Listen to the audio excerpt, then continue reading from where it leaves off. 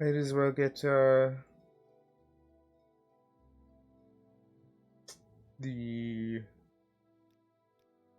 dark the self promo things as well.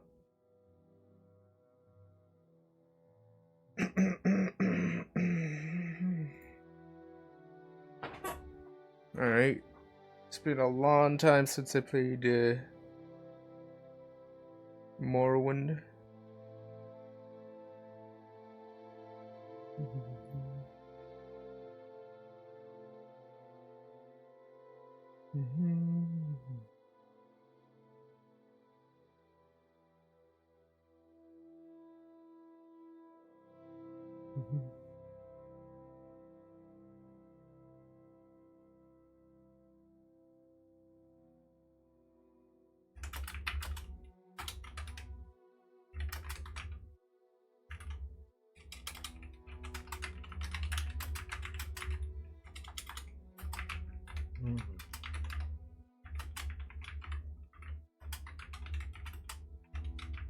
There we go, we are live.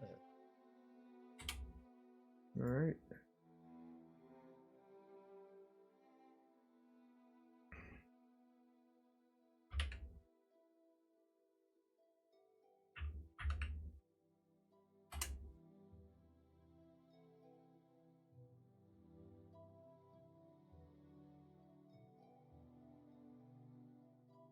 Just gotta spam up my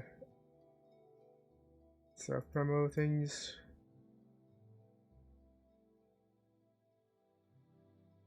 I'm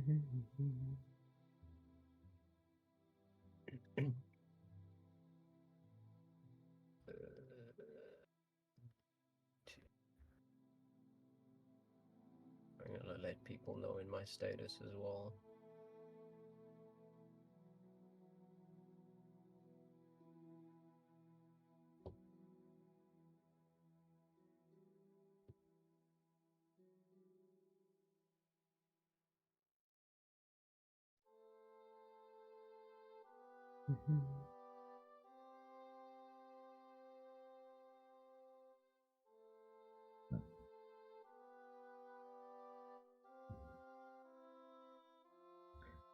iTech hasn't set up a friend thingy, auto bot thingy. Well, what is it? The friend streaming thing in iTech's things. He hasn't set up the thingy to automatically promote my thingy when I stream.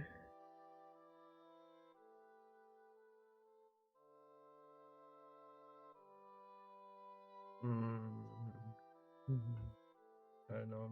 My one has limited slots, and my slots are full, and that's kind of why, like, that's why the people getting pinged are the only ones there. Only have 5 slots.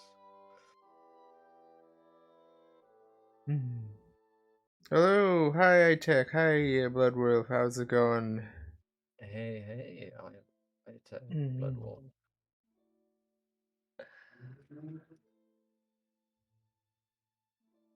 We'll drop some hearts.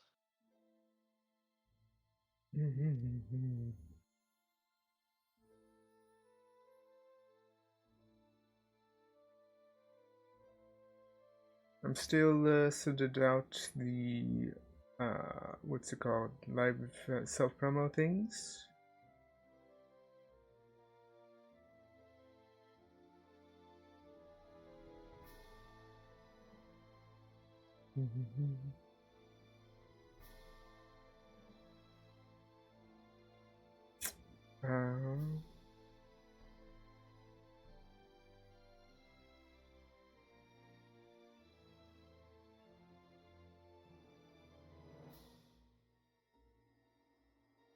There we go.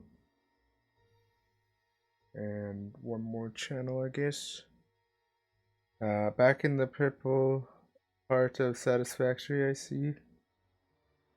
This is like the like green part right after the purple part that has the big mushrooms.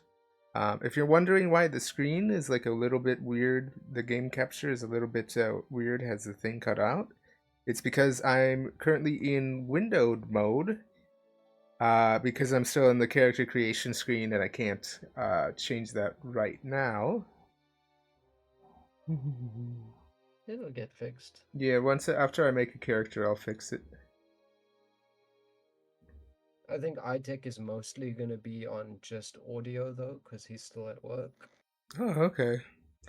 Yeah, this is a kind of a slow-paced, kind of chatty game. Because my character is mostly going to be like doing the virtual equivalent of push-ups for basically quite a while. Maybe the entire stream because like I do like to power level. So they just got here half an hour ago. Ooh. Yeah, long day ahead. That sucks. Do feel free to join the what's it called? The voice chat because yeah, this is a very chill game. Very similar to how when Damal plays RuneScape and stuff. They usually have a lot of people chatting as well. Oh, I and always thought also, the other people were playing RuneScape with him. oh, I think some of them do. Yeah. And also, do feel free to join me on this Morrowind server. I'm playing on the Nearine Prophecies server 8.1. If you have OpenNW and Test3MP installed. If you're still going after I get off, I'll probably will, but I don't know how long you plan on going here. I plan on going until like Average Plain Jane comes online, and we can do the makeup stream for the Don't Starve Sunday that I missed, basically. As long as it takes. Yeah. I want to store.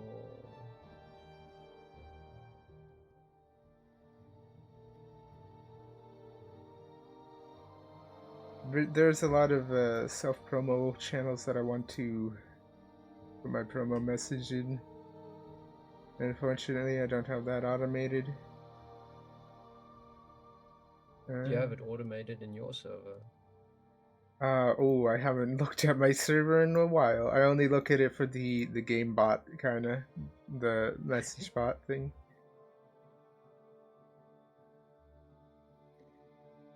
Yeah, well, it's set up in mine. Hey, Mono's in your server. Let's see. If I know Answery, as long as it takes, probably won't join VC, not Morrowind. Well, probably just join VC, not Morrowind, if you're still doing that. When I get home, yeah, she'd never get stuck into a game and stream for more than a day. So good. LMAO.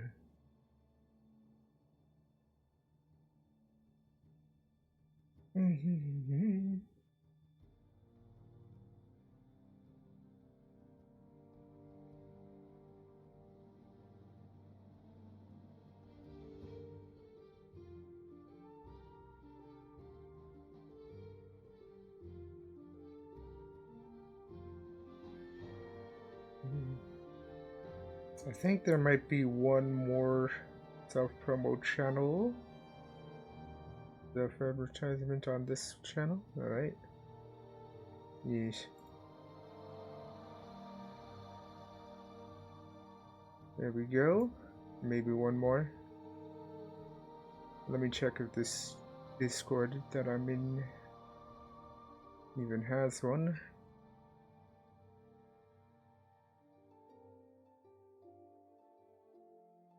No, it does not. Alright. So, yeah, I think that's all the self-promo spam done. Oh, I forgot to post it in JD's that VTuber thingy. Oh yeah. Then I'll double check. Las Gatos is. Los Gatos.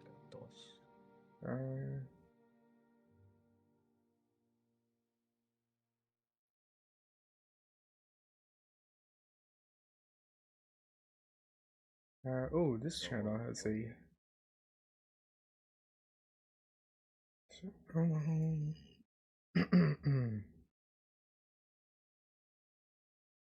I do gotta post the self promo in a lot more channels now because this is morrowind and stuff. It's not gonna gain as much traction as Satisfactory. you never know. Less Mhm. people are streaming Morrowind, so I imagine there's less competition for Mhm. eyes on that one. Let me see if Mickey D has a self promo channel. Yes, he does. Yes. I'll have a little bit more viewers from there, I guess. We're gonna make it to we're I gonna make it to affiliate. hope so. I'm literally just 6 followers away. And, alright, there we go. Let me see if there's a self promo in this other Morrowind channel, this Morrowind guild.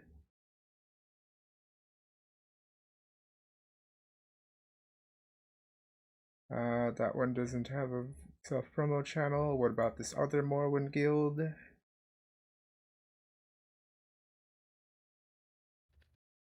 Doesn't really have a self promo.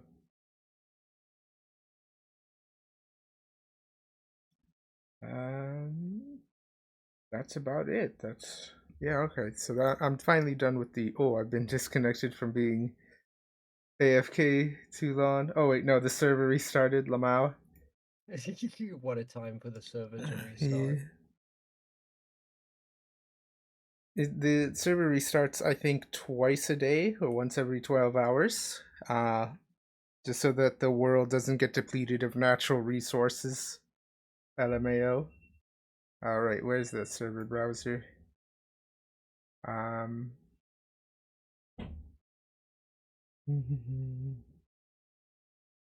Entry, I need more attention on my stream. Okay, today we're gonna nuke the Satisfactory factory. Yeah. We were so tempted to leave a nuke there for you. I wonder if my nuke collector dog has one yet.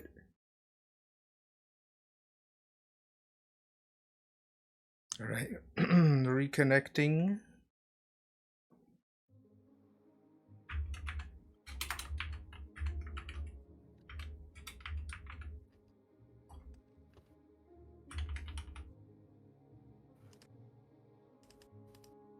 And then I have to bring up my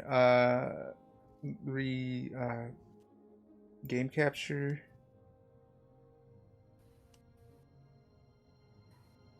There we go. I think.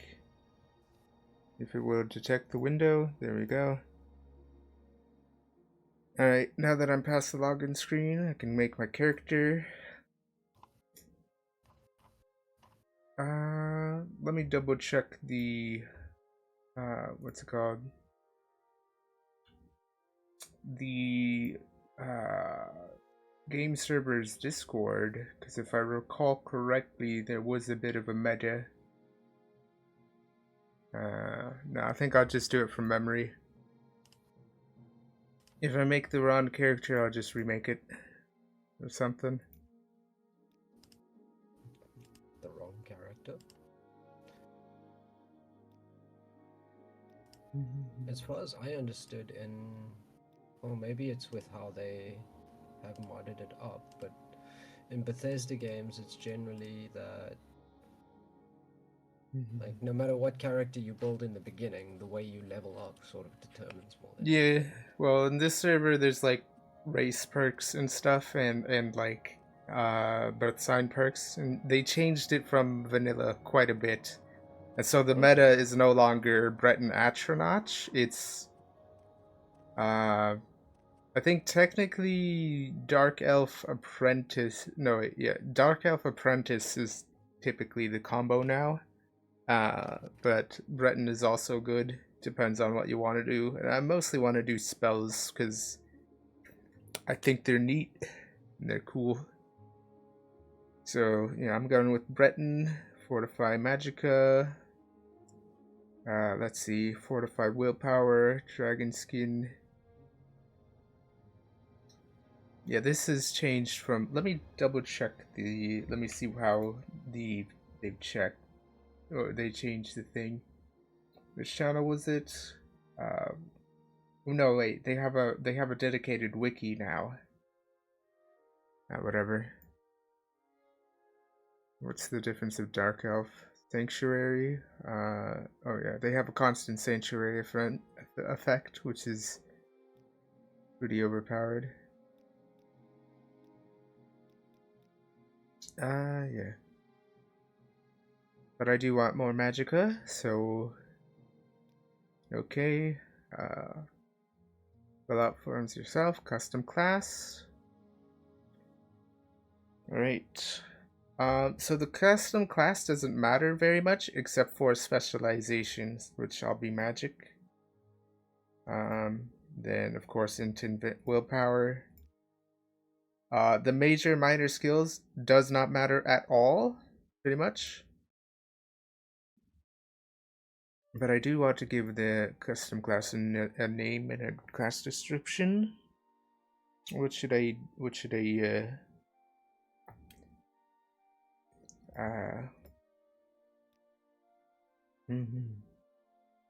So I think my most important magic skill is just going to be restoration, and then no other magic skills because I'm going to challenge myself, sort of.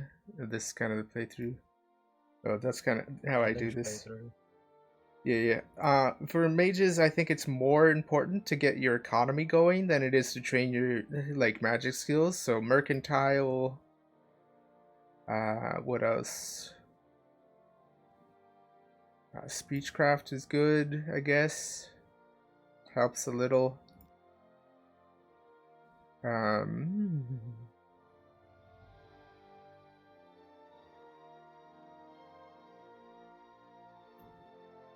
Let's see. Acrobatics, that's fine. For movement, athletics, it's major skills, and then more important than athletics and acrobatics and athletics don't need to be major or minor skills. Actually, I need alchemy because potions are pretty good. They changed it so alchemy player-made potions don't give any gold, so that's why it's more important to have mercantile on the server. Yeah, because otherwise you're not gonna do things. Alchemy is still important for like magic potions and stuff.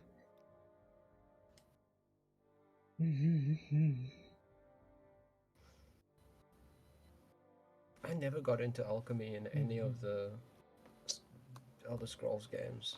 Alright, so my armor skill, I usually go with unarmored for a mage, because I like to have bound armor spells. Then, what else? Block, I think they changed it on this server, so that's, like, it was incredibly fucking overpowered, basically. There also they made this server a little more noob friendly, so there isn't as much dice roll combat. Okay, spear is good actually. A long range weapon. Unfortunately, you can't use spear and block at the same time. But if I have a one-handed weapon, block is gonna be into shield. That's good. Then I want athletics here. Sort of. No, athletics can go here.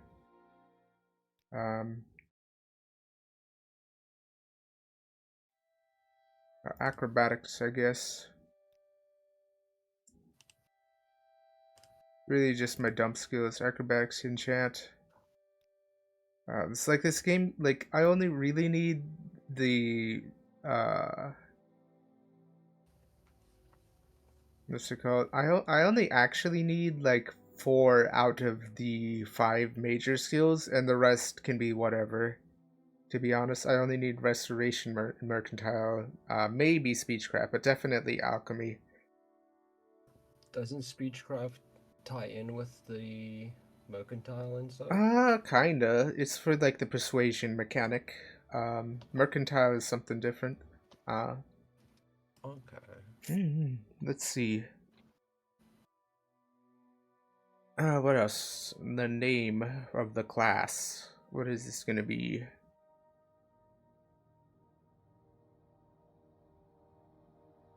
What's something magic-y? What's a good, It could just be adventurer in the default class name. Um, Sage. Like the plant? No, sage is a plant, but it's also another name for a sort of mystical person. Alright, I guess. I forgot what a sage even was. Or what about hedge sage? Lamau? Cause on a play on the word of the word hedge mage. Hedge mage. Hedge. Yeah, sage is a person who is known for their wisdom, featured in ancient or legendary history. Nice. Okay. And then here's how the apprentice has changed. They have the fortify magicka thing and weakness to magicka thing. So if I recall correctly, the normal apprentice thing doesn't have these effects. So this is why the meta has moved to the apprentice. It's just because of the fortify magicka. This is insanely overpowered. The weakness to magicka doesn't really matter that much. And as you can see, if I go to Atronach, the fortify magicka isn't as high. So there's and you still get the stunted magicka, which makes it very hard to like play around kind of sort of. Well, you have to go to like temples and like things like that, or you have to go into dungeons to refill your magicka from like praying, or you have to like make a kind of spell that feeds your magicka back basically or something. So it's a little more like micromanaging to play as apprentice. But however, they nerfed the spell absorption to 15 points. So half of the strategies to refill your magicka don't even work with Atronach anymore. So you're only like this would be like if you only want to do magic, if you want to guzzle mana regeneration potions, constantly. Um, because like on default it's 50 points, and like if you you start with like an ancestor ghost spell that you can refill your magicka on. Except like the success rate of that is more close to like 50-50, whether you gain magicka or not, with 50 points. Um, well, whether you gain more magicka than it costs to cast the spell, essentially, it's like usually 50-50 if with 50 points. They nerfed it down to 15.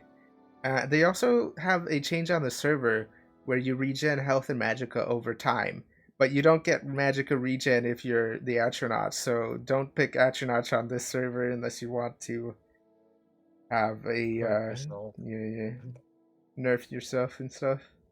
They've changed a lot of these to be more viable as well. Like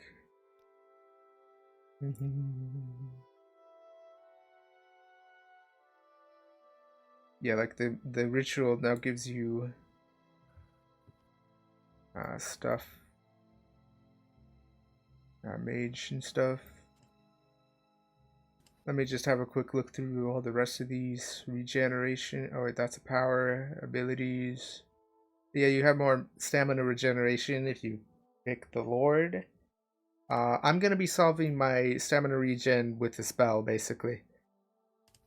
Let's see. For the lever is fortified personality and speechcraft, and they have a power of restoring all your fatigue, and then curing diseases as well.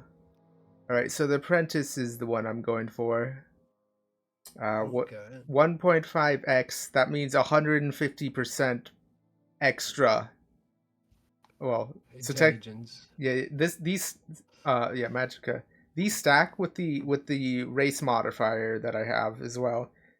So this is like They stack. Yes, yes. So I had the how much was the? Did you see? I wasn't paying attention to the Breton modifier, but I think it's like 50 plus 50% or something. And then this is like after that. Um, so say I start with 100 points, then I get 150 from the race, and then this is 1.5 times 150.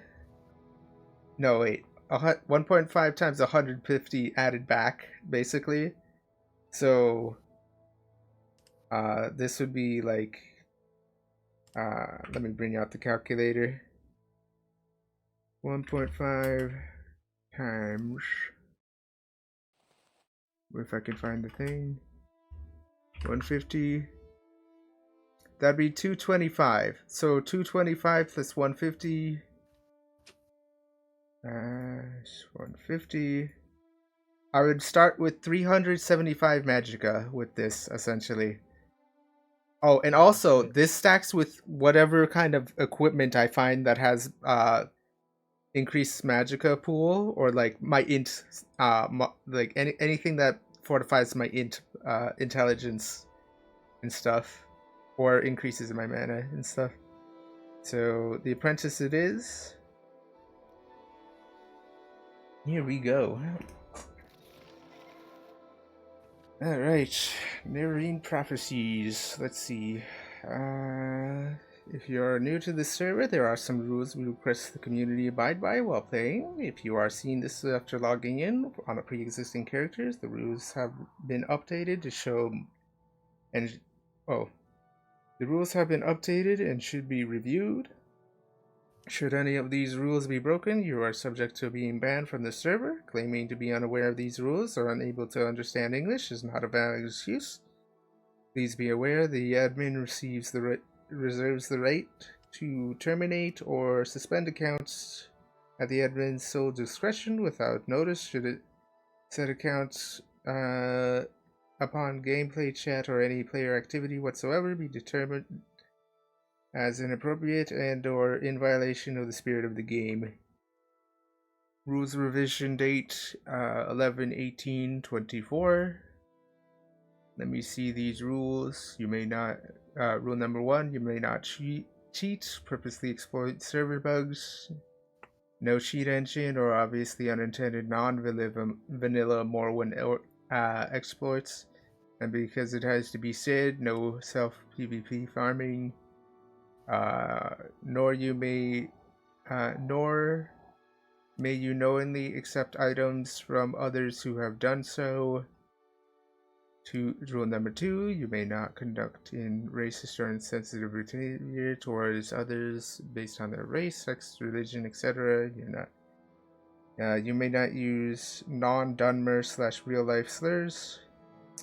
Rule number 3, you may not mass genocide NPCs or creatures in populated towns in the game, so also avoid killing individual NPCs or creatures that are important to quests or player progressions unless you specifically have a game-related quest to kill them. Be respectful of others trying to complete quests inside areas. Rule number 4, you may not move actors of importance such as travel-related or quest-related NPCs or creatures from their origin location /cell unless the quest specifically requires doing so. Rule number 5, you may not display toxic behavior. If you are frustrated by something, reach out to staff members or discuss it. Okay, page 2 of rules out of 3. Rule number 6, you may not cause intentional harm to the server, such as logging the server, perma-summoning an army of minions, or frequently casting large area spells, /frenzying various NPCs in one area. You may not publicly display any form of ERP, erotic roleplay. This includes sexually suggestive, explicit innuendo character names. You may not request related NPCs to sleep, i.e. incapacitate them for extended periods of time by draining all of their fatigue. You may not. Okay, rule number 9. You may not have more than 10 characters on the server. and you may not simultaneously play more than 4 at a time at the same time. Rule number 10, you may not discuss nor play on the server with a device that Morrowind was not originally released on, i.e. Android devices. Oh, and I forgot to mention, if you want to recreate your character on this server, you have to do a /delete command to delete your previous character. That way you don't fill up the cap with like thingy and stuff. I have like a few other characters that I have to like. Well, I guess I'll delete those later. I only have like 3 or so. Well, it seems This you're still being well within the yeah, limits. yeah, yeah. Plus those characters I made a while ago and I didn't really do anything with. Uh, yeah. Okay. So next page. Rule number 11, you must report any duplicate items you have obtained, regardless of means, to staff members as soon as possible. Rule number 12, bypassing the chat profanity filters will result in a ban. Instead, use the following chat command /profanity filter. Rule number 13, you may not utilize lag, unintentional or intentional, as a means to exploit something on the server, such as lagging yourself into a cell that you should not be in, or permanently summoning additional summoned creatures. Rule number 13, you may not alter or discuss altering TS3MP's code or packets in an exploitative/advantageous manner. This includes altering OpenMW's code. These rules may change at any time and are encouraged to be reviewed frequently via the chat command /rules. Now, if you really read this, select the last I agree twice, otherwise you clearly did not read the rules. For questions, They know.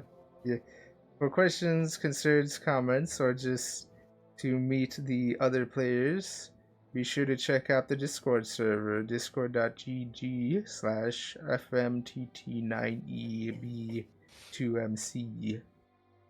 The middle one, right? I agree twice. Oh, last I agree twice. I agree, and I agree. Then we got the Morrowind changes, server features, and remake characters here. You can see all of these changes. I won't get into them unless they come up. They also have like a specialization thing and way that resist things. Let's see. Server features. They've also got these things. Achievements /achievements. All right. Back, exit. All right. All right. That was a lot of onboarding. Okay. So, yep. Welcome to the Census and Excise Office in Saint Denis. You were released from a prison ship and instructed to show your release papers to Captain Gravius. Whatever. Yeah. Captain Gravius resides in the building next door. Yeah, I know this. I've played the regular open NW. I've been through the intro sequence. Unfortunately, they've had to turn it into text here because server limitations and stuff. Sort of. With more onboarding. Before we get too far, do you need instructions how to use basic controls? No, I've changed the basic controls, Lamau. Then you are ready to move with your first quest. Thingy, go to Balmora. Speak to Captain, go to Balmora. Alright. Awesome. Alright, I have to change my audio, make my audio a little louder.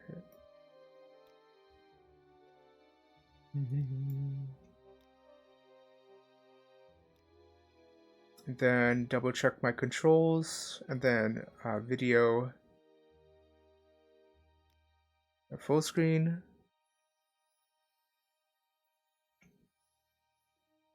Full screen, does this... I think the full screen is too high of a resolution right now. Which resolution was it? Yeah, I think it's yeah, it's like skewed off to the right on the preview. This one, right? No, that's 16 by 9. This one, right? There we go. That's what I have the my screen scaled down to. Where's it broke my OBS somehow, I think. Yeah, it It pushed looked it. okay on stream. Oh yeah, it pushed it like way off to the side, a million miles away. Let me just turn off full screen. I am watching on stream delay though. Yeah. Is my OBS gonna return back to where I can reach it? If you tab into it and then Windows direction key, it usually fixes things Okay. like that. It's how I get, because my setup is my right screen is my main screen, and my left screen is my gaming screen. But it always launches games on the right screen, so I have to Windows key left to push it to my left screen. Mm-hmm.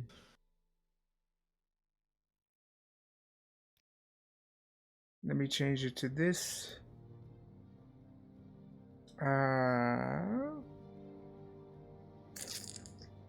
So Windows key left or tab? Windows key. I'll tab into thing. Windows key left. It's not moving the thing. Not moving the thing. Yeah, it's literally off the.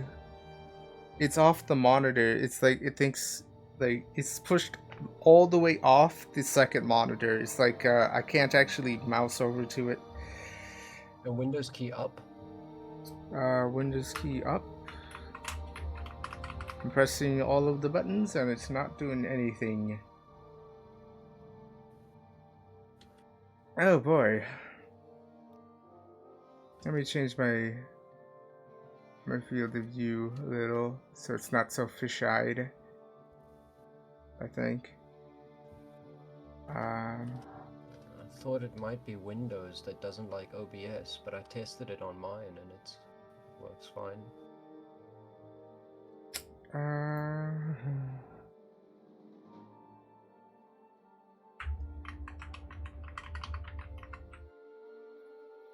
Let me see.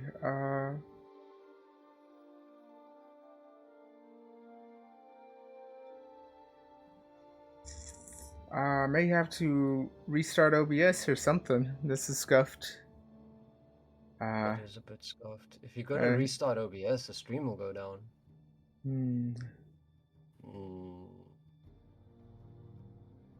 I wonder. Let me just Google this, I guess.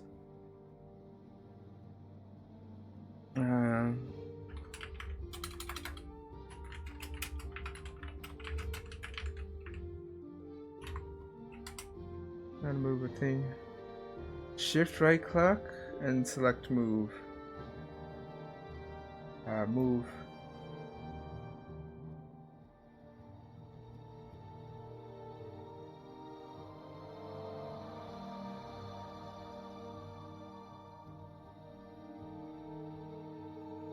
Okay.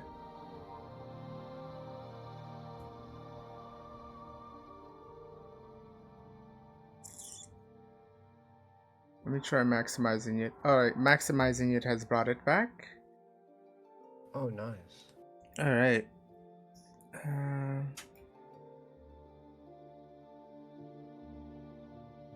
Alright. What else? Oh, the chat window is in the way. I gotta move that a little.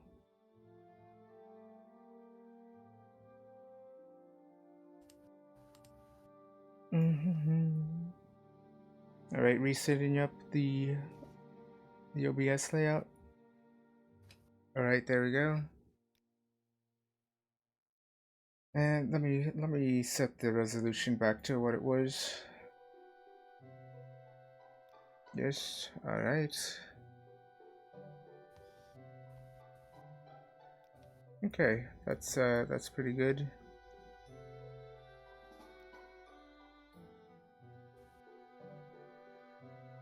I turned down music a little.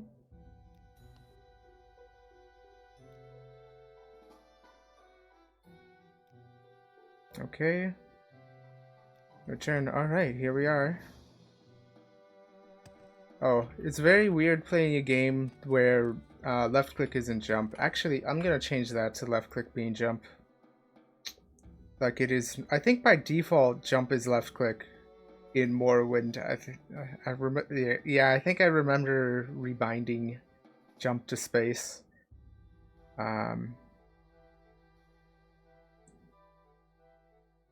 No wait, interact with space basically. I think. What do I have on mouse 1? Use as mouse 3. That right click was that one. What was mouse 1?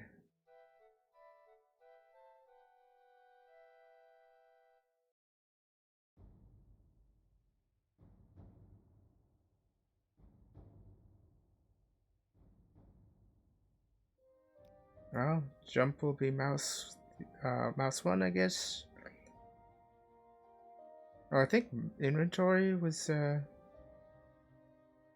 one of those buttons.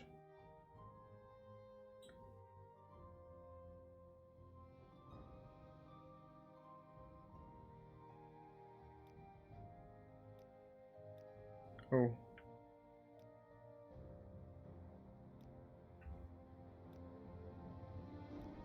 Gotta change my quick keys.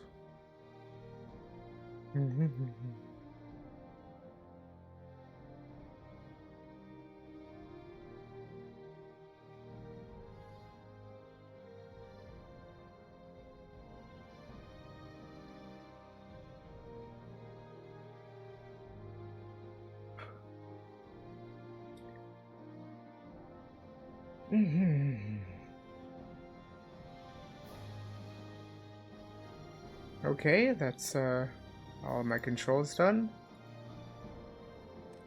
Alright. Oh, I should probably either move my map or the or my VTuber model. I'd rather move the map. Maybe for the VTuber. Yeah, my PNG, because it's covering the map.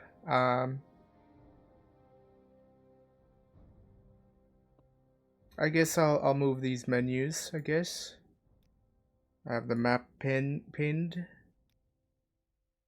Yeah. I like how this this game lets you move every single menu. It's very nice. Powers and spells. I think I'll put that like here. Then this bar of active effects. Unfortunately, I can't really move that, as far as I can tell. Oh.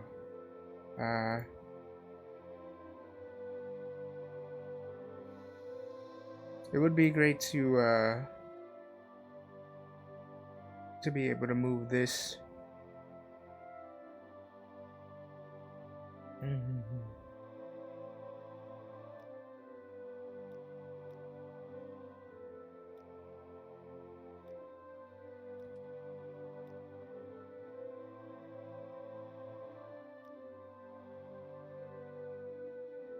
That might be an that might have to be like a thing on the thingy.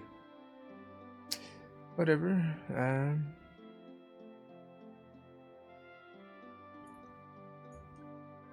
Alright. So I started with 196 magic willpower. I am level 1. Willpower. Yeah.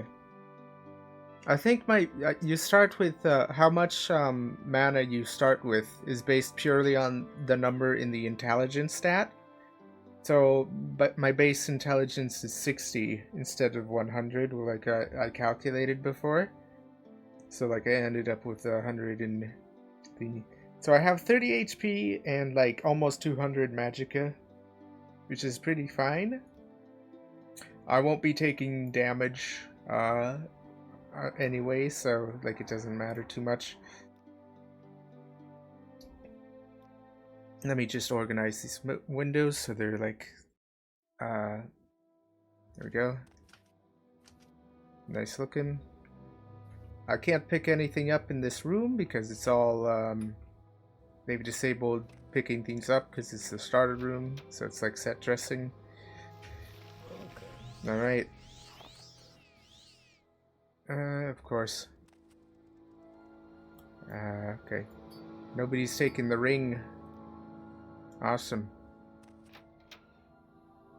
Alright. Any time now. Background, morrowind, duties. There we go, I've started the main quest. Let's see. This package came with the news of your arrival. You are to take it to Quesadas at the town of Balmora. Go go to the South Wall Corner Club and ask for Quesadas. They'll know where to find him. Serve him as you would serve the Emperor himself. I also have a letter for you and a disbursal to your name. Okay. Case Quesadas. It just says report to him. My trade. I'm a knight errant of the Order of Ebenheart and an Imperial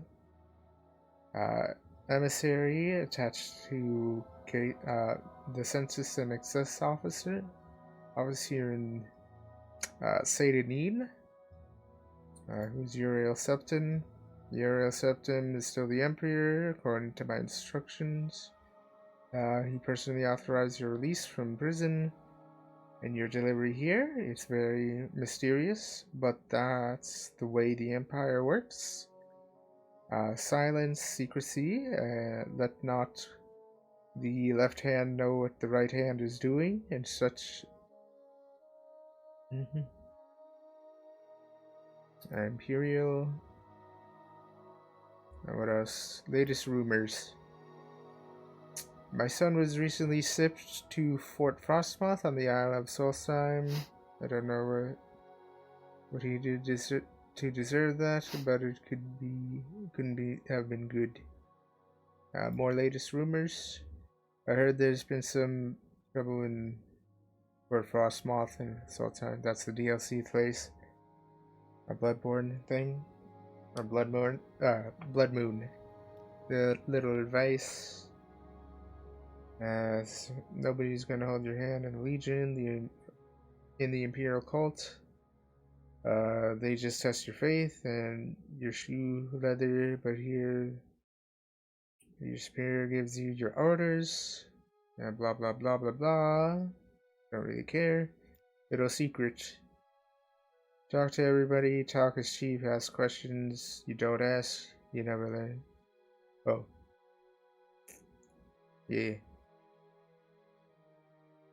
Alright, Balmora. Balmora is north of Seydanine. The road passes Pelagiad Village, Fort Pelagiad. Crosses a deep ravine, passes Fort Moonmoth. Okay, so Fort Pelagiad, passes Fort Moonmoth, then turns west across the Odai River into Balmora, the South Wall Corner Club, and southeast of Balmora. Alright. On the coast side of the river, more details. For more detailed directions, talk to Elion the Skeleton, Ariel's trade house here in Seydanine. But take my advice, you're new here. Take the Silt Strider to Balmora, fast, cheap, safe. Cross the bridge and head east. Can't miss it. Alright. We all know what a Silt Strider is, right? Yep, Yes. I know. Yes. One thing I really wish they had in more. Yeah, it's the big flea with its brain dug out, and you control it through the nerves that are exposed and stuff. and they deliver You the know, cargo and shit. when you describe it that way, it's pretty grim.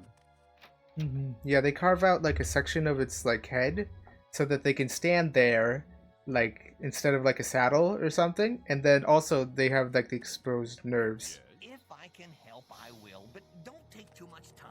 All right, let me set my respawn point. There we go. That's a custom server thing. Ah, yes, it's Jibmiss, of course. Let me see. Nothing. Hey, no peeking. Okay.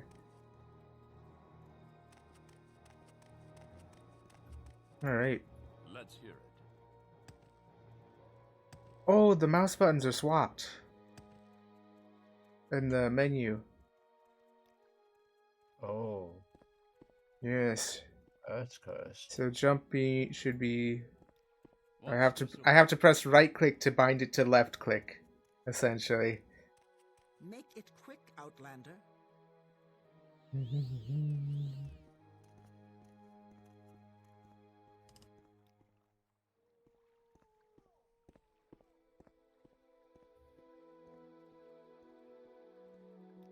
Okay.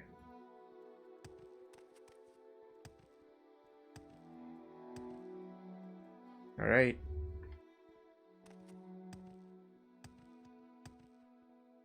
Oh, right, and I want options with my attack button.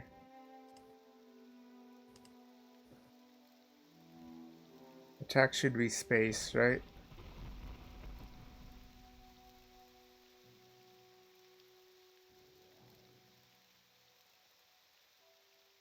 I don't see that in the options.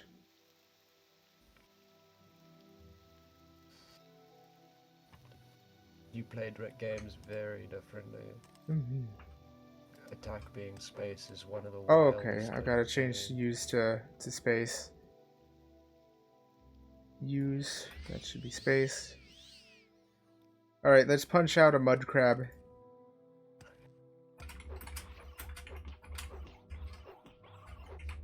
Yeah, you can see my hits are actually landing. That's because they've sort of made dice roll combat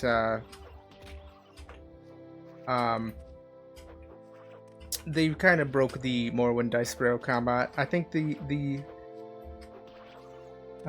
so I have to like all right, so for hand to hand, you don't damage the HP directly until you deplete its fatigue, basically, and of course guard kill steals. All right. What an All asshole. right. Yeah. So let me show you my hand-to-hand skill. It's 7 because it like gained like 2 points from that already. So the leveling speed on this server is a lot faster than default Morrowind. But it was basically 5 there, and I was landing like 90% of my hits. I noticed this when I was using my like bound dagger spell that I start with, I think. Yeah, bound dagger. Yeah. And like I was actually like hitting things with it because it only fortifies it to like 15 essentially. So long blade is 5, or no, wait, it'd be short blade. Short blade, yeah. So Bretons start with the bound dagger spell. Short blade 5. If I cast this,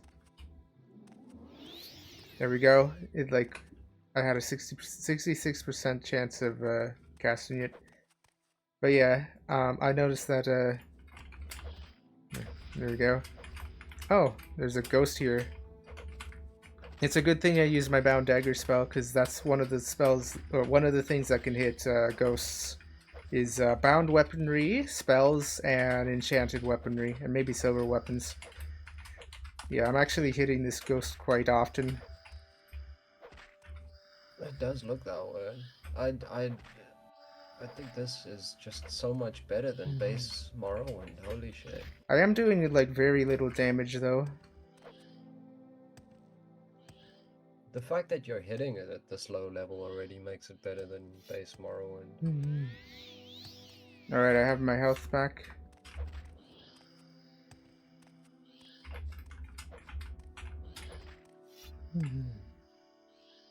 I forgot to bind my quick keys, so unfortunately I have to go to a guard or something.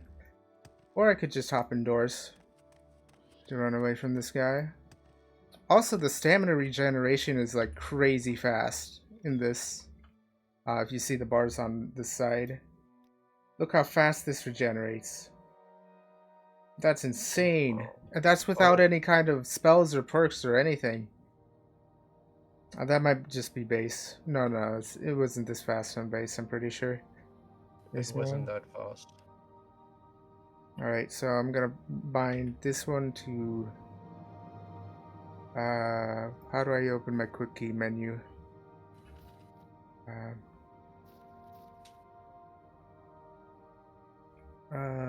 Let me see. Options.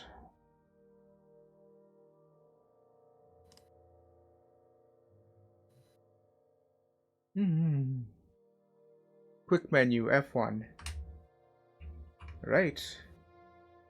Oh, these are set to next and previous page. So technically, I need to change my controls again. I want the one to be on C. That's my next one. And then I can go on 5, 6, 7, 8, then 9 for next page here. Alright. That's my preferred way of doing those. F1. Okay. Magic menu. Dagger, and then the Hearth Heal. These starting spells are pretty overpowered. So if I do Hearth Heal, let me show you something cool about this server. Look at that, my mana regenerates without yeah, it regenerates pretty slowly, but yeah, look at that. It's almost full. It's like, I think once every 10 seconds it does a mana regen tick, and then it does like the average of 1 a second, essentially, or once every 5 seconds. That's like 5 points every 5 seconds or something. Yeah. That's quite quick. Yeah. Normally your health in Magic don't regenerate in default Morrowind without like sleeping, resting, or potions, but on this it has that convenience feature. Same goes for health.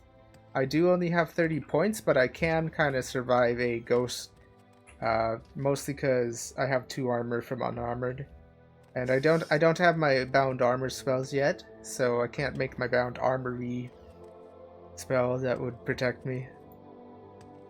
In default Morrowind, I would never be able to just punch out this ghost like this, like stab it to death. And of course there is that combo system, which I'm doing like way more damage than I normally would because of the combos. So if I land a hit, I'm more likely to do more damage on the next hit. As you can see, I like went up to 7 damage, or 7 combo damage.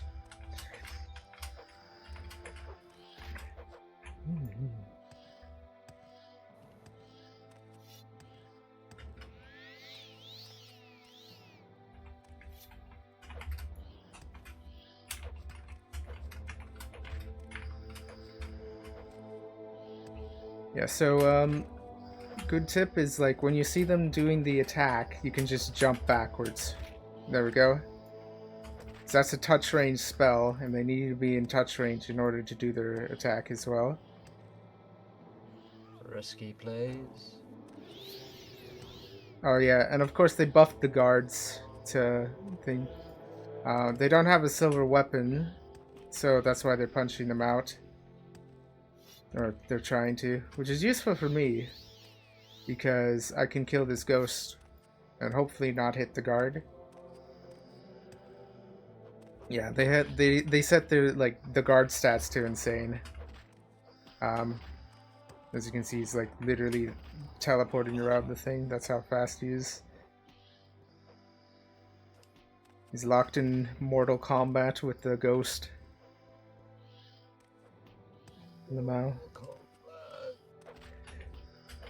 Alright.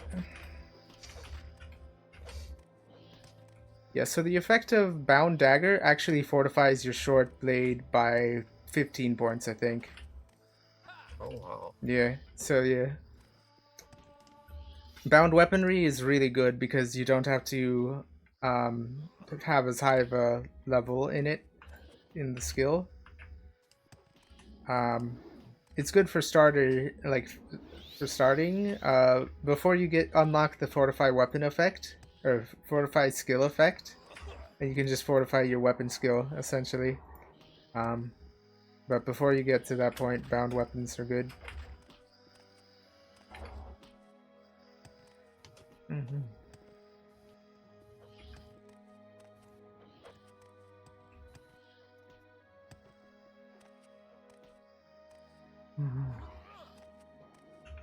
Is that another player? That looks like another player.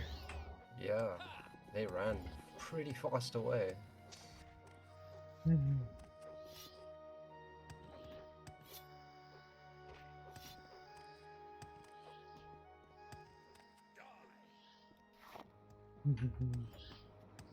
Little Luke Goblin, Lamau. Deep down inside, aren't we all? Oh shit! Oh no! Later? Okay, never mind. Yeah.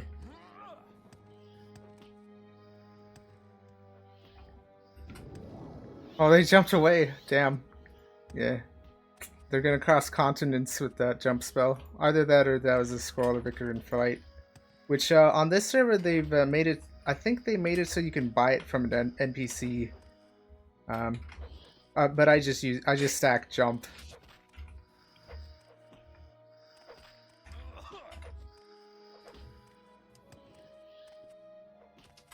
Once I get my one-shot spells, I won't really be using the Bound Dagger anymore. But it is fun to level the thing. This ghost is about to die, too. So, there we go. One more stab in the face. There we go. I've gained 0 mastery XP from that. Spirit of Jismus Pass. There we go. That must be... Yeah, I was wondering what that ghost was.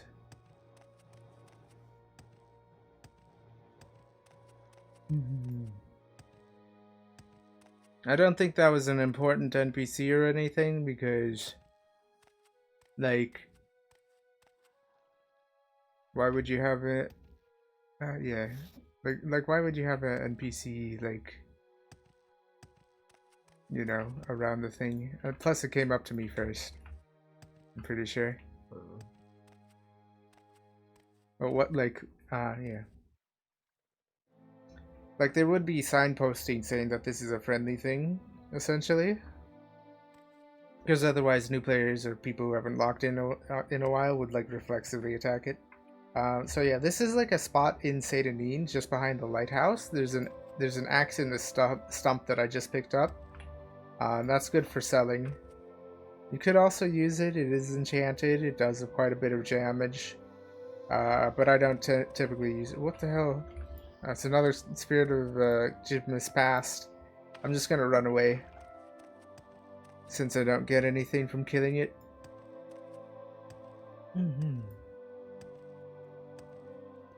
I'll hide out in this lighthouse again so I could double check my stream stats and stuff and things. Alright, let's see. Oh, I should go into the stream manager view as well. Yeah, that view is so good. Alright, stream manager. There we are. Alright. Alright. Now, on my way to Balmora, I don't think I'm gonna take the Stilt Strider because they increase the cost on the server. Everything is like 100 times more expensive. At least until you get to level 60, you have to deal with like a tough economy. But once you get to level 60, you have infinite money essentially, because you can just what is it? Like sell enchant. Well, you can do something. I forgot what it was. But essentially, you can sell. You unlock a spell crafter that you can sell enchanted weapons and stuff back to, so you can like make spells for free essentially,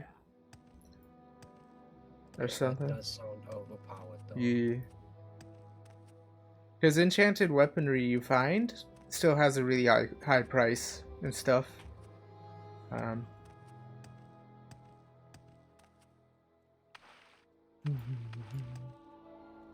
Acrobatics increased. I think I have the music a little bit loud. Let me just turn it down. There we go. Now it's not so loud. Now, of course, the music stops right as I turn it down. Either that or... Hurry this along. Yeah, let me turn the voice down a little. Here we go. Alright.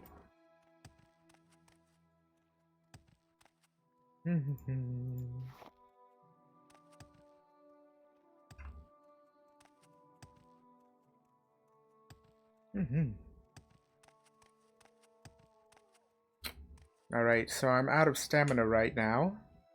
And I get... So, you basically don't want to attack anything when you're out of stamina. Or even talk to people or NPCs until your stamina regens to full. Like, managing stamina in this game is pretty darn important. It's like once you have full stamina, you have like plus 25 or plus... I think it's like plus 25% extra like bonus to doing stuff. And when you're empty, it's minus 25. And like any value in between there is like a random range. So like, yeah, stamina affects literally everything in this game. Your chance to hit, your chance to get hit, how much NPCs like you, basically, the price you can get from selling things, your chance to cast spells as well. Yeah, so you don't want to run out of stamina, which is why I usually have a long duration regen stamina over time spell, or a just a regen all my stamina in like 1 second or 2 seconds, like over the course of like 15 seconds spell, which I use when I'm like out of stamina. Of course, it's snowing because it's Jib Miss. The Jib Miss event and stuff. Oh, somebody's over here with like a magic broom. Oh, they're being chased by guards. I can't see shit because of the lighting. I could turn up the gamma, but then it would blow up my my screen, I guess. I should, yeah, I think I should just get a torch or a light source, or maybe the light spell if I find a spell vendor with the light spell. Let's hear it.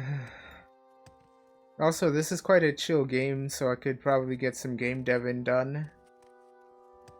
There's another stump that I want to check, but I forgot where it was. Some of these stumps, if I want to check them, I need higher jump height, so either I need to grind more acrobatics, or I need to make a jump, like get the hop toad spell.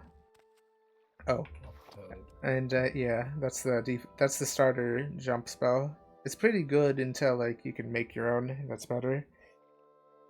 Of course, making spells on this server is like 20 times more expensive, or like 100 times more expensive, or something ridiculous. Which doesn't really matter once you get enchants, or like the ability to sell enchanted things back to a spell merchant. Let's see. I'm looking for the 4 types of mushrooms and 4 types of flowers that I need for the Mage Guild quest while I'm here. Yeah. So that's another thing on my to-do list, I guess. Can't quite make it to that stump.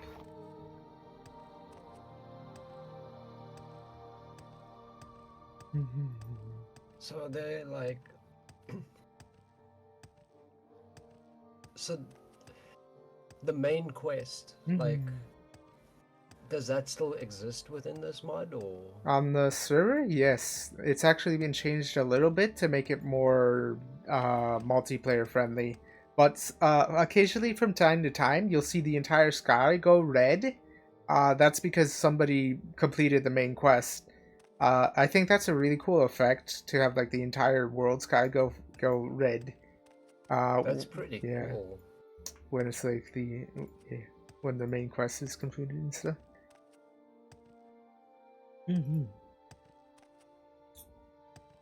Right, now I did say you're not supposed to go into fights when you're low on stamina, but I am gonna hop over here because it's pretty safe here. Mostly because I'm looking for some mushrooms. Oh, I just noticed on my OBS the screen is like way darker than I expected. Like OBS is like, let me just do a filter or something for gamma. Where is it?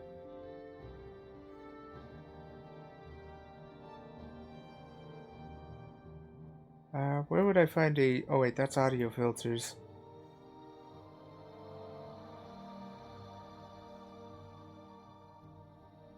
Where would I do a gamma filter or visual filter on the thing? Within like Morrowind or on OBS? If you right click on the source, under sources, there should be properties and you should be able to... Properties. I want to have like a filter that I can like turn on and off. Let me see, under your game capture, right? Yeah. Oh, there's properties and filters are 2 separate options. So if you right click on the game capture and go to filters, there you got audio and effect filters. The effect filters, yeah.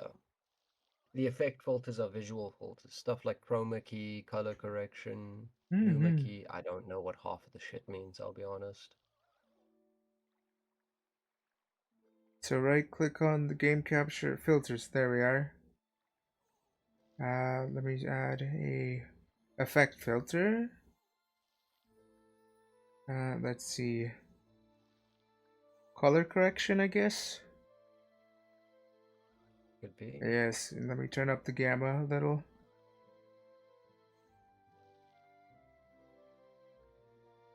That's a little bit washed out. I am eyeballing it. Just a tiny bit. So that it matches my... I'm gonna set it to like where it basically matches how much I see. Plus 20. There we go. There we go. That looks like how it looks for me. I am gonna turn up the in-game gamma as well, just a tiny bit. Gamma correction. Oh, it doesn't actually show up my changes to gamma correction on stream. It doesn't. Yeah. In the in-game, well, no, the in-game gamma setting doesn't affect the OBS thing at all. Yeah. I think that's probably like due to them. Yeah, I think the way that it's implemented is it's kind of cursed. It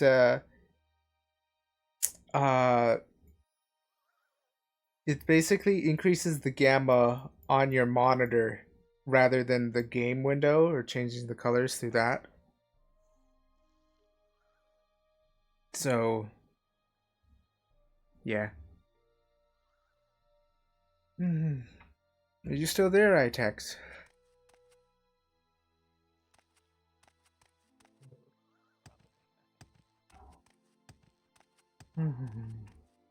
I do see they are looking.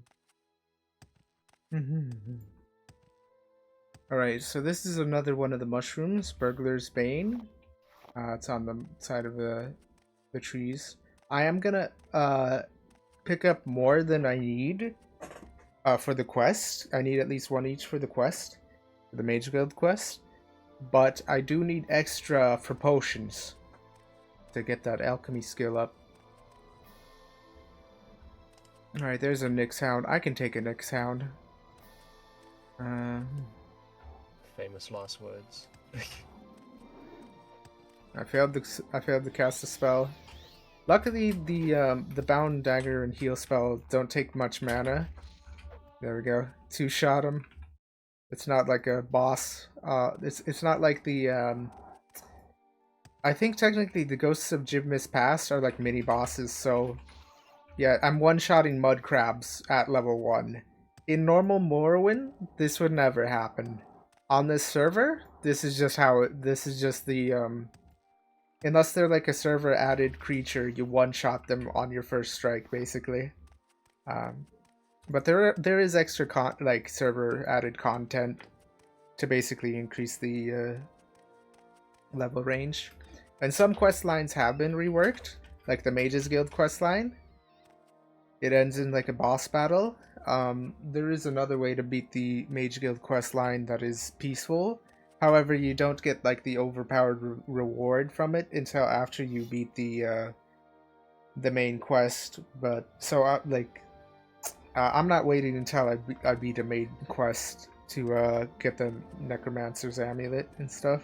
Or at least a modified version of the Necromancer's Amulet. I actually don't know what you get for beating the main quest. And it has spell absorption, so it's pretty good. Or either that or reflect. Yeah, look at this. I'm destroying these cliff racers, and these cliff racers can't touch me, even though I'm level 1. I have like terrible trash stats. Yeah, so you don't actually have to fight these scribs because they are neutral by default, and if you do hit them, they can paralyze you because they have a paralyze spell, and so you can get kind of stuck and you can get killed by like that. But I think I can just one-shot them. There we go. Yeah.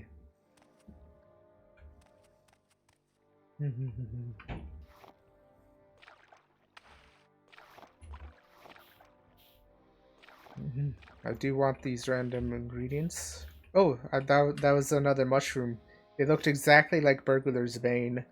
Where is it? In this menu. I do prefer Morrowind's inventory over Skyrim's inventory, for sure, because like it's easier to find like things, sort of. So it'd be in Skyrim's magic. inventory is awful. Look, Oblivion didn't have the best inventory either, but Skyrim was awful. I found, okay, so when I killed the scrib, it drops some scrib jelly. I hit it until it's jelly spelled out, Lamau, which is like one hit. I found some Jibmis cookies. Oh, these are potion ingredients. I can make some pretty overpowered potions with these. Fortify speed and personality? I can make a zooming potion. Zoom. Crab meat, that's for restore fatigue potions, which are... Oh yeah, you can... I think they fixed the bug which prevented you from binding potions. Yeah. Yeah, I think that was an 8 point... It was fixed in 8.1, but now you can like bind potions to your hotbar and like just chug them, essentially. And so like yeah, you can like regen your stamina like that before battle if you prefer. But I prefer to do it through a spell. I prefer to have the restore stamina effect on my like I'm going into battle spell that equips all my bound armor and bound weaponry and stuff. Oh yes, so hound meat plus crab meat will do restore fatigue potion. I did pick it up, right? Where is that mushroom in my inventory? It was some guy's finger type thing. Alright, so I got luminous Rasula, that's one mushroom. Violent Cornus, that's another mushroom I need. Burger's Bane. I thought I picked it up, I guess it didn't. Or I must have not gained anything because my alchemy skill wasn't high enough. I think it's a chance to pick it up until you have like 100 in alchemy. Alright, that's another one. Yep. Oh yeah, I didn't gather anything from the Burger's Bane, but I did get the Hyphafacia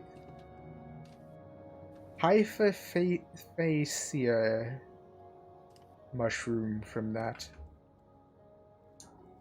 Spore pod, yeah, that's from the slough grass or whatever. I think I'll do this quest. And I'll take his shoes. Actually,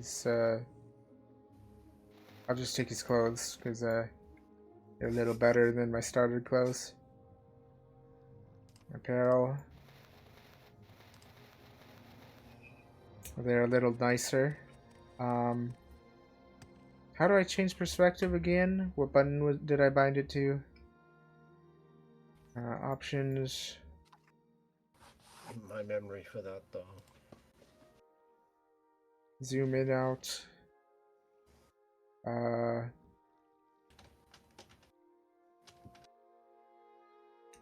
Toggle HUD, screenshot, quick menu, quick load, save. Those don't really work in multiplayer or the console. Where is it? Toggle POV. Oh, I had it set to tab, which is very cursed. I think I want to set it to P for POV. Toggle POV. Change that to P. Right. If I hold toggle POV, I can look around my character and stuff. Let me look at the common clothes that I start with. Yeah, they're a little plain. But honestly, these oh wait, these are also common. I will change the pants out. There we go. That looks a little bit better than what I started with. Let me read the in-game chat. Getting some cheers done for all alts. If painful, the order. When the order of orderings is offline. Alright. I'm assuming that's a guild that they're in or something. Maybe. Yeah. Oh, right. The guild that I'm in or joined last time I played was what is it called? Like Fashion Lords or something? Lords of the Drip or something? Lords of the Drip. Yeah, something like that. Oh, that script dropped a raw jade ring. Oof. Ooh, this is the custom server items that enemies randomly drop. You just get enchanted gear, and it has a pretty high sell value too. But the effects are also really good. Fortify, agility, and resist poison. Is that 530? The raw me ring is worth 530. Nice. Yeah. 530 gold. That's more than enough to take the Silt Strider, because I think it costs like 300 or something on this server to go to Balmora, if I recall correctly. I think I could go over to that tomb and grab the Mentor ring and get some Fortify intelligence for the extra thing. It's time to get fortify skill, probably. Ooh, yeah. Fortify skill is great. Oh, right. I think level 30 is when you unlock the fortify skill. Because they changed it so the thing for the DLC quest, instead of starting at, like, sending an assassin after you at level 1 and, like, having them spawn infinitely, basically, whenever you rest, it only spawns one at, like, level 30. And, yeah, and then you can just get the fortify skill. Yeah. So I am gonna wait at the top of the stairs here while my stamina regenerates and stuff. And I guess I can talk about things. Yeah, so fortify skill is pretty overpowered. I think maybe at level, once you get fortify skill, you can fortify your mercantile and get some good economy going that way. 3 ounces is too much for my laptop. QKBW soul crushed before I could cheer him. I wonder what they mean by cheer. It's maybe some kind of prestige system. If I do slash... Oh, right, I have to do the profanity filter.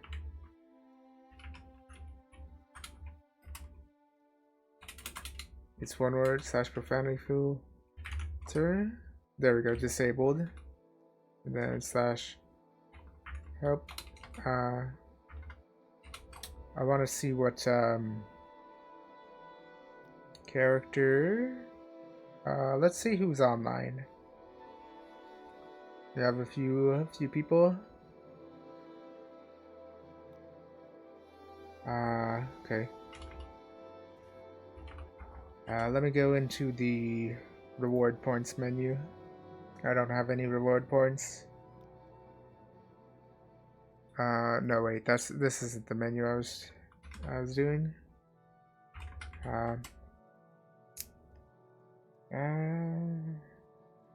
Character?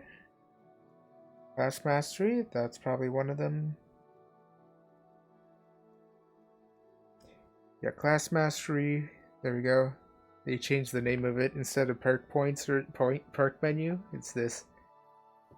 Alright, so this is another custom thing that the server adds. These mastery things. So there's this return home thing that I've never had. Let me look into it. Return to last place your spirit was bound. Return thing, yeah. So basically this is like a recall thing, which could be useful. It's like an extra recall point. Because usually with recall, I just use it on. I just set it like right outside the Mages Guild essentially. So having an extra one would help a little. But generally, I do ones that are more like thingy for my build. I don't have any available because I think I need to be like level 5 or 10 to start unlocking them and stuff. But yeah, I have like 5 points right now. There is like a perk to increase the amount of healing over time, and like mana and stamina over time you get, and things like your resistance against magic and stuff, or like things like that. Things of that nature. Oh yeah, these regular ghosts die in 2 hits. So the Ghost of Jimis Pass must have been like a server, like event. Yeah, a mini boss, I guess. By the way, I'm pretty sure, if I recall correctly, this font, well, the font is just a different font, essentially, the language. I assume that this, I know that some scrolls say like a variation of, like, it's like a few phrases or something. I know that one of them like says "woe upon you." You can actually make your own books as well. This reminds me, because I did use the Daedric font for part of one of my books. Such book. There we go. Yeah. I do have like a custom quest that I made with the book system, essentially, where you went around looking for uh things to the Halloween outfit, essentially, for the drip. Let me see if I have that saved somewhere. If I still have the book.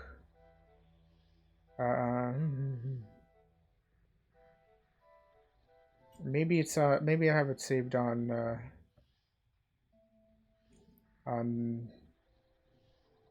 a Discord server as well.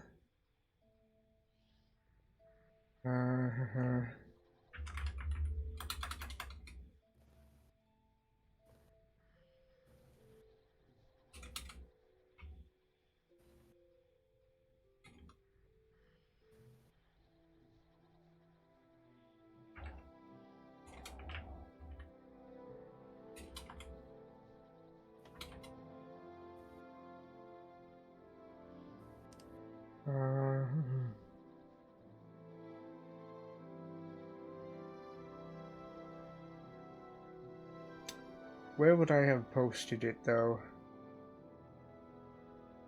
General?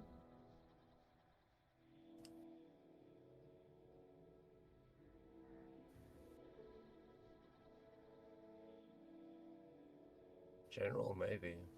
Maybe on this thing. Wait, so how do you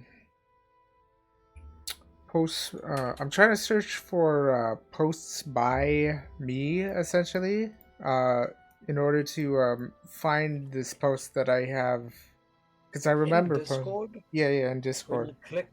you click on the search in the top right, Yeah. it'll say from user. Oh, okay. And I think you From. can put It your doesn't say own from. It just says username. has before, during, after, pinned. Oh. Well, From. the code to use is from and then colon and then space and then username. Oh, okay. For some reason, the from thing isn't doing anything. It's weird not sure. that it's not there. Yeah, I think that's a Discord thing. Discord always does some kind of weird bullshit. Maybe it's streamer mode. Yeah, it's in streamer mode. It's in streamer mode. Yeah.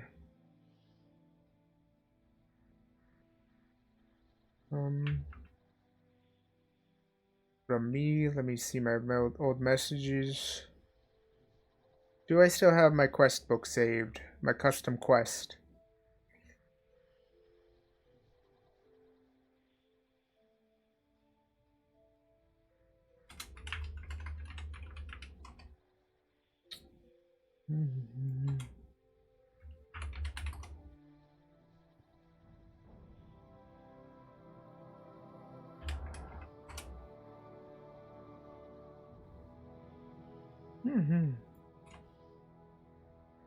Anyway, how was the factory doing in like Satisfactory? What's changed since I last left off, I guess? Has anything happened or like anything changed? After you went off, I was pretty much so mind blown by what you did with your long stream that 25 I didn't really hours. do 25 hours. I didn't actually do much. So I just ran around for a little while and then I was really tired and I went to sleep. I know that Demon Chuckle was working on something, but I have no idea what. Yeah, I'll have to check that out next time. Well, next time I'm on there. Damn, where have I posted this book? Let's see. I unlocked signs and stuff as well as windows, conveyor belts, floor holes. Conveyor floor holes and stuff. Ooh, that's nice. Conveyor floor holes. That's gonna be useful. I really want to use them because there's a couple of spaces in my factory that have big fucking holes in them to root through the things. What do you think of this Morrowind server so far, Soda? Oh, we also unlocked street lamps. Ooh, that's gonna look awesome. Street lamps. It'd be cool. It'd be cool if we could like pave the foundations over to make them look like a street, sorta, or like a medieval street, or like we could build medieval houses or something. Just for the There are vibe. some visual updates, but I think it's mostly just color, not really Most texture. most of the mostly because like I want to make Morrowind looking area, in that biome that looks like Morrowind. You want Sorta. to rebuild like Seydonin or something? Yeah. Oh, I guess I haven't posted it in this Discord. From Ansari. Let me check this other Morrowind Discord.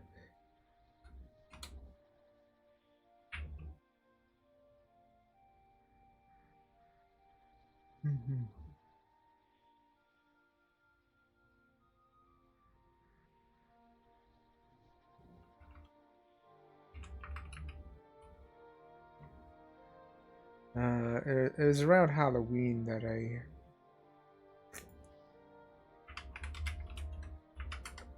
I just built a new tavern in Dwarf Fortress, and the auto-generated name that it gave the tavern is the Armored Nuts.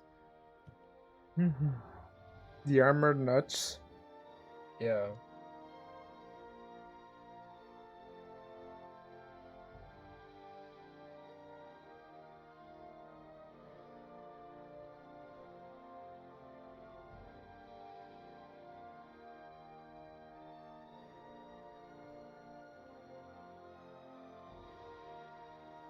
Alright.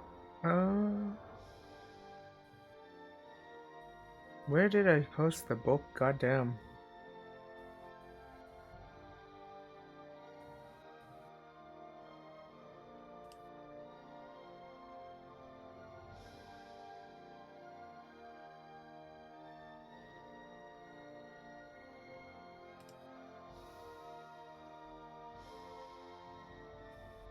Scrolling down would be older, right?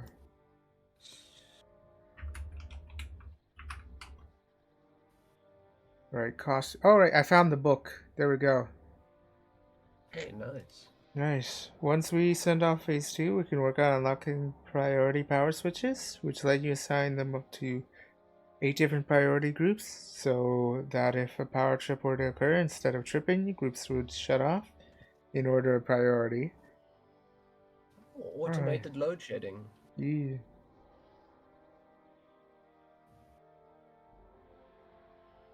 Let me see if okay. Let me do the book command. Let me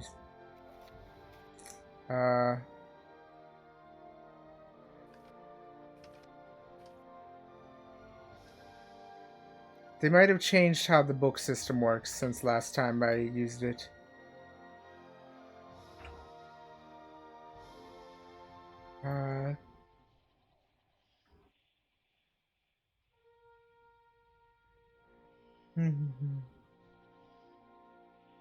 Alright, so then book / set style.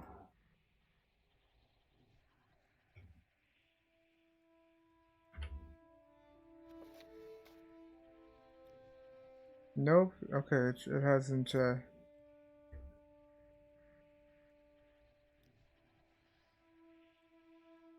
Write text.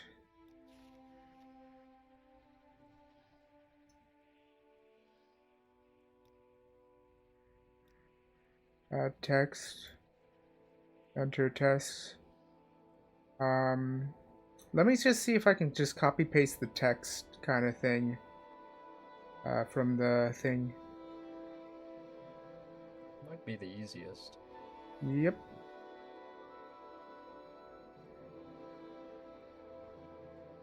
Copy. It was this, essentially.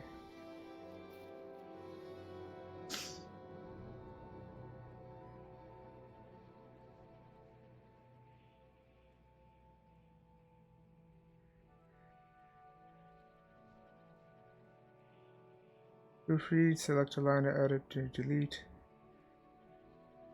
Let me see if I... Okay, let me just test. Oh, they made a change so you can need paper.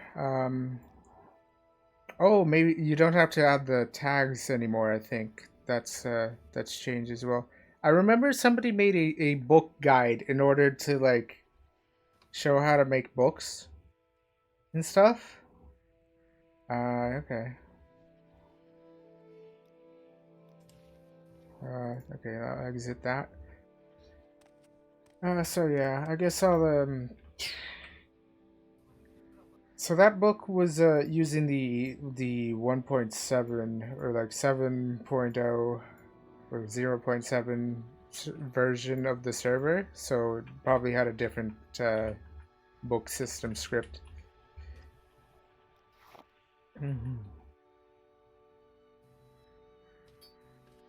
Yeah, so this fortify agility 7 points bumps my my fatigue from 65 over to 72 and stuff. That's like an extra 7 points of thing. What else does agility govern? Affects your ability to dodge and hit targets, as well as maximum fatigue. So yeah, I'm slightly harder to hit now. Although I think they gave the player agility a way higher weight in the combat code, I guess, for the server. So every extra point makes me all that more overpowered. Holy shit.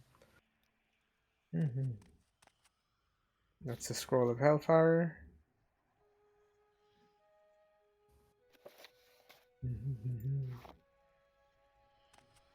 I gotta use the bathroom and I'm gonna make a quick cup of coffee. So I'm gonna be back in like 5 minutes.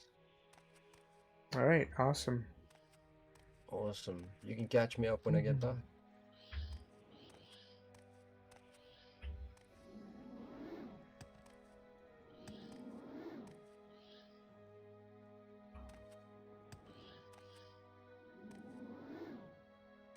I am okay, there we go. I failed the spell a few times in a row, but luckily the spell costs like minuscule. Only 6 points of magicka. Normally, on a normal character, you start with 30 points of. You can expect to start with 30 points of magicka, but since I am playing like this mage build, I have like almost 200, and it regens over time because of the server. So it's like I'm like super powerful, and then hearth heal, that's like 13 points. So this is like nothing, and it heals like 80 points of health, 20 to 80. So yeah, I can literally use hearth heal as my training spell. That's cool.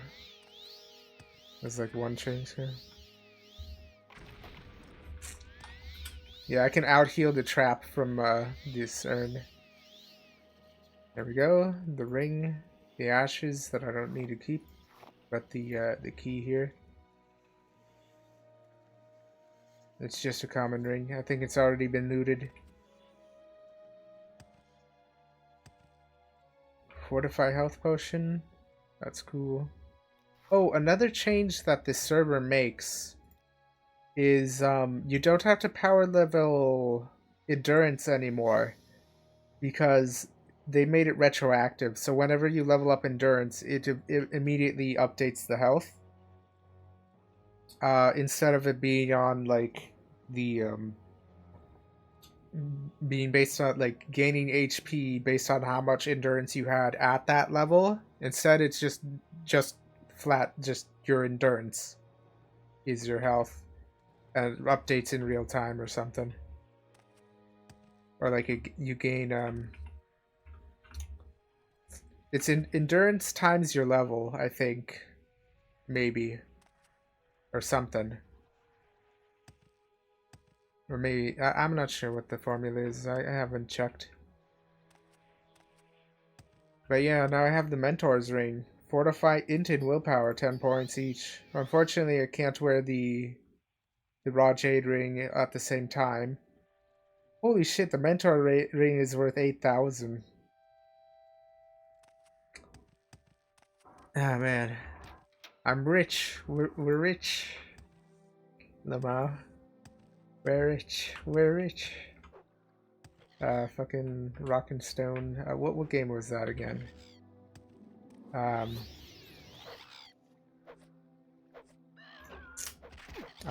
Deep Rock Galactic, I think. That's what that was from. Ooh, it's a fish. Look at this fish guy.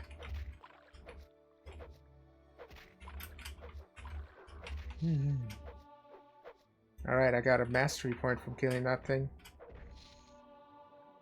Got more mastery XP. Dark Blade skill leveled up. Deep Rock Galactic, yeah. Oh man, I've already leveled 21 in Short Blade. Okay, I think the reason why the leveling speed of Short Blade is so darn fast in this is because I'm landing more hits more often because of a change in like how often hits land on the server. So because you only gain XP when you land a hit, so that's why I'm like easily power leveling that thing.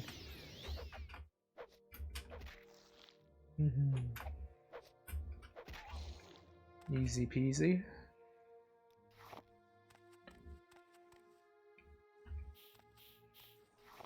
Gathered nothing, and then Luminous or whatever it's called. Alright, let's go over to where the guy who's supposed to fall from the sky is. If he hasn't been looted already. Otherwise I have to wait until the server restarts again. Let me look up when the server... Command health. Server restart. Where is it?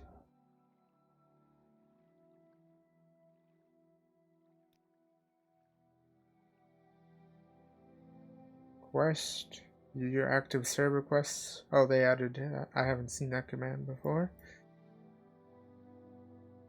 Select a spell macro command.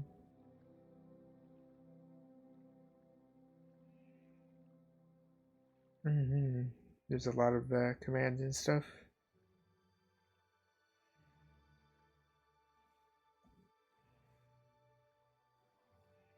I think the survival script might still be broken or something. Because there was that I haven't read that they changed the survival mechanic, but it is like the eat 47 chickens a second kind of thing. Like it's actually so broken that you literally like if you keep constantly eating all of the food in the server that exists on the server, you'll still starve to death within like 5 seconds basically. Which is an unfortunate state of how the survival script is on this thing. I think at one point I did offer to rewrite or like implement my own, but I wasn't good enough at Lua or like morrowind scripting to actually do that. Did I just get pinned? I just got pinged.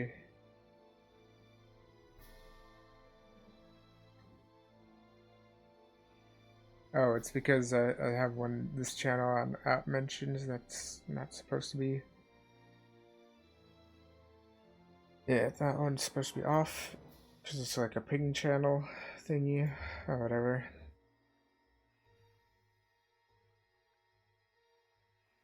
Alright.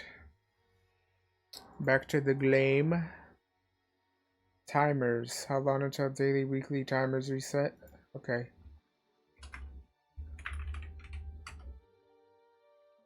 Login points.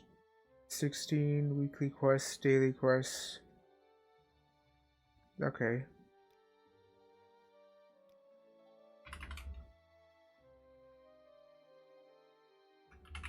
Let me see what the they might have changed the where the reset time command is, or time until reset. That's what I'm trying to look for.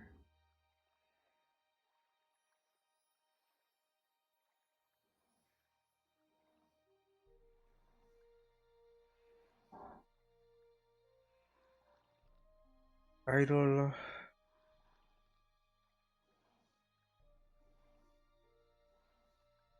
List. Ping.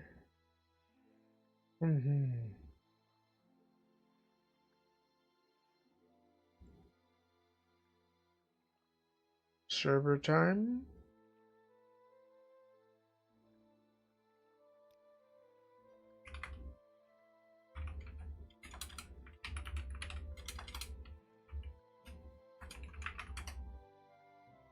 Eight.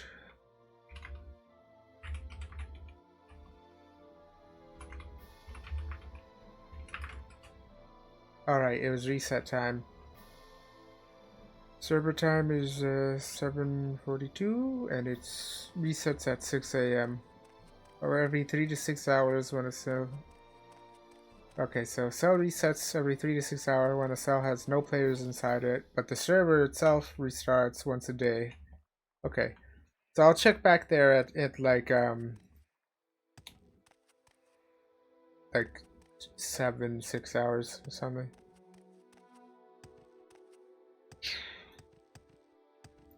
Lurk. Hello there, Lascatos. How's it going? Oh, you're looking. Los gatos. I'm back with coffee. Yeah, nice. Do you think I can punch out this mud crab? Oh, you missed my explanation of how they changed the health formula or something. In default Morrowind, you have to kind of power level endurance because it's linked to your endurance stat. Yeah. Because it gains health like your current endurance stat. It gains like you gain that much health. But you gain health every level, right? Sorta. So like it adds your current endurance stat on level up. But so like say you're like level 50, but you haven't leveled endurance. So it's like only at 10, right? You'll only have like you'll only gain 50 extra HP, but if you power leveled endurance to 100 first, you'd have like 500 endurance or 500 HP for being level 50. So you'd have to power level that, right? On this server, they made it retroactive. So like if you waited until you're level like 50 before leveling endurance, the moment you level your endurance, it'll set it to like the 500 that it's normally supposed to be, pretty much. Okay. Yeah, so like you don't have to just power level endurance as the first thing you do. I like that change. It sounds a lot better. Yeah. It sounds like they really put a lot of love, care, and effort into doing this mod. Well, yeah, that's I'm not sure if they wrote that script or if like that's a script they use, just a random script they use in on the server. Yeah, they have done a lot of work to make this like more like user friendly and stuff. That's why I play on this server instead of just playing OpenNW. Plus, it's multiplayer and like you can see like other people and stuff. Is there a lot of interaction with other players? Well, most of the quests and stuff, since it is meant to be a single player, well, it is like technically a single player game. It's very rare to like have like other player interaction, except on this server it adds extra server content. So when that and the server content has like multiplayer in mind, so you'll see people group up for server quests and stuff like that sometimes. If it's like an event, basically, the event quests and stuff. That's usually how it goes.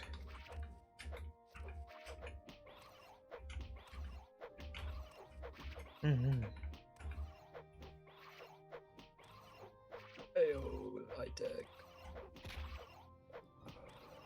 How's work going that side, iTech?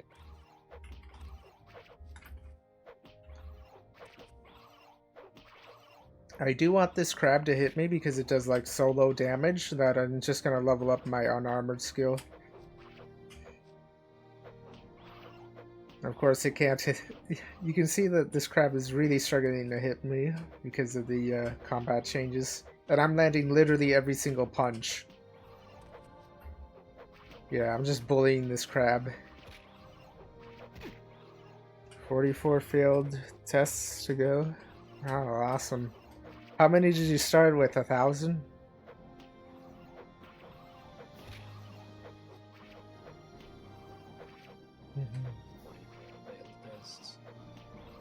Oh. The integration tests for programming and stuff. You know, I only have a very loose understanding of what, like, your job entails, considering it's the job title doesn't really tell you what the job does, if that makes sense. Mm-hmm. I don't know, maybe I'm just dumb. I don't know a lot of this high level stuff. Mm-hmm. Most of my knowledge is theoretical. Between 130 and 140 failed tests is what you started? Oh wow. You're like 2/3 of the way through. Awesome. Well, almost. How long does it generally take to go through like a single test then? To like fix it, you mean? It depends on the test, I guess. Or what it was testing. That does make sense. That is And like how actually a broken. really dumb question. Yeah, and also it's like so varied. yeah. And also like it's also based on like how broken it was in the state. Alright. At 10 o'clock when average plain Jane gets here, we'll switch to Don't Starve, I guess. Yeah, I don't know if she is If she's up for it. Otherwise it's just Morrowind Monday. I'm cool with Morrowind Monday. I'm punching a crab for hours. Yeah, I have to completely drain its fatigue. And it might be like regenerating its fatigue faster than I can drain it with punches right now. At least until my skill levels up. What is my hand to hand? It's almost at 20. Oh wow. Yeah, it's kind of like this game's kind of like RuneScape in that sense. I'm also gonna jump to like train my acrobatics somewhat. But I'm not going to go below, like, my 25% of my, like, stamina, essentially. Because I noticed that punching doesn't really drain my fatigue very much, so I might as well use it to train some more of my skills. Mm-hmm.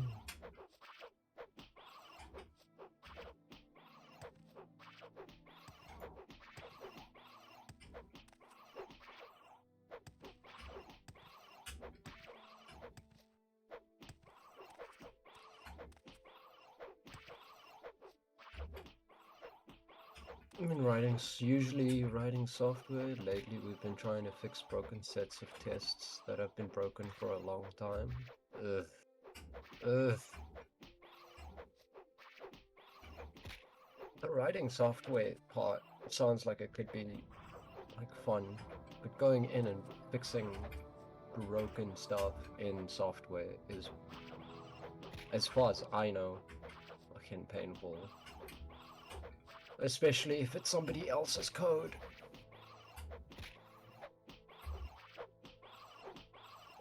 That's why I love Dwarf Fortress. It's all written essentially by one person, which means that if something is broken, that one person can go in and knows how to fix it. Generally, yeah. But sometimes, have you seen, like, last time I did a game dev session, kinda, and it was broken because of, like, an engine bug. Well, technically I didn't write the engine, so I guess it's true. Yeah. Yeah, you didn't write the engine, whereas Dwarf Fortress, he wrote the engine, as far as I understand. Parn. A guy called Parn. You actually remind me of Parn a little bit. Of who? Parn. Karn? The Tarn. Tarn. Tarn. Tarn. Yeah. He wrote Dwarf Fortress. Or Alright. is Yeah.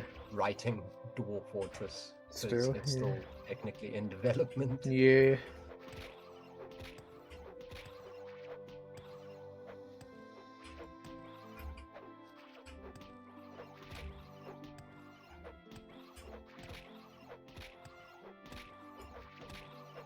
I'm getting a really high perfect combo on this crab.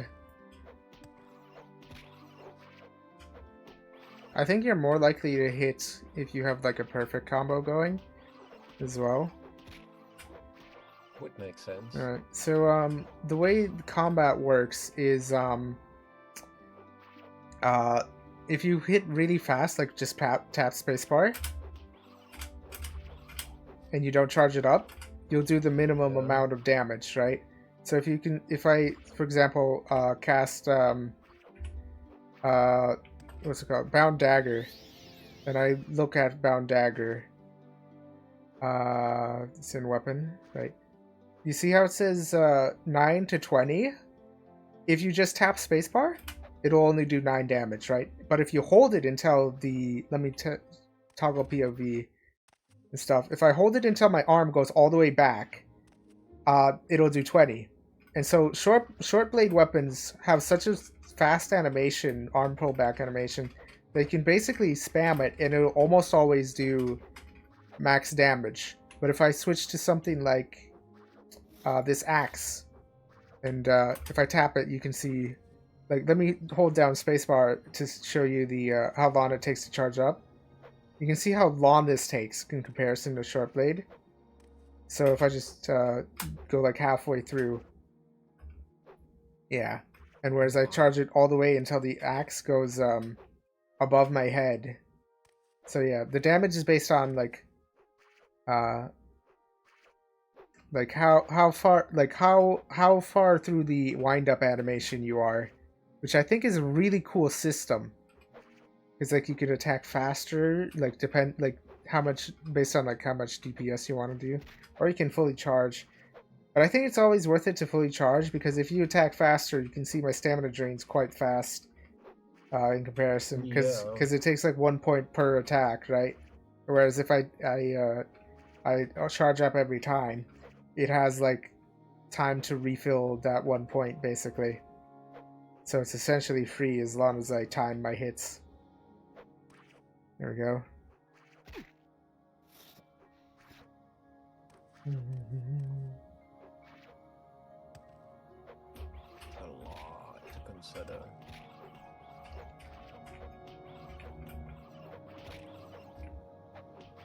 Of course, this snow makes it very hard to see.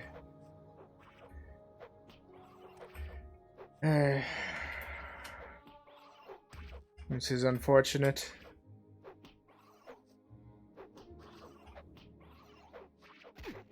The mud crabs look so freaky in Morrowind. I've become too used to. I actually prefer the way the mud crabs look in Morrowind than Skyrim, because they just look so distinct and iconic and strange looking. They really look. They look so like they have character. You know, it's like they look unique. Yeah. And just my measure for standard in Elder Scrolls games is always gonna be Oblivion.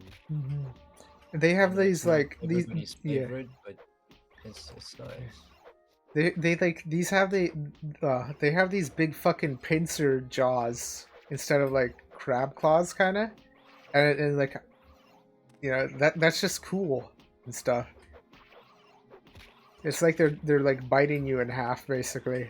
Of course they can't hit me at all because I have look how high my agility is. It's 37, which means I should be getting hit like 90% of the time basically. Of course this server changes combat, so it's like, yeah. It's also kind of impossible for me to level unarmored this way because it's just not hitting me very often. Oh, they might have changed the XP rate. No, wait, that was a minor skill.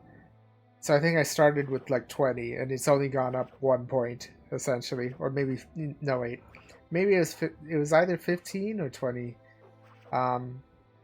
Depending on if Bretons start with like 5 points or something. Yeah, I think Bretons start with like 5 points in unarmored as like their race skill bonus, if I recall correctly. And then I put it as a minor skill, so it gain an extra 10 points.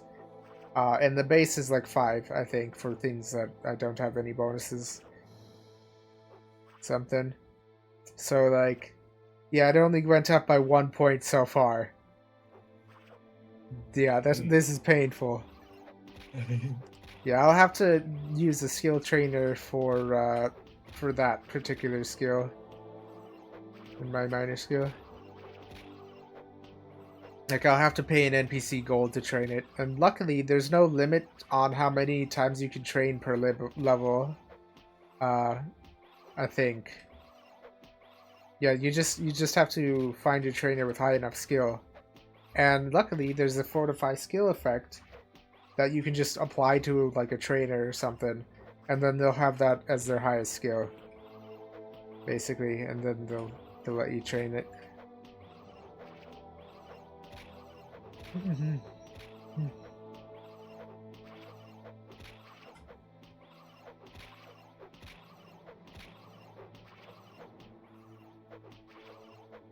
Wow, 50 hit combo. That's like, I've hit this thing like 60 times without missing. Oh, 58 times without missing. That's how overpowered these combat changes are. I'm actually hitting things. I usually, like, in games like this, where like a big combat mechanic is like whether or not you hit things, I usually like being able to not hit things and get hit a lot at the start. So that way I have to actually work for, like, you know, good combat. And since I'm a mage, the way I usually do that is I go get a sanctuary effect and fortify weapon skill, basically, or hand-to-hand skill if I'm doing hand-to-hand. And then I just cast that on myself, so that way I can, like, I don't get hit, and I can hit things all the time via, like, a spell effect. But here it's like, it like skips like all of the early and mid game and just puts you right into the end game. That's one of the things I don't really like about this server. Well, one of the changes I don't like is it starts you off at it starts everyone in the end game essentially, in terms of like stats.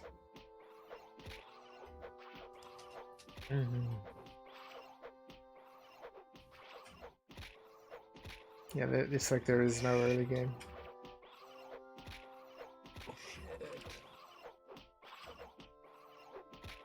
I don't know why I'm even leveling hand to hand. I'm not even gonna use it. LMAO.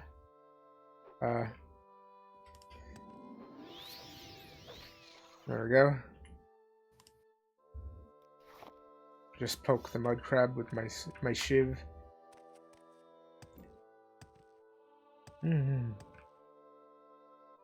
Now I remember what I was doing. I was gonna walk up here for to see if the guy fell off the thing. If the guy, oh, there he is. There's his corpse. He fell down. Maybe nobody looted him. So I'm gonna take his hat. Oh, I'm gonna take his clothes because these are nice clothes. Then these scrolls can be used or sold. Yeah, they're only 100 each or something. The book is for like a quest, but I haven't picked up that quest yet, or I'm not gonna for a while, so I'm not gonna pick up the book so that other people can pick up that book instead, or pick up the quest. Nice of you. I usually only take what I need. Let me see. That's directions. A tax record. Right. So let me go do the tax quest while I'm here. So that dead taxman we found. If we go back to the census office and stuff, we can talk to them about it. Then I can pick up the quest and punch out the guy. Or really just stab him out.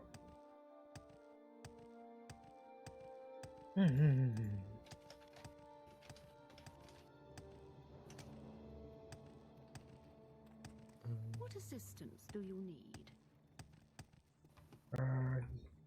Yeah, in this server you're not allowed to wait, but they give you a sleeping bag so that way you can sleep in like the wilderness essentially. Which is normally the way you regen your like health. In normal Morrowind, the way you regen your health in Magicka, if you're not an astronaut, is you just rest out in the wilderness sorta, or like you go camping, or you sleep in a bed. But in this they just regen. They give you so much like health and mana regen that it's like it doesn't really matter. Time is precious.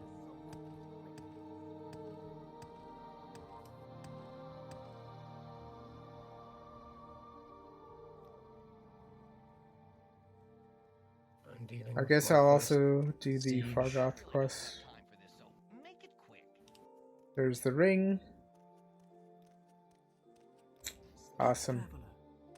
So now that completing that quest gives you like 90 reputation with the merchant at that place, so that's going to be good for me because I've got a lot of things to offload because I'm like halfway full of my inventory, which is another reason why I prefer bound weapons and bound armor over actual things.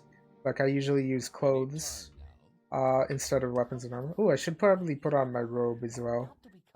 And my hat, shoes. There we go. I got the drip. Yeah. Dripping it out. I do prefer to not have the hat though. Even though it is a nice hat.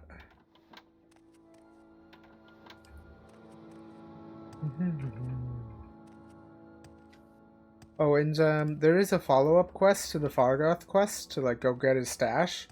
But that's like a quest where it's better off not completing rather than like go through the thing and get his stash, but don't hand in the quest because like the reward you get for completing the quest is less than what you get from just looting the stash and ditching, basically. Yeah. All right.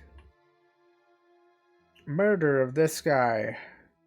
Yes, I have found the 20 systems. Let's see. Murder of this guy murdered. What a waste. Proceus was a good man. Proceus Villitris. That's the guy who was murdered. I've been wondering why we haven't heard from him in a few days still. These are dangerous times we live in. These sorts of things will happen. Did you happen to find the tax money? Yes, I did. I hate to be so callous, but I do have a job to do. Yes, you did. How odd that he was murdered but not robbed. Your honesty is appreciated, I can tell you that. I won't forget this. Answer day? In fact, if you're looking for some money yourself, I'd like to see the murder process punished.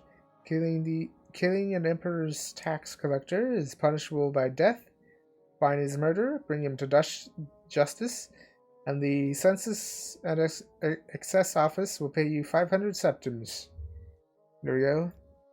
That's why we gave the 200 septims to that guy, so that way we could get 500 for murder.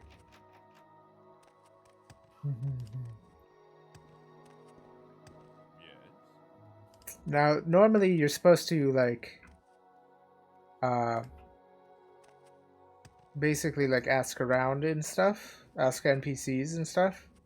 But I already know who the thing. So, like, if I do this, Murder thing.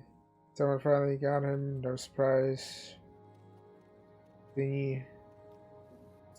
I know apparently the lighthouse keeper is married to him.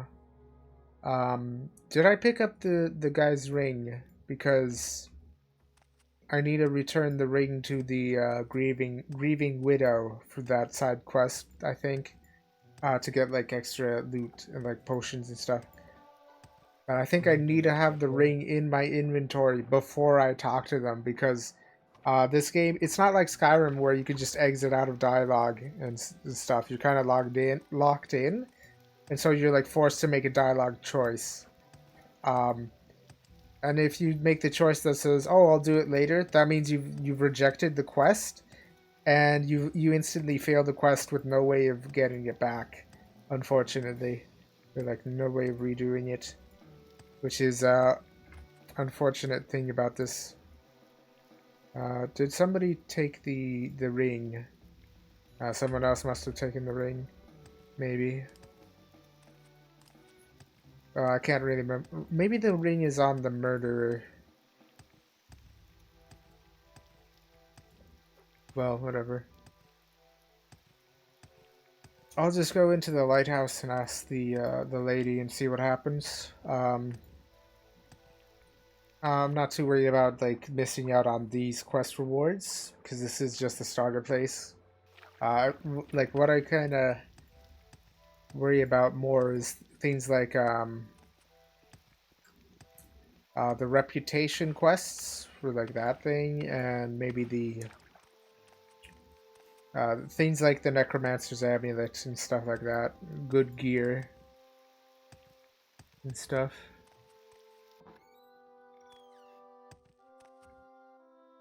Speak, traveler. Someone murdered this guy. Proceus murdered? No, tell me it's not so. He was the gentlest man I've ever met. He and I have become so close in the past few months. I don't know what I'd do without him. I've only seen him get angry once or twice. Never get angry? Well, not even angry, I suppose. I saw him arguing with foreign Gilnith about his taxes. Forian Gilnith, I think that's how you pronounce it. He thought Proceus had been lying too much and skimming off the top for himself. Ridiculous. Proceus wouldn't have done such a thing. I'm sure that please find out what happened, and if you found what became of Proceus' ring, you would cease my heart. Perseus' ring. I gave him the ring many months ago. It was so dear to me. I would like to remember him by. Awesome.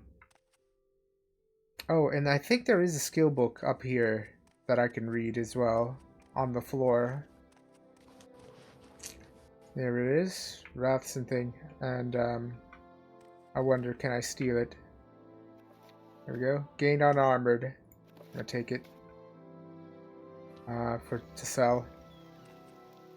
Or maybe I could like decorate my player home with a book collection. But I'm sure some other players have a book collection that I could visit at this point. What about buying property? Yeah, you so could buy a home in Elder Scrolls game. Yeah. So on this server, it has this custom fucking Ghost of Saint Jib is after me again. This server has a custom home ownership quest, or well, not quest, but like a system, right? So if I open up my inventory here, so in Vivek, which is probably over here, right there, sorta, or was it no wait, that's Ebenheart. Vivek is like probably over, yeah, around here-ish. Yeah, it's like there. Or maybe it's there. One of these, like, but Vivek is pretty close by, but in Vivek, right outside it, there's like an obelisk that you activate for like the home ownership thing. They made it so like you have to pay in-game rent every month to keep your house or something, but as long as you have like a certain amount of money, you can like keep it essentially. Or like once you pay like the fee. You do lose your house if you run out of money essentially. Because there is like a limited amount of there's like a limited amount of like space in the kind of on like the guy's hard drive or something. So he doesn't want to fill it up with like houses and shit. So there are limits. There's also a limit to how many things you can place in there. What else? What else? Oh, right. You can like co-sign other players essentially, and so as long as like one of you has enough money to pay the thing, you can keep it. Yeah, yeah. So the fucking lease. Yeah. Yeah, that's usually like guilds do that, like if they have like a guild building and stuff, which I think is pretty Makes cool. sense for a guild building. Yeah. Oh no! What's happened in? My dwarf fortress crashed. Unfortunate. My patience. Especially since like I successfully fended off the siege without losing a single dwarf. Did you save? I saved right as the siege started. Nice. So I just gotta. Is there an autosave? There is, but it didn't save since like the siege was very short actually, because it was just like fucking what was that, like 5 or 6 goblins, and I have now a melee corps and a ranger corps with crossbows.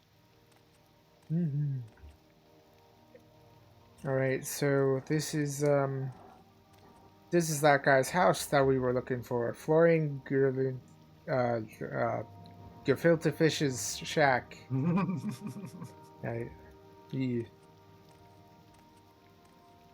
I'm waiting for my stamina to regenerate because I know there's like we've been sent out to kill his murderer and stuff, so I gotta be ready for a fight. Yeah. There is another stump, I think, either by the trade house or another part of the lighthouse that has loot. I know that like most of the 90% of the stumps that are around here have loot, but they are a little tricky to get. But once I get levitate, I can access all of them and stuff. All right, this guy's shack. Look at this guy. Ooh, that's another skill book. In single player, basically after you kill this guy, you can kind of just have this place as like a house, essentially. Like use this as a base. So let's let me ready my bound dagger spell so that I can cast it. Alright. Let's talk to this guy. What do you want? Murder of the thing. Let's see. That fetcher? You're damn right I did him in. And a good thing too. He was skimming a load of money from all of us honest people, overcharging us on our taxes and keeping the difference for himself. He was always flaunting his money around, showing off his new clothes and jewels, so I killed the bastard and left his body out there to rot. With all his ill-begotten gold still on him. Sorry, there's no excuse for murder. Your punishment has been decided. Your punishment is murder, by the way. Goodbye. Oh, he punched me. Yeah, you can't hit me very hard. He's only got fists. What's he gonna do? Oh my god, like he can't even out hit my stamina. Alright, let's stab this guy. And then I'll do hit him with the combo. Yeah. Alright, let's loot him. Now there's his ring. Quest item. Yep. There you go. Right. Yep. I might as well. Just to be safe, I'll sneak while looting his stuff. Let's loot this place. Salt rice, kwama egg. If I recall correctly, kwama egg, that's another restore fatigue ingredient in salt rice. But more importantly, fortified magicka and something. I think stoneflower petals are another ingredient that fortifies magicka. There we go. Yeah, fortified magicka and strength. Or is it restore strength? Top of your head. Yeah, restore strength. That's useful for in case you run into a zombie that can break your strength. There we go. Mysticism. Mysticism book. That's not very valuable for the amount of weight. In this game, and I think in most of the games like Skyrim, you do want to be looting the things that are like most gold for their weight ratio kind of thing, because you do have limited inventory space. But in Morrowind, there are things that like you generally don't pick up, like for example armor and weapons that aren't enchanted. You don't want to pick those up because it's like not actually worth it. You know. Alright, I have the Mentor's Ring and the Jade Ring in my ring slots. Yeah, you can have like 2 rings equipped at once, I think. Same as in Skyrim and Oblivion, I think. Alright, let's find that,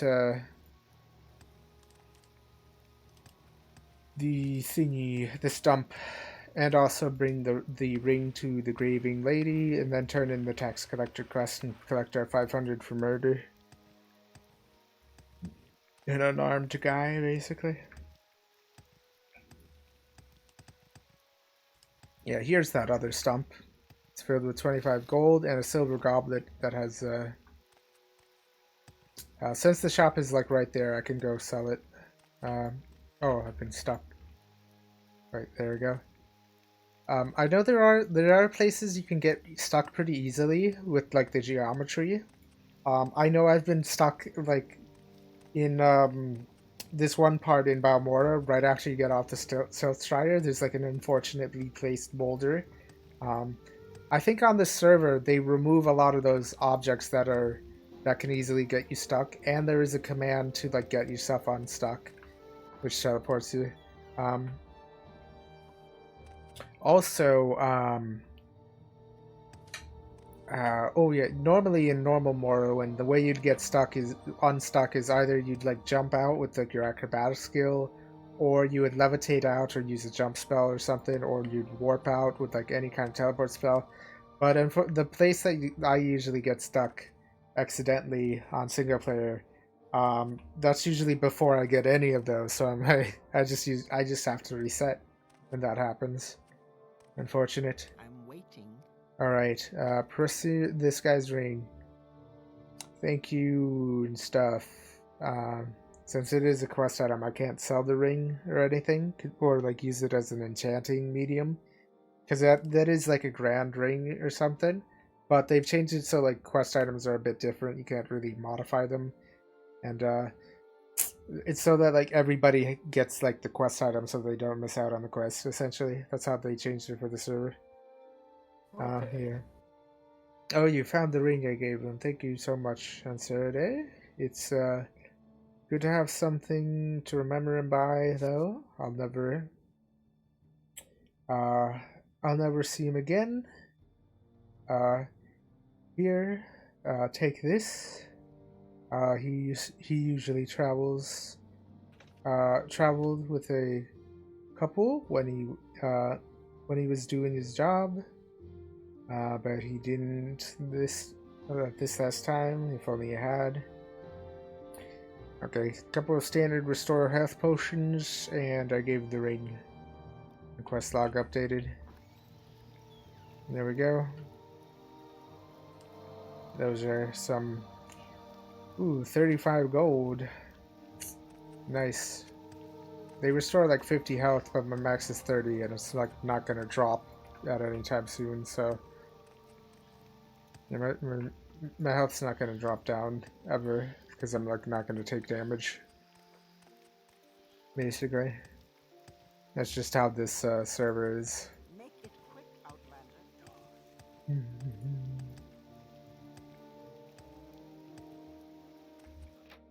Alright, let me My time is precious. wait for my stamina to regen, unless I have like way to make Just potions. there, holding its tail and whispering. What did it say? Please, feel free. Talk at your leisure. I'm gonna see if there's like a quest book somewhere. I know underneath the pillow here. What say you? That's too long. Too many words. Go ahead. Underneath like the pillow in like that room, if you can get in there, there's like, I don't remember, it was like a video I saw of oh yeah, there's like a enchanted dagger underneath the pillow in this guy's room. He sleep the merchant guy, they sleep with like a dagger underneath their pillow just in case. Oh wow. Yeah, in case they get like robbed in the middle of the night. Speak quickly, What Outlander. kind of well, I guess that is the world of Morrowind, right? Like Sort of. There are a lot of like NPCs in this trade house. Like there's more than one shopkeeper. So there's this guy that's manning the front desk. There's this lady. Some of these people are like patrons or something. There's the bodyguard. There's whoever that is. There's this person up in this bar up here. I think one of these people are actually part of the Blades Guild. So they're like relevant for like, they're like one of the Blades trainers, so they're like somewhat relevant for like the main quest, but not really. They're like a trainer essentially. Outlander. as far as like the world lore goes in Elder Scrolls, where would you want to live? For actually living or like with game mechanics? Probably Morrowind, because cool spells and stuff. And a lot of these spells don't exist in like Skyrim. if actually living, like not Living game starter? mechanics, but like if you lived in the world of Elder Scrolls, where would you wanna? Probably a most likely live? Telvanni wizard mushroom tower, because it's cool. That does track. I can absolutely see you living. You get to levitate around every single day. I could like levitate on and like make a spell that let me stick to the walls and ceilings and cool shit like that. All You know right. where I'd live? Where would you live? Probably elsewhere. Ooh, I haven't seen any games about elsewhere. I think Neither have there was I. like a thing on one of the Bethesda pages that had like a thing about elsewhere, and I don't know if it was like a game or a mobile game or something small or something. But yeah, it'd be cool to see some content from elsewhere. I would love to see content from elsewhere. I Right. wonder if they've announced where Elder Scrolls 6 is going to take place. Alright, let me sell my things that I don't need. Okay, so I don't need this Scroll of Healthfire. Oh, I should probably sell the things that are big and heavy. Iron Spark Sword, it's a very good sword for starting out, but I don't need it because Bound Dagger is serviceable enough as it is. Fortify health. These potions are kind of... Wait, those potions I think are... let me see. Is there a sort by weight button? I know that Open and W changes a lot of the menus to be a little more user-friendly and stuff. Okay, my old shoes, I guess. I'll sell those. And these clothes are kind of heavy. Where's the hat? Oh yeah, and this dreg wax, that's better for selling than it is for using for potions, kind of. Because potions, yeah, because it's like weight, it like costs like worth 100 gold or something, and you just find it anywhere, basically. Random source of a lot of money. And then these trade skill gems, I don't really need them. Oh, they are kind of, they're not that heavy, so I'll wait to sell them. Essence of Jib mispassed. Oh, that must be a event item. someone watching. This is why it I can tell. doesn't weigh anything. Blood crash out. Yeah, that's a quest item. That's a server quest item. Oh, I'm actually disappointed. Theories say that Elder Scrolls 6 might be in Hammerfell. Yeah, I've heard that Oh. as well. I want it to be in Elsewhere. I want Elsewhere gameplay. Bring me the cat people. Meow meow, motherfucker. The Khajiit were my favorite race.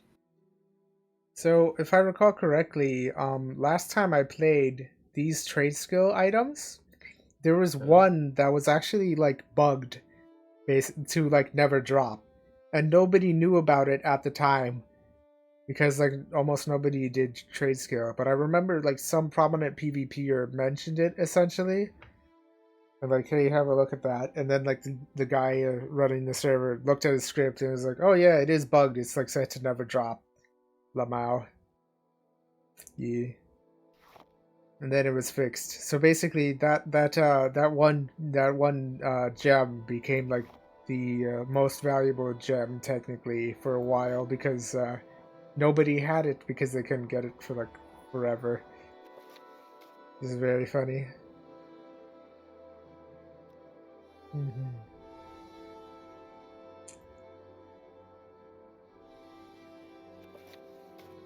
So, good news from the fortress and bad news.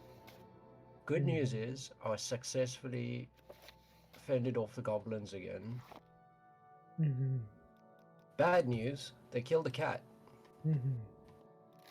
They shot a cat with an iron bolt. Cool. All right, time to get some spells. Sanctuary, that's gonna come in handy. I think there's a better one though. It was like a combo spell of Sanctuary plus thingy somewhere. I'm gonna need a Fortify skill, or Fortify attribute since I don't have access to Fortify skill yet. Oh wait, no, I'll have the Here not long ago. proper one, I guess. So I'll get Jack of Trades. A damage spell, these are okay, I guess. Absorb health would be the best one to get though. Because like when it gets reflected on back onto you, you absorb your own health essentially. It just stood there, holding its tail and whispering. What did it say? This guy's spell offering a little bit trash, to be honest. So if I go up to this guy, I think recover some gold quest. Yeah, that's the one to rob. What's it called? Fargoth. This is a server, and I can't like wait for nighttime basically, so I'm not gonna even bother picking. Oh, it is nighttime. Okay, I might as well bother with the quest. It might not work because it's in multiplayer. It's like sometimes it doesn't work because it requires like Fargoth to go somewhere specific. You look like you use some user friend Outlander. Perhaps that could be your friend. I'd like you to help me recover some gold. That's right, I've had a bad luck. Blah blah blah blah blah. Find Fargoth's hiding place. Yeah, I'll do it. Where is it? Somewhere. Yep. He sneaks off in the middle of the night to hide his gold and stuff and his ring.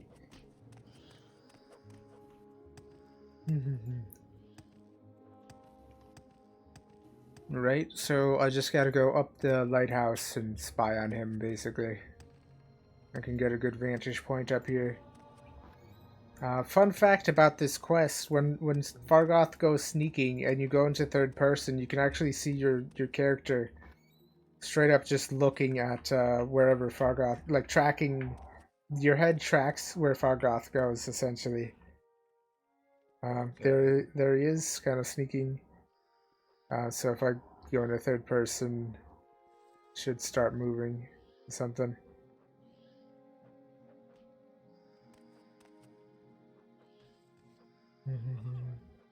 Where is he? Is that him?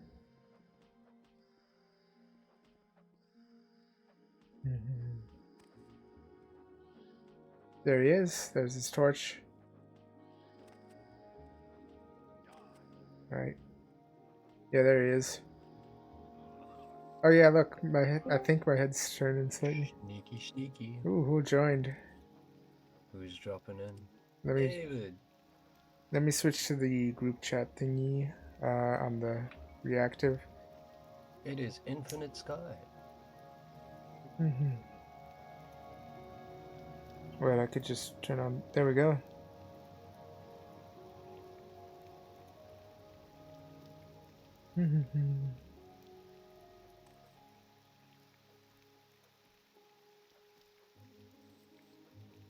I think the head tracking might be broken on the server or something. Either that or my installation is like broken or something. But there he goes. He's sneaking off like away. A little bug. Maybe. Either that or it's just really, really subtle, and I can't really see. Maybe I should have like made my character face this way so that if there was head tracking, it'd be more like pronounced and stuff. All right.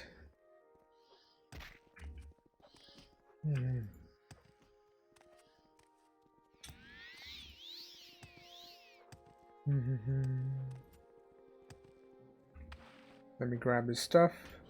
Yummy. And then I won't turn in the quest because he wants me to give everything in the stash to him, and he'll pay me 200 gold. But the thing is that the stash gave me like 300 gold, so it's better to just take the loot and run. Yeah, I'm not giving you 100 gold. Fuck you, Lamau.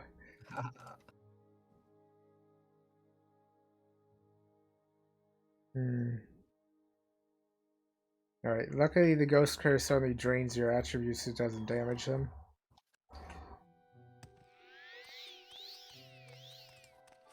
Damage attribute is what you need to counter with like a restore attribute spell, essentially.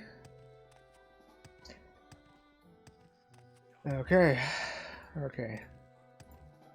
So that's all these quests around town done. Now I can go walk over to Balmora because I need to go pick flowers on my way there. I can't just take the Silt Strider. Because flowers. Another thing is, let me show you how expensive this Silt Strider is. Where would you Travel. Yeah, 70 gold for... No, thank you. I'm not spending 70 gold every time I want to travel via that. That's too expensive. I'd rather use jump spells and the teleportation spells and stuff. Ah, man, it's really hard to see when it's snowing. Oh, well, I think it's not really picking it up as much on the OBS, but there's like a horrible snow texture. Oh, I've leveled up. I just need to find a bed to sleep in. Another way they changed the leveling mechanic is when you level up, each thing has like a thing of +2 no matter what. Normally in default Morrowind, the amount of things you get is based on what you leveled during that skill. So like you'd have to level up like something with a governing attribute of agility, for example, 10 times if you want like a plus like 5 modifier if you were to take the agility level on that level and stuff. But I think in this server, since they changed the max level to like 60, they've had to make some concessions with how leveling works and stuff. Plus, they do want you to be able to bring all your stats to max just by leveling, kind of. So you don't have to min max while leveling, which is nice.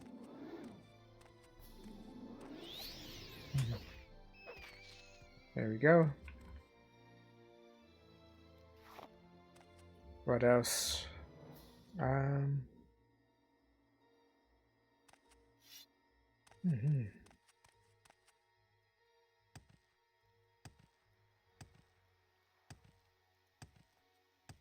Yeah. Also, this kind of changes it so there's more um like choosing what you want to level is more kind of temporarily impactful, I guess, or something. I don't know how to put it. Because you choose which 3 attributes you want to have plus 2 in.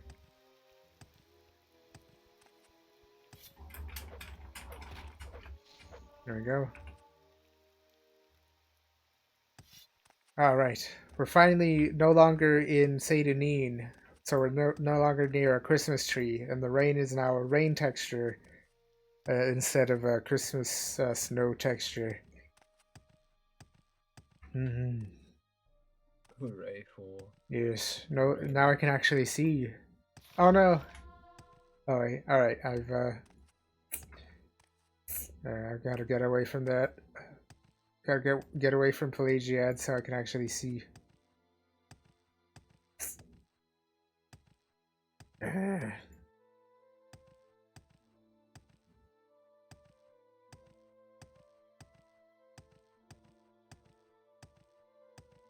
Damn, this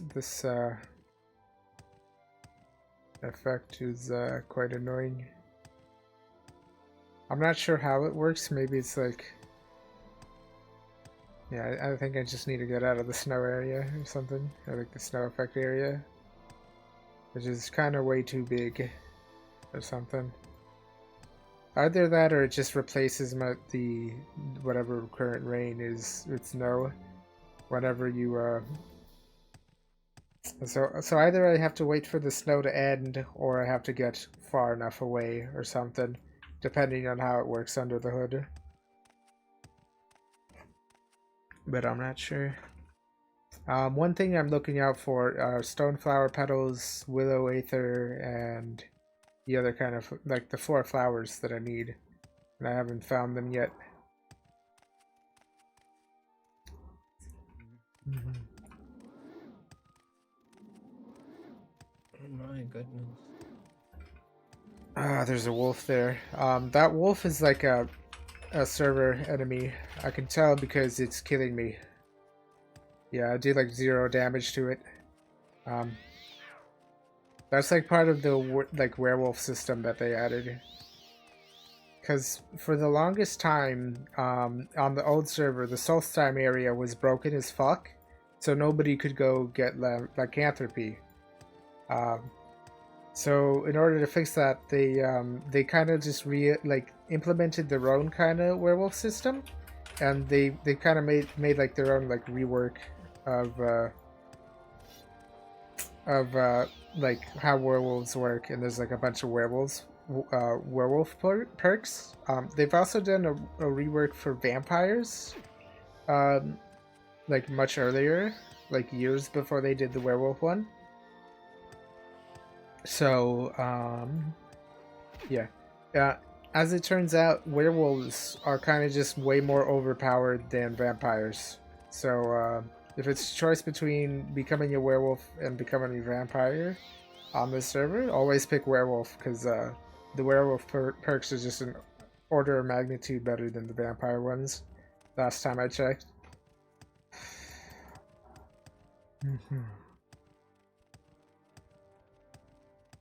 Yeah, unfortunately, they put these kind of encounter zones or grinding spots for these harder creatures on the way to Balmora,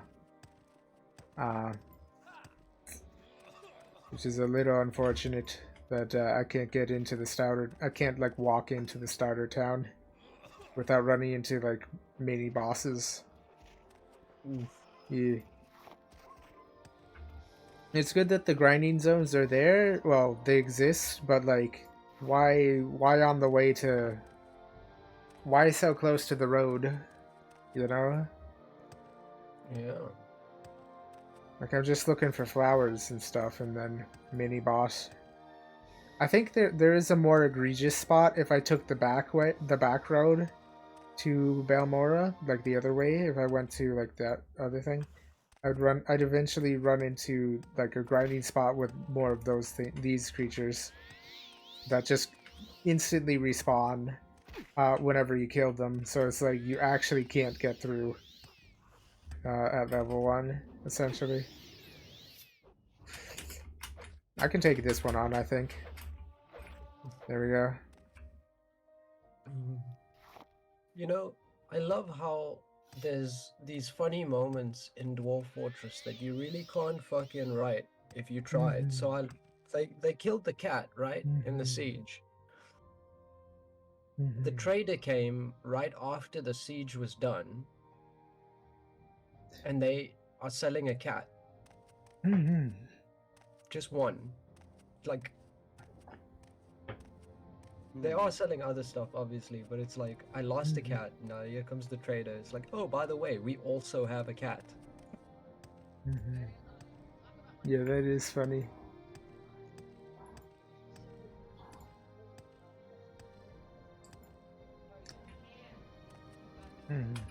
I think these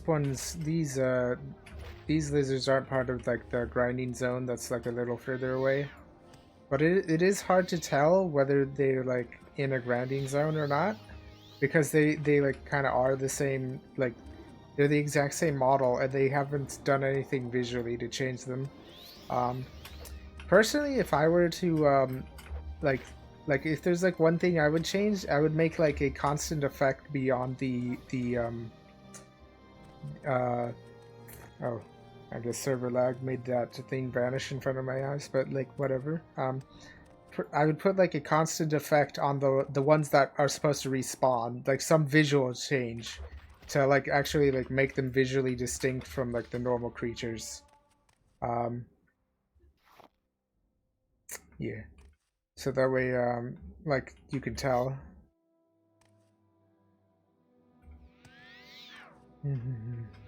Whether or not they're gonna like respawn and stuff.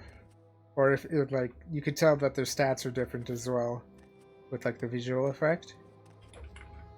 Like you can do that with like I think a constant spell effect or something, for like an enchantment sheen or something. Something like lightning shield, like a small amount that like doesn't actually do anything. Well, or something, some kind of thing. Maybe a light effect. I don't know. There's like a lot of spell effects that change visuals or like have a visual when you most of them I think apply it once when you cast it, and then some others just apply it during the full duration of the thing. So like lightning shield is one that comes to mind, or like fire shield, any of the shield effects, but those might be too distracting or something.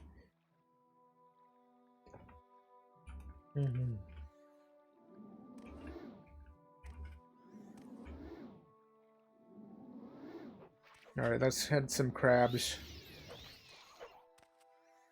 Head crabs. Half-Life? Yes. They're these head crabs. Only if you have that big a head. So no head? I wonder if I wonder if there's like a head crab thing, but it's only called a head crab because it has a shit ton of head meat. Like it has a very big head. Or is it called a head crab because it's like shaped like a crab, but it's all just heads. There are those Japanese crabs that have the face on their shells. You could The fuck? reasonably have a world where they get called head crabs, because face, heads, whatever. Aikegani. What? Apparently they're called Aikegani. I found a pearl. Alright, how much are pearls worth? 100, that's nice. It's always nice to go into these rivers and look for free money. Oh, that's unreal. I don't have the water walking spell, so I can't just use that when I'm out of, well, when I'm done with the thing. I could also do like a swift swim spell. Of course, most people just use levitate when they're in water. They use their standard levitate spell that they have. Levitate and fortify speed. Because like the levitation, I think, overrides the swim animation, so it is faster to just levitate through water than it is to like swim. Of course, Makes sense. yeah. You The could also animations, yeah. the way they work. You could also like just water walk as well over the surface. Water walk and jump spell. That's kind of if I'm going over the surface, I just do water walk and jump. If I am going through a cave, I would probably just use my levitate spell. Oh, I forgot. There was like a cave at the start of like Balmora that had like some starter loot if I like go through there. That's part of like my custom quest book that I tried to make, or well, tried to like spawn in with the command, but like they changed the way the book system works, so I wasn't able to do that. So yeah, the first part of the quest is to, I think, go through that cave and pick up like the first bit of the drip or something for the costume.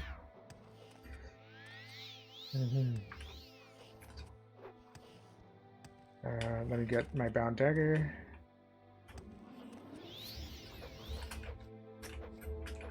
I am still looking for the flowers, but I think people have looted them recently, so where is that rat? Hey. I was gonna loot that rat. Where did it go? I can't find it. Alright, this is one of the flowers that I need. The heather. Yeah, I think. Oh, and I do have a stoneflower petal that I found from random loot, so I don't have to go all the way to Caldera to pick those up. Now I just need willow aether, or one of the aether flowers, or and then one of the other the golden flower. That's what I need for the Mage's Growth crust. It's good to have them before you actually pick up the quest. Let me get these Gar. What do you think of these Gar things? Pretty cool, right? They look ugly as sin. I think they're really cool. I think you're really cool.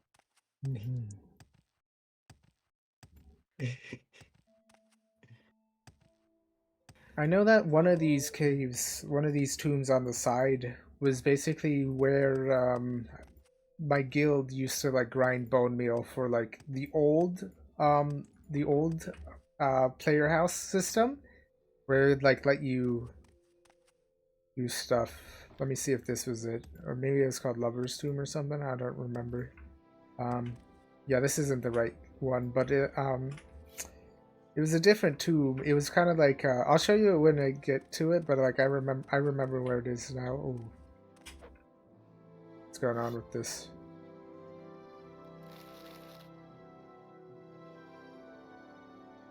Yeah, wait 30 for like 70 gold. That's not worth picking up.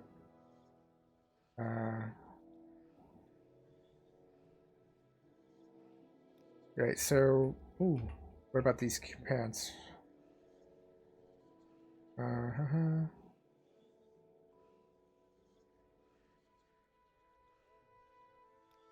Yeah, alright, so this is weird. This ghost isn't attacking me.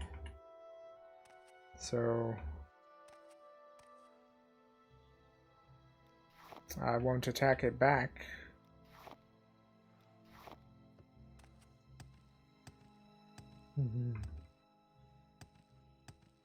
Let's see what kind of loot we can get from this tomb. I do kind of like the in like default more when these guys aren't moving. I'm gonna enter, exit, and re-enter the cell just to make sure everything is the way it's supposed to be. Or maybe something broke. Okay. Alright, now they're moving. Now it's working. Now everything's as a... Oh, that's the wrong spell. It's a good thing I have 200, like almost 300 points of magicka or something ridiculous. Instead of the 30 you start off with and then like the regen. Because now I can like I essentially have like pretty much infinite magicka. Oh. Oh, where did you come from? Oh damn.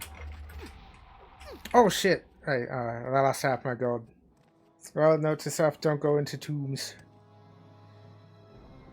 Ah, damn. You never go into tombs, basically. Did it damage any of my skills? Let me just double check. Probably nothing. I can't really tell because of the effect. Yeah. All right. That's another thing I just remembered. They changed how what's it called works. Oh yeah, projectile spells on this server. They changed the speed to be like so fast that they instantly hit basically whatever you're targeting. Because like in default Morrowind, you could just dodge them and stuff. And I think they also gave some of the enemies projectile spells that have range and stuff, or like area of effect, sort of, to make them tougher. All right, this was the cave that I meant to go and loot for the costume for the drip. This spell, there we go. Red casting. Now these guys are weak. What did I need from them? Part of their clothes or something?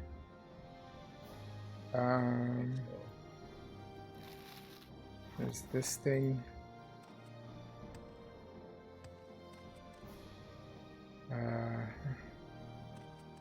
I know there's like a ring on the ground, but it's hard to spot. But I do remember the spot where I have to be to find it. Oh, right, the brown robe that this guy has. That's what I need. Shit. I almost died there, because I didn't heal. There we go. There's some heavy-ass light armor and stuff. Right, so that's part one of my drip. Now I need to find the hat and the gloves, basically.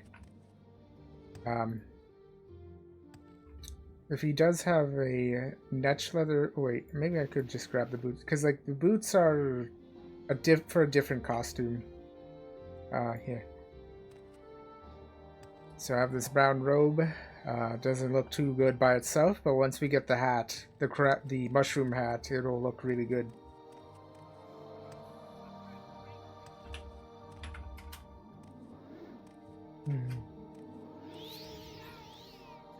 They're using throwing weapons. Luckily, they haven't changed the projectile speed of the throwing weapons, but you can barely see them, so I'm just going to wait until they run out. So yeah, there's also like the same dice rolls for the throwing weapons.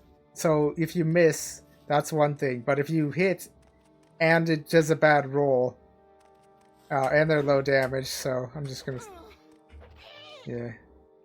If they hit and like if they actually land and then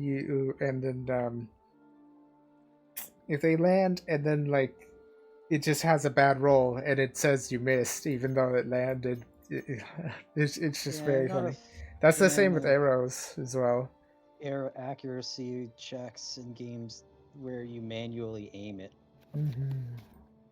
It is a bit egregious in the games where you have to... I think for the melee, it's fine to have those kind of accuracy checks, sorta, in this game. But the way I would have done it is, like, if you miss, technically what you did was you grazed the enemy instead of a full miss. So it'll just do, like, 1 to 5 damage or something, or some very low amount, depending on, like, the numbers. Otherwise, the tactile feedback, whatever. Yeah. Just really does not feel good. Oh, I found a shield. That's going to be useful. because block is very overpowered. It's like 60% base chance to block with like 0 skill. That's how good it is. And then it goes up to like 90. And that's like it. And the block roll only happens if you failed to dodge. So if you saw me like dodging those mud crabs 90% of the time, yeah, now I have a second roll of to block like 60% of the hits that would otherwise go through and stuff. So yeah,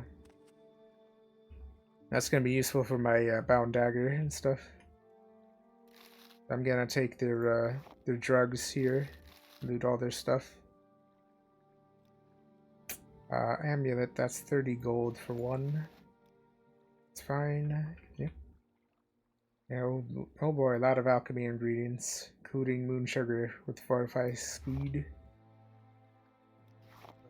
I will have to sell the moon sugar to like someone before I head to Balmora and stuff. Ooh, and pillows. Now I can show you this this pillow trick. I think it's still in this, but essentially if you zoom out and go in third person and like zoom all the way out, you can basically like open your inventory and just kind of place a pillow underneath somebody or something. It's like yeah. It's like it measures like the distance from like where the camera position is rather than where you actually are. Because like normally, let me show you how it is, like how it's meant to be. I think placing things in this game is a lot easier than in Skyrim, because like you just click, sorta. I really like this. Yeah, so basically, let me move this bowl out of the way. Yeah, there we go. Yeah, so this is how it's meant to be. You're meant to like pick things up like this, basically, through like first person. But I'm guessing they just never tested it in like third person. Because like if I zoom out over here, it's like I have pillow telekinesis or something. Look at this. Yeah. It's a funny way to troll people sometimes.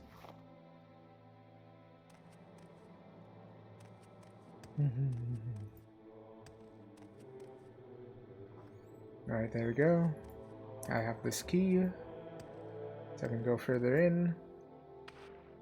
Alright, this is where I would usually use levitate with speed kind of potion.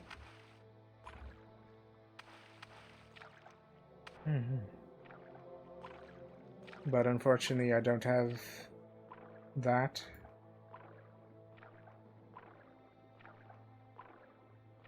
There's a skull down here. There might be something in the water here. It's quite hard to see, especially with this water shader being these colors.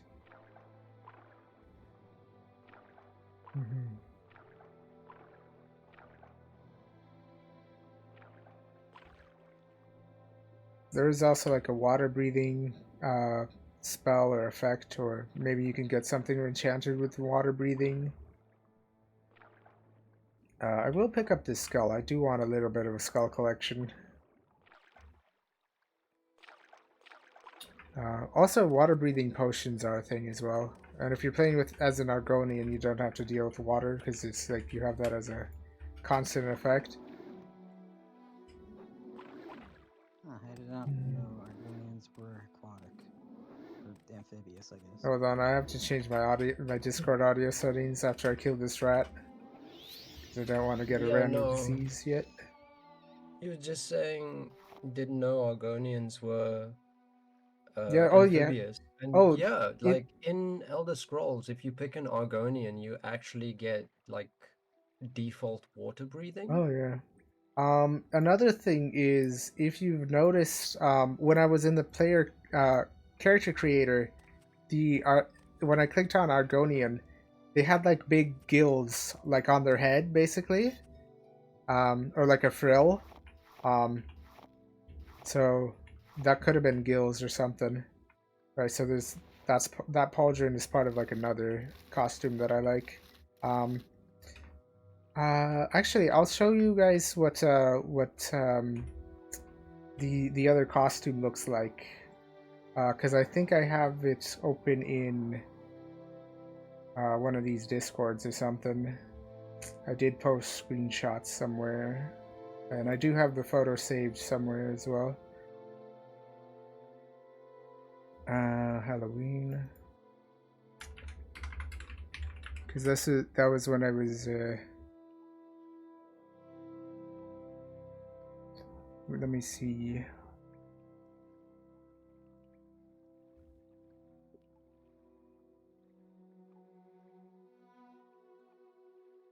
Where exactly did I save the thingy?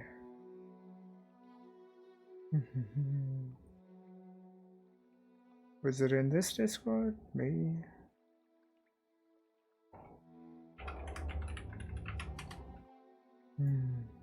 Searching through old posts takes quite a bit of time, I guess.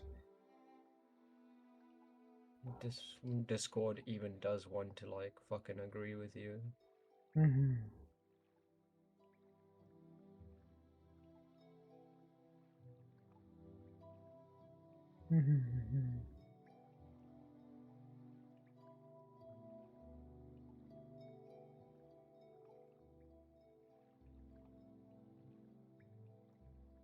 Right, it was during maybe I posted the pictures when I was like fighting was it the Halloween event from last few years ago?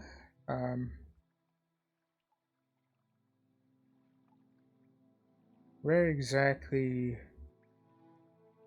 did I thingy? Ah, here we are. Oh, right. So let me share my desktop screen. Right. So here's this outfit with like the netch leather thing. What do you think of this? Yeah. You can see on the. Can you see on my screen, Jake? Wow. Yeah. Yeah. You. So this server these custom boosts are like from a boss drop basically. Um, so I think what they did with the model is they combined two models, and I think it looks really nice. And the effect of these boots is it has like a summon, which is you know, that little stand kind of JoJo stand behind me. So yeah, that's the effect of those. It's like a constant effect summon, sort of, just on those boots and stuff. And it has some other effects besides the thing.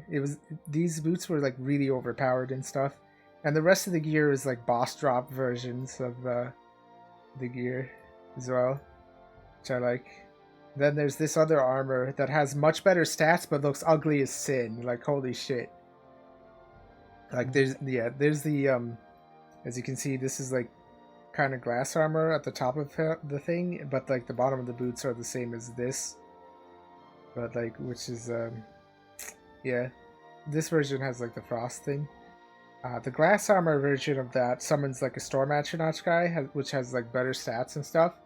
And then my chest plate here is like a custom sort of boss drop bone chest plate, which has an effect which summons a skeleton whenever you get hit, basically.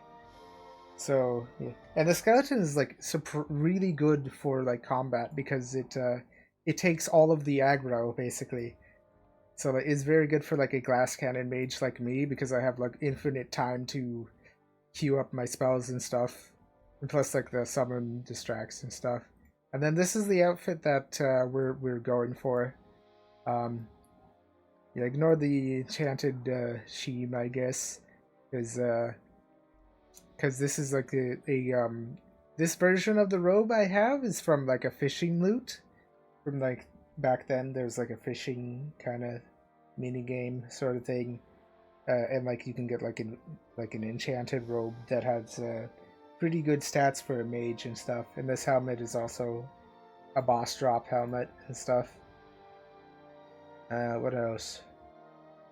All right, then that's like the event boss that the chest plate that has the skeleton. That's what that drops from.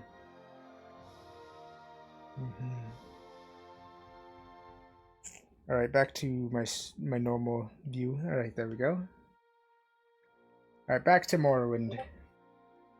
Morrowind. All right. Yes, I think it was this bone pile somewhere in here. Let me go into sneak mode so I'm closer to the ground. There it is, the thief ring. Could you spot this thief ring? Had you walked past this? No. Do you even see it? No. Yeah, That's fucking awful. yeah. Yeah, there's like enchanted rings like all over the ground everywhere, basically, in these little hiding spots where you literally can't even fucking see them. Like, where the hell is it? I think there is a spell, however, that lets you find them easily on your mini-map if you go into local. It's called, what was it called? Oh, Detect Enchantment. And this server has like a perk where you can have that as like a constant effect that doesn't cost anything. Like it detect, yeah. I think it's the Breton Race perk, one of the Breton Race perks. So yeah, there we go. That's 14 extra gold, and it does have a bit of an effect. Fortify skills for like 30 seconds. The personality one is the most useful, I guess. Personality effect, fortify personality. That's useful for speechcraft and bartering and stuff. Alright. Alright, what else? Ooh, more polygens. A torch, finally. So now we have some light. There we go. Lasts for 3 minutes and 30 seconds. There are permanent light sources. There is like a permanent bug oil lamp, I think. Yeah, bug oil lamp. Those ones are like permanent pretty much, except if you get them wet, they go out. So just don't get your lamp wet. They really put a lot of work into this. Oh, also, since I'm in OpenMW, I think they fixed the 4 light sources limitation as well. Yeah, that's like, I remember that being a thing. Everything being limited to 4 light sources. That's how it was in the original engine, and they actually fixed that in OpenMW. Let me check my Discord pings. I did get pinged just now, I think. Does this...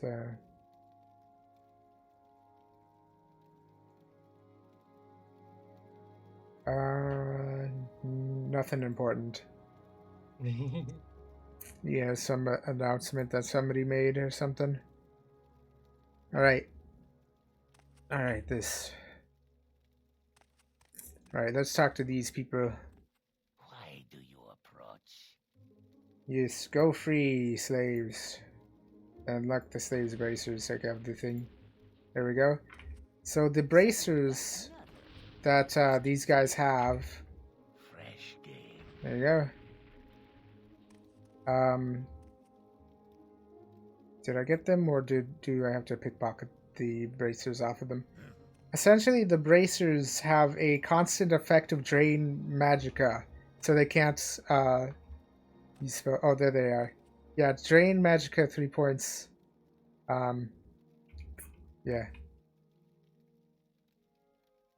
Alright, I can't actually pick them up. That must be a server change.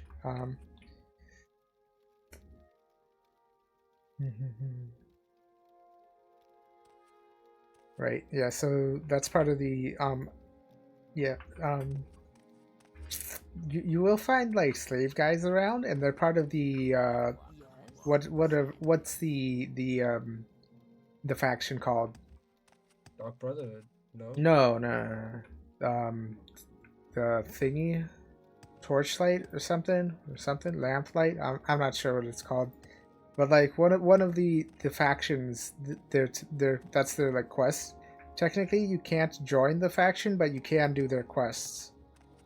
Yeah, there is like in a volcano area, there is like an escort sort of escort kind of quest with the slave guy. So the way you do that is you just clear the area and kill everything along the way, and then you talk to the guy once everything's dead. That's how you do it.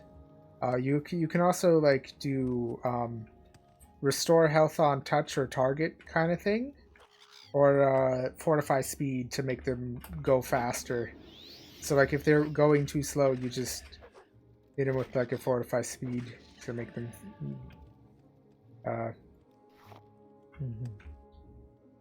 All right, let me re-equip my shield.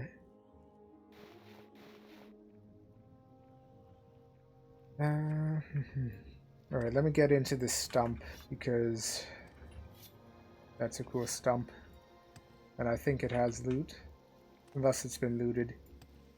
It's been looted. Either that or it didn't have loot. All right, so that's that.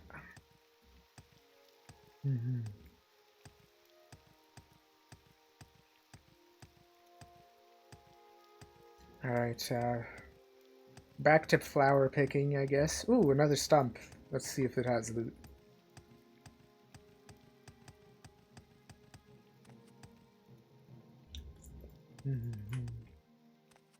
We are in the coastal areas of Morrowind, or of Vardenfell, I guess. Yeah, that's the specific island in Morrowind that we're on. Alright, that didn't have loot.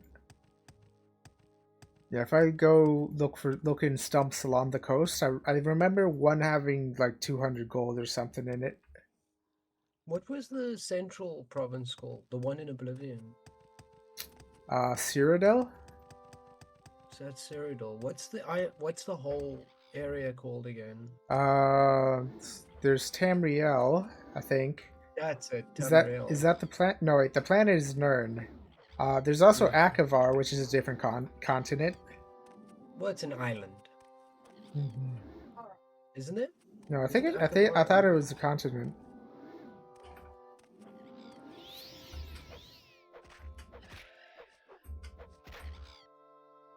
Oh, a perfect combo. A perfect hit did 10 extra damage, damn.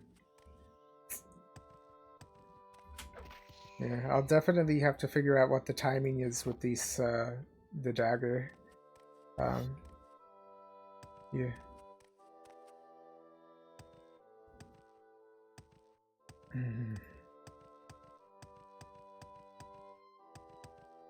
Because that's like 10 extra. That's like enough to like pretty much one-shot things. The 10 extra combo damage. And I think it applies like a damage over time effect as well when you do that.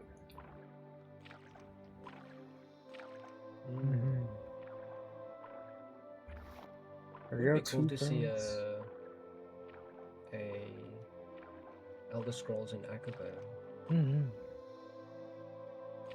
I think there was like a different kind of dragon in like Akavar, like the Akavari dragons. Sayesti or something. Maybe, I'm not sure.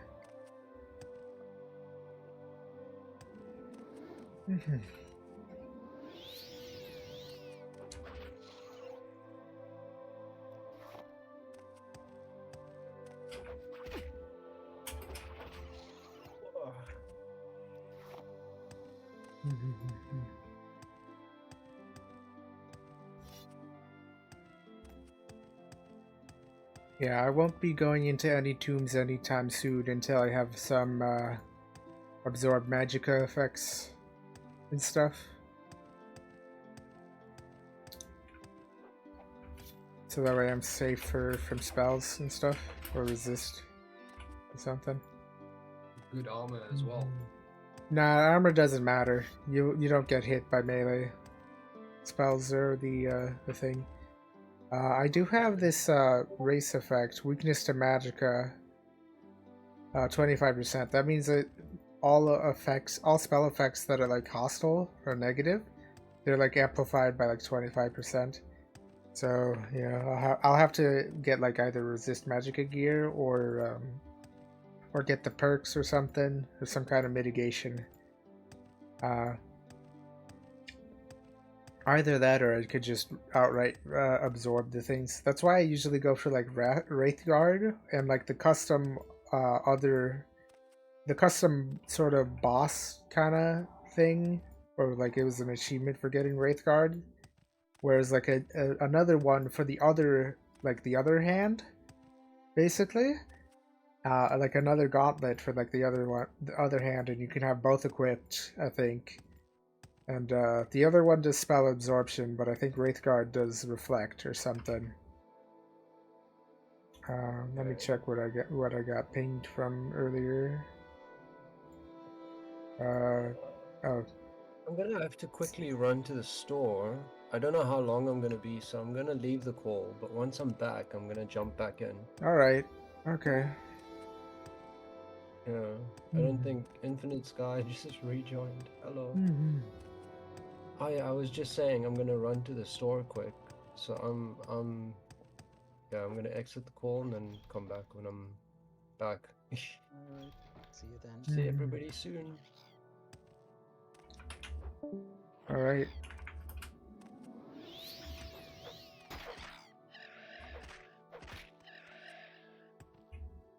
Ah, damn.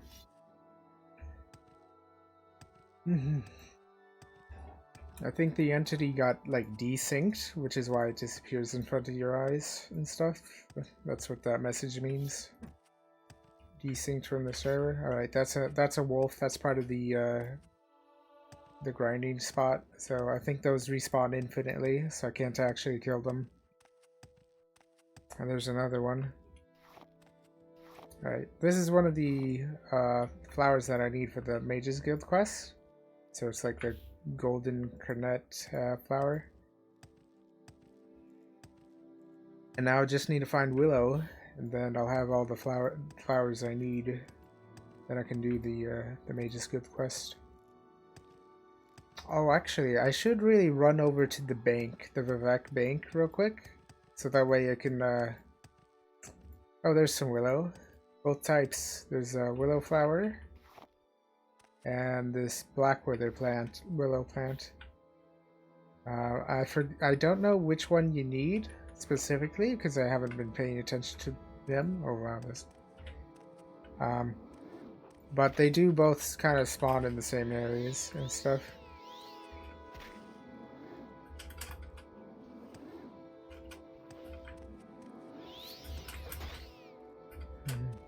These tusk creatures, by the way, they're called Kuguri. Yeah.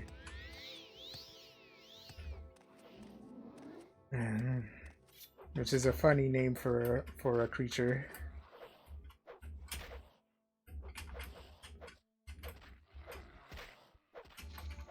There we go. Yeah, Kuguri.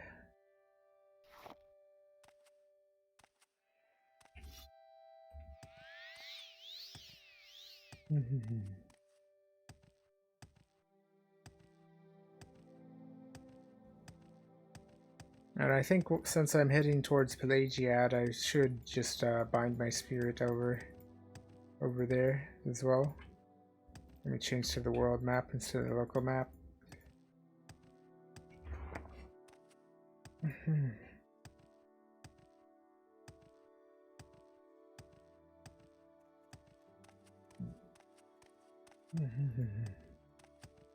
How's your day going, Infinite Sky? I haven't had much of one yet. It's still early. Let me increase your audio on Discord because I can barely hear you. If I can barely hear you too. What now? I said I can barely hear you too. Oh, okay. Where did I put that? There we go. Got my spirit bound as well, so I can respawn in Pelagiad. Right. Pelagiad is like halfway between Balmora and Seydanine, as you can tell by the name of this establishment, Halfway Tavern. Yeah. What's this about?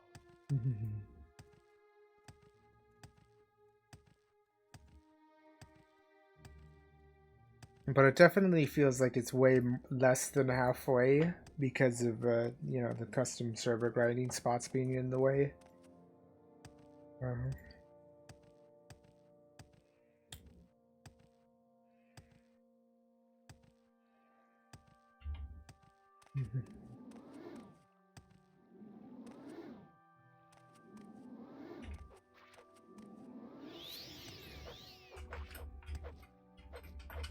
I think once I put my gold in the Vivek thing, I'll do a little bit of game dev or something.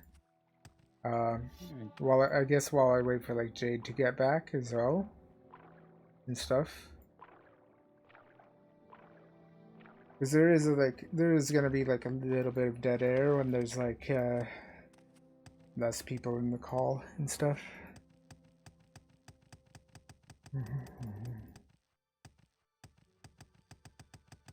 And luckily, jumping up these hills are quickly power leveling my where is it?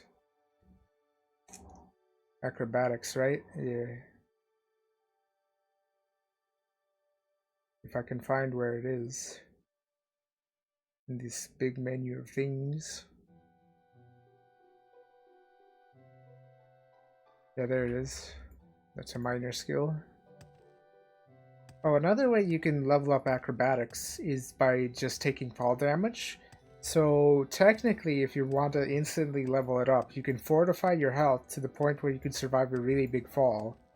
And then just like have a big jump spell. But like don't do anything to mitigate the fall damage other than fortify health. So like no slow fall, no levitation, nothing like that, or no fortify acrobatics to 115 because you kind of stop taking fall damage at like 115 points of acrobatics or something. There is like a perk, server perk on this to fortify your acrobatics, basically. So that's like one way you can like get to the point where you don't take fall damage without having enchants or anything. Or having to pull out a spell every time. I think I grinded it up by just passively jumping around wherever I went. Yeah. That it does level pretty fast, so usually by the time I have the things necessary, well, before I even like get anywhere near the point where like I get the spells necessary to do the instant like really big jump in like thing, really big jump and take a whole bunch of fall damage.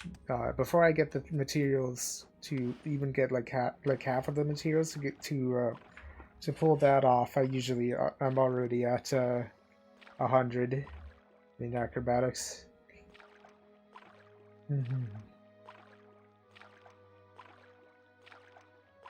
All right, I've made it over to Vivek.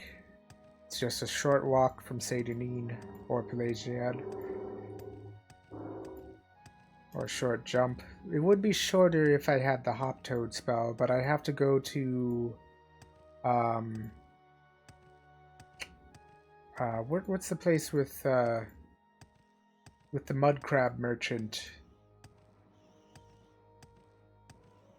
Does anybody know? Anybody in chat? What's the name of the town with the mud crab merchant? Lightning. What now? Ligma? Lightning. No, that's not the name of it. Oh, I got a perk for, no wait, achievement unlocked, locate Vivek. I have experienced this before where it's like the area around. Alright.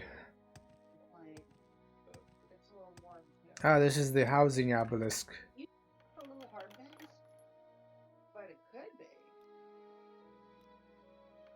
Co-owned houses, none. All homes. But if you don't usually get pimples, because that could be a sort of system. Need to level up. Get red and swamp like that. But yeah. Bank money. Let me deposit all my money so I don't lose it from dying. we go. And what do I want to bank? That's not caused. What? That's for the costume. After my pauldrons. If it is a pimple, it is caused by. I'll enchant that there. Doing more assist. It's caused by internal things. Yo, Infinity Sky, are you listening to something in the background? I can't quite, Or it could be spider bite. It's just not. I have Spider bites. people in the room talking. Oh, okay. Alright, I'll bank my skull for my skull collection. Here, come here again. Oh, that's, forgot to read this, I think. This book. Yeah, that's like assist. Kind of like. Bank items. I'll bank some more of these. Yeah. Soul gems. It's not really much you can do. I would say don't. That's some quest items. I don't really need them in my inventory. I guess I'll use these lockpicks probably. Normally I just get the open spell, so I can just open things. Alright, that's everything. Quickly, Outlander. I haven't much time.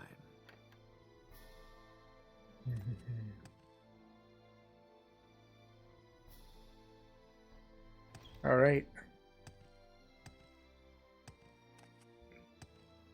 But I was going to do a bit of game dev here. What's this guy?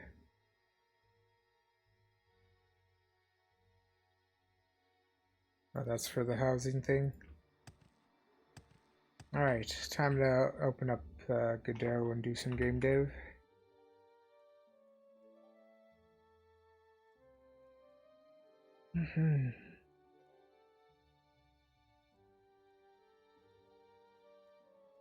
Oh, that's the wrong project, John. Yeah, this is the that's this project. Let's do the one that I was doing last time. This one.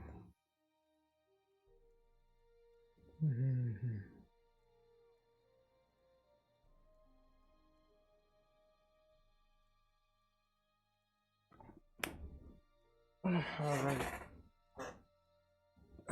Let's implement the right-click attack, I guess.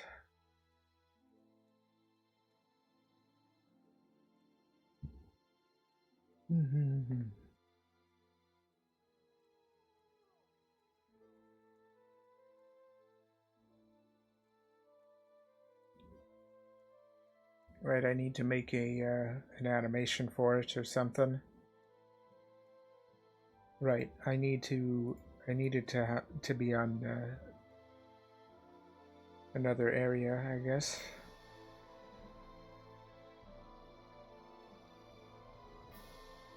Because I need the hitbox for it to do a thing or something.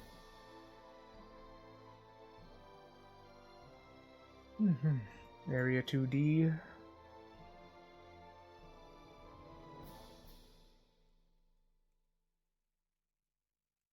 It's on the place, right?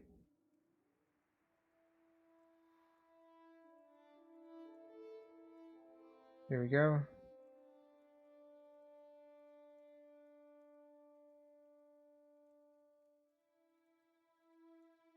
Oh no, I did put it on that area 2D last time. When I left off, yeah. Okay, that's set up.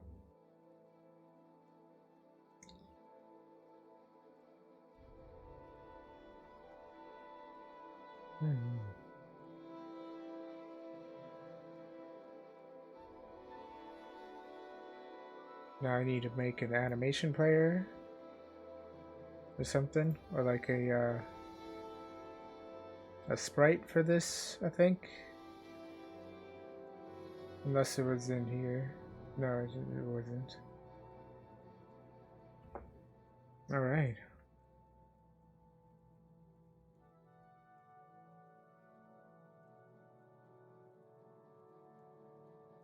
I need to add a sprite node, sprite 2D.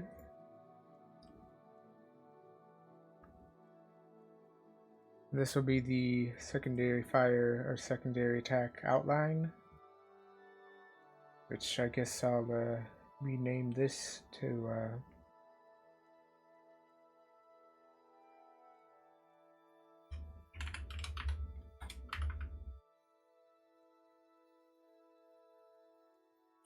reflect that.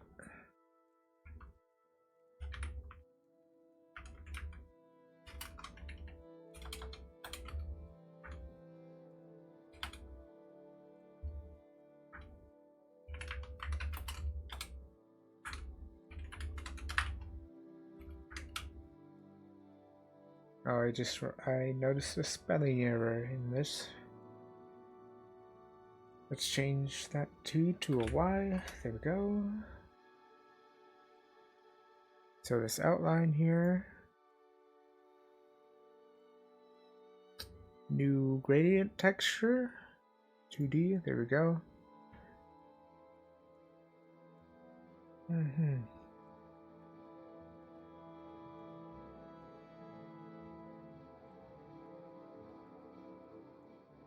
And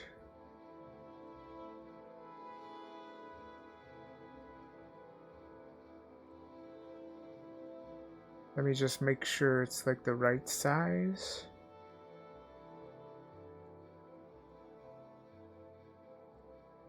Alright, that's fine. I'll eyeball it, I guess.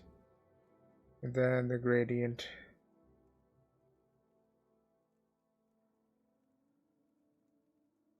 Then I have to change the colors.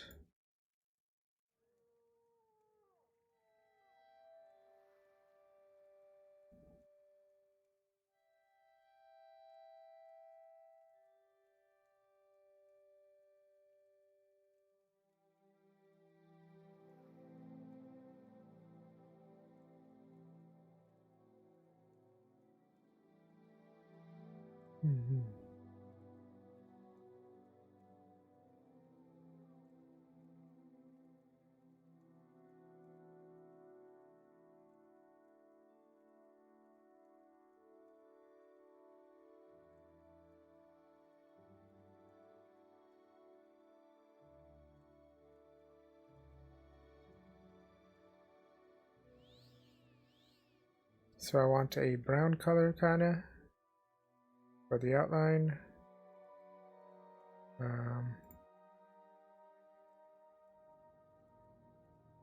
Same for this. And of course for this thing.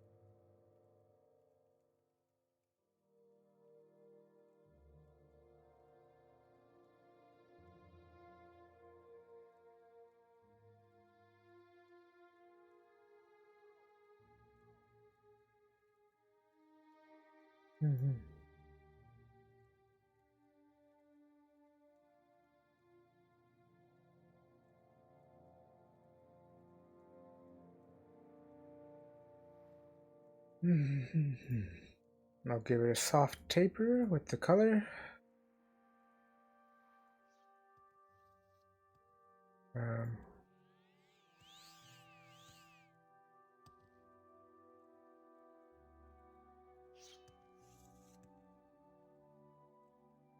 There we go. That might be too faint though.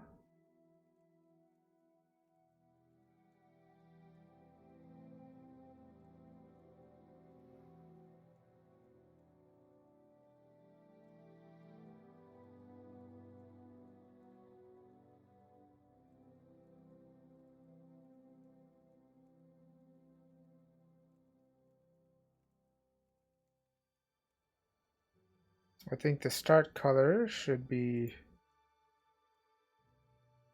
yeah. It's like a gradient kind of, a fade sort of. There we go. Just so it doesn't cover the texture. Well, not too much of it.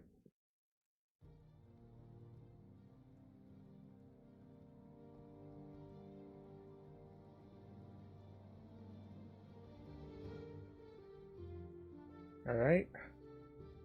We check back in Morrowind. What's been going on? I heard people walking around. Nothing.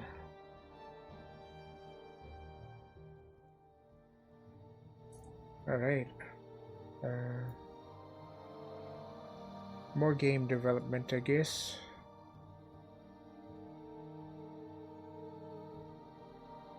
While we wait for Jade and friends to get back from the store. Okay. So that's going to be the outline for when you start the attack, I guess. And then I'll just duplicate it. And this one will be the land animation, I guess.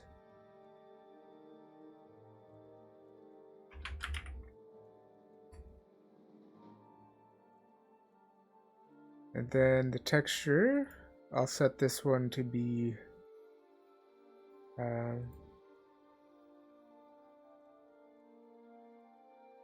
the gradient will be basically the same except red.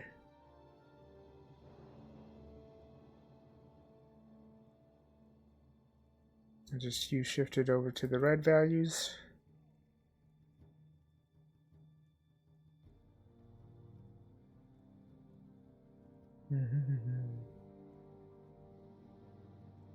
Let's go 175 for red.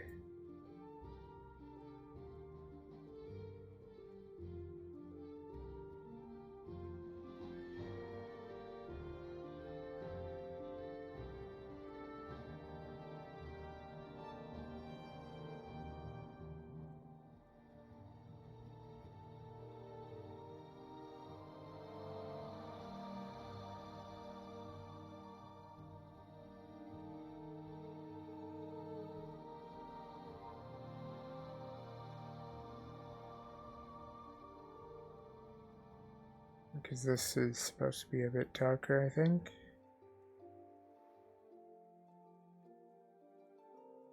Here we go.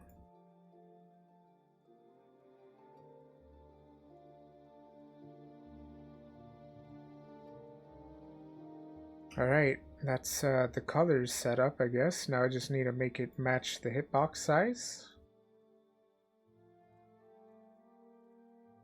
Just about.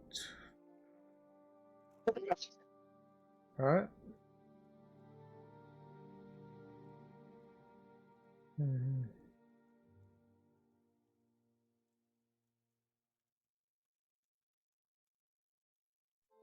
There we go. That's that done.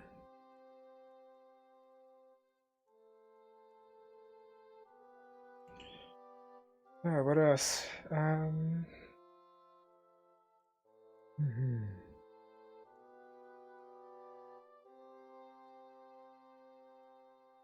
Right, I have to have an animation.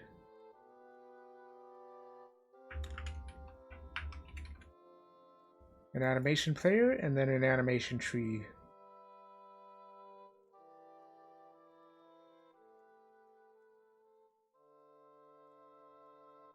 So for this animation player, new animation, we're gonna have the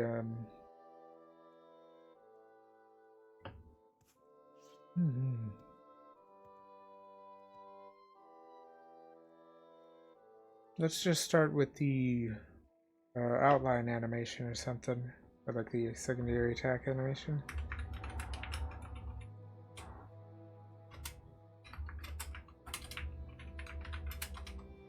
There we are. Hold on, let's I heard somebody around me.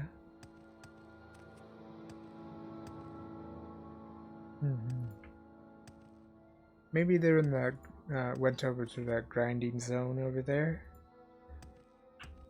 Alright. Back to game dev, I guess.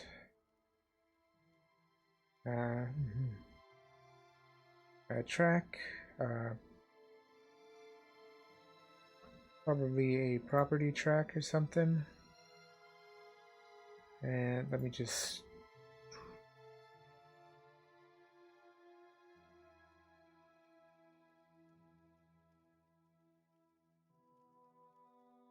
Alright, the outline. So I actually want to scale the outline. Let me turn down the... Why are these both red? I don't understand.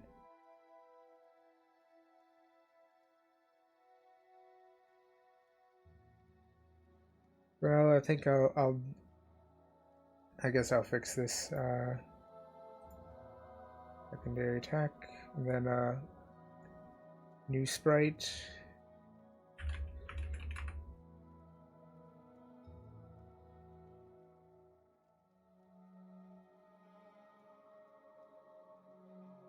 Oh. Where's the rename button? There we are.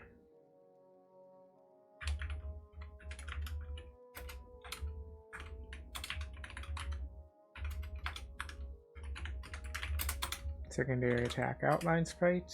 There we go.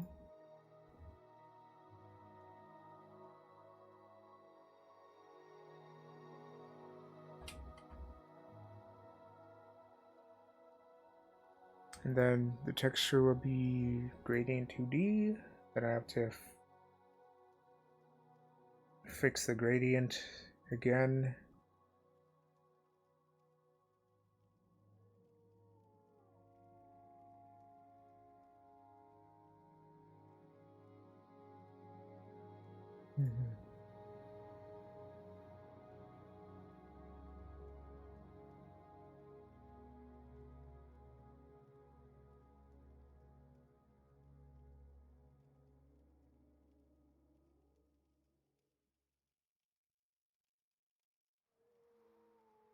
Why is it purple?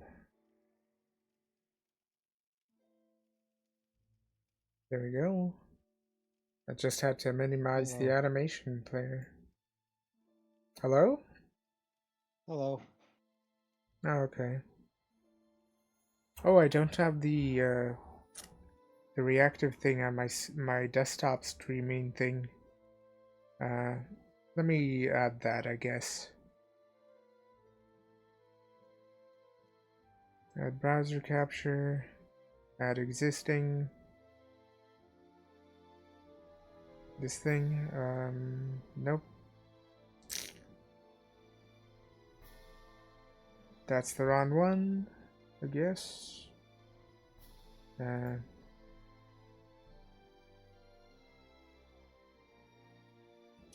Okay, let me add browser capture.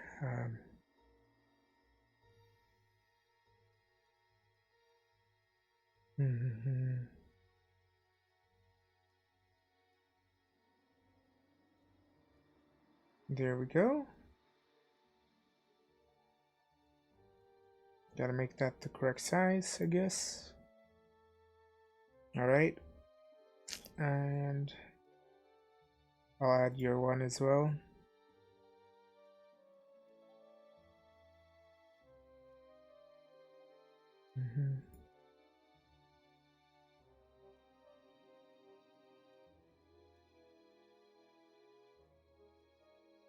There we are. And then I'll also add Jaded Rat's ones when he gets here.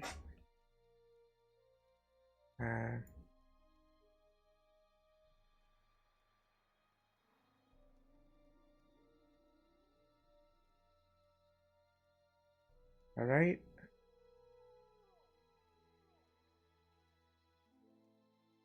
Oh, do I have my alerts on this capture on the screen? No, I don't. Guess I'll add a thing for that. There we go.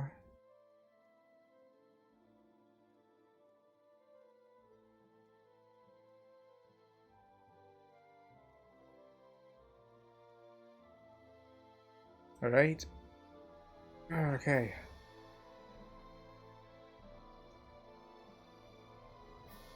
Alright, let's see what's going on in Morrowind. Nothing much is happening right now. So I guess I'll just go do some more game dev. Alright. At least until Jade gets back and stuff. And there's something to talk about. Or I could just go to Balmora. But I do want Jade to be here during that so you can see the trip, I guess. Alright, so I wanted this to be a brown color, I guess.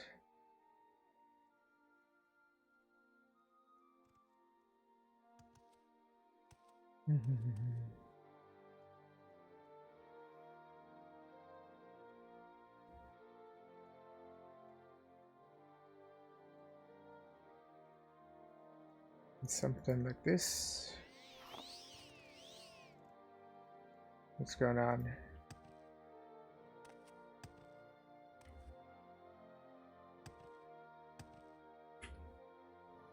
I gained some cookies or something. Oh, there. Oh, it's this guy. Yo. Yo. Guess I'll type in chat. /L for local. Yo. They went inside. They're technically in a different part of the game now, like a different cell. They probably couldn't hear my local chat. Right. Back to this.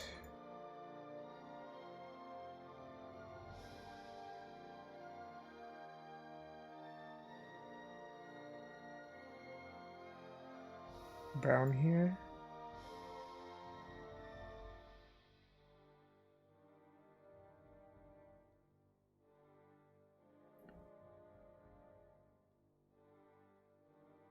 I do want a lighter kind of thing.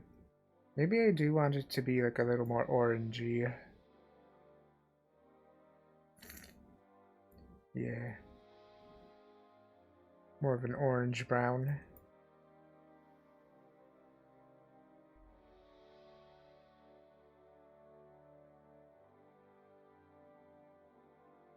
There we go. Then the same sort of orange brown, but I do want it to get a little darker. And then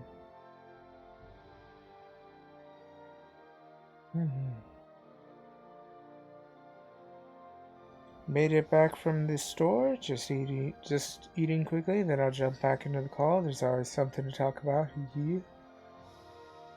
Alright. Oh, hey there, iTex. How's it going?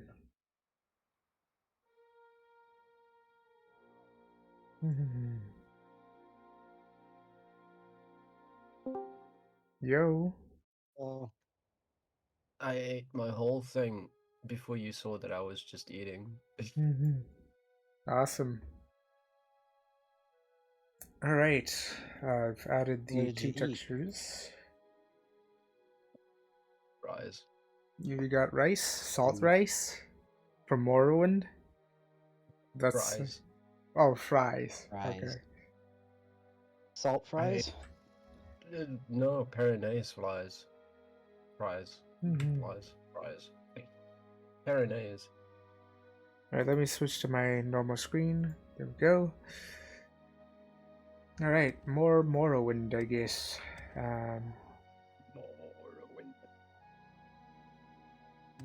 Certainly not less a wind. Someone only has 18 pillows, Melf? Okay. Damn. That's no, that's 18 pillows isn't that much. You can farm pillows like 60 like at a time from this one cell. Um like a fighter guild thing. One of the fighter 16 guild's quest pillows? areas. What now? Just say you can like farm 16 pillows Oh at a no, time. not 16. 60. 60 Jeez. is something like Well, that. that's the princess and the pea shit. Yes, that's you've robbed the lady with the big pillow collection essentially. Let me change my audio mixing a little bit. There we go. And did I get pinged from the same thing? Yes, I did. I'll mute that channel, I guess. And, nothing. There we go. Awesome.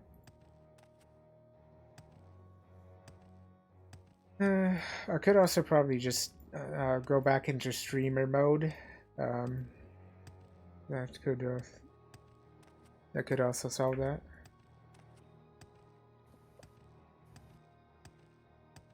By the way, Yeah. If you could have like any Elder Scrolls food item, which one would you like eat? Which one would you go for first? Which one would I go for first?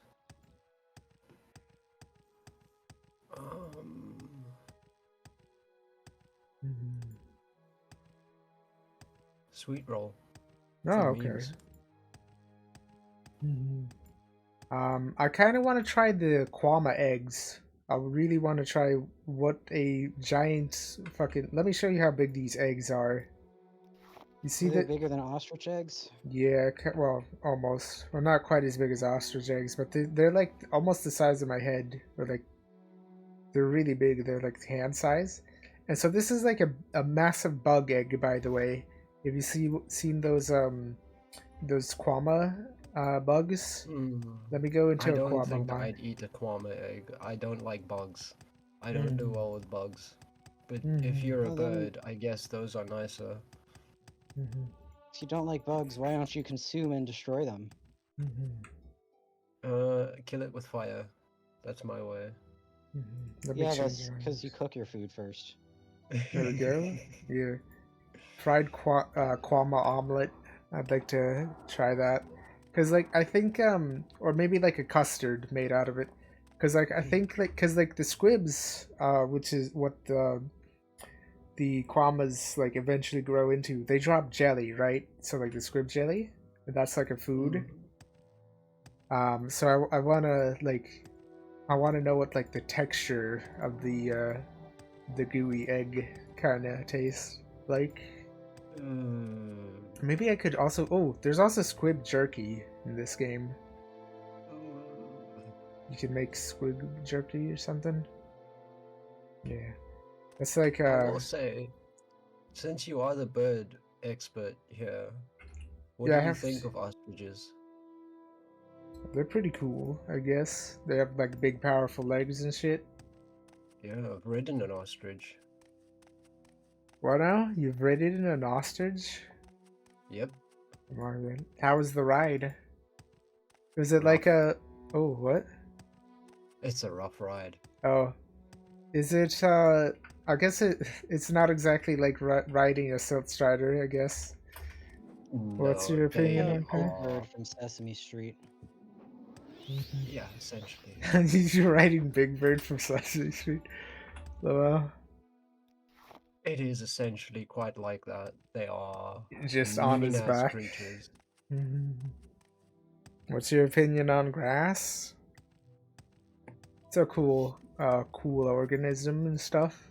I take lots of I grass. think mass really matters.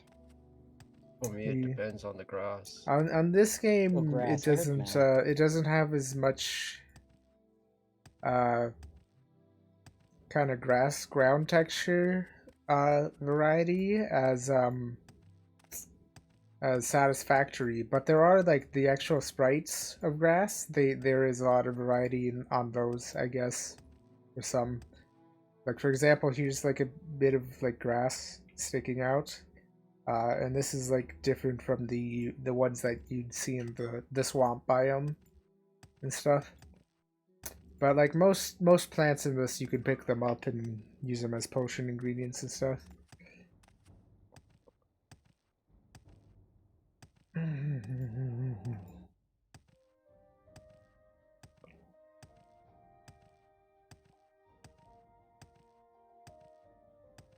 All right, let's head over to Balmora.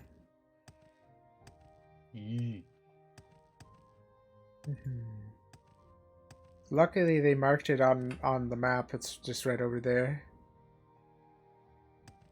So if you get lost, you can just check your map. Marked on the map in Morrowind? That's not the game I know. Yeah, on the world map. Yeah, usually they mark a location on your map if you like you click on it in like the chat text sorta.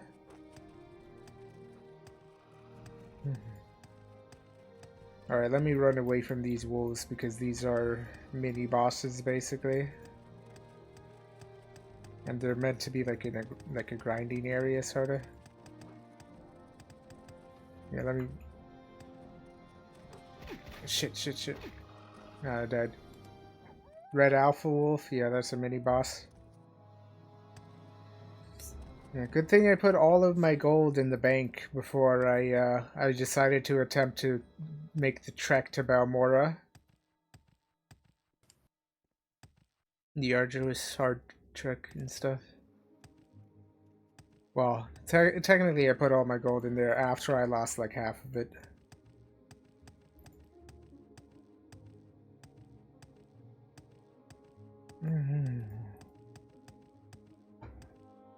Did I remember to bring water this time? Oh. Yeah, I should go grab some water in a bit. Definitely. Yeah, actually, yeah. I'll go grab some water and stuff. Yes, please. Alright, I'll BRB. Hydration is important. Actually, I should get somewhere safe before, like in town, before I go BRB. Hydrate. Make sure you eat this time as well. I'll eat when I'm hungry. I mean, that's fair. Don't let yourself get too hungry. God damn it, I found the spell. It's a good thing you only lose all the money in your inventory when you die. Could be worse. Yeah. In survival mode, you lose like stats and shit, and it's terrible because you need to eat like 1 billion chickens per second, and then you still starve to death, essentially. It's like diabetes simulator on steroids before insulin or something.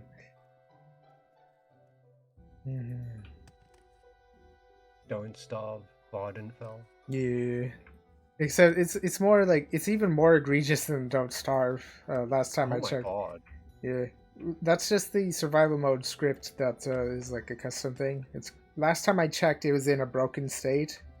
I think I mentioned I offered to try to make my own, but it turns out I wasn't really like familiar enough with Lua or Morrowind scripting to really do it at the time. But I could probably do it now or at some point later or something. Anyway, I'm gonna go grab some water. I'll BRB. Right on. Left on. Middle on.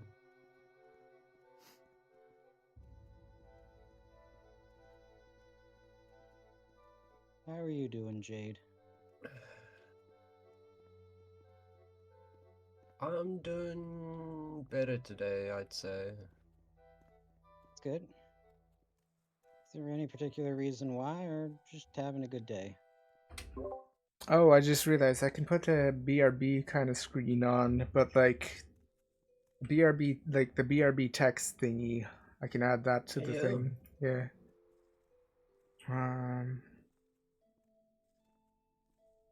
If I can see, let me just double check. thingy. Yeah, alright. Let me, yeah, alright. Oh, I don't have the audio input capture on my BRB screen either. Yeah, I was just quickly checking, I said I was like, I was just quickly checking the, which thing the BRB thingamajig was. Alright, there we go. Mm-hmm. Oh.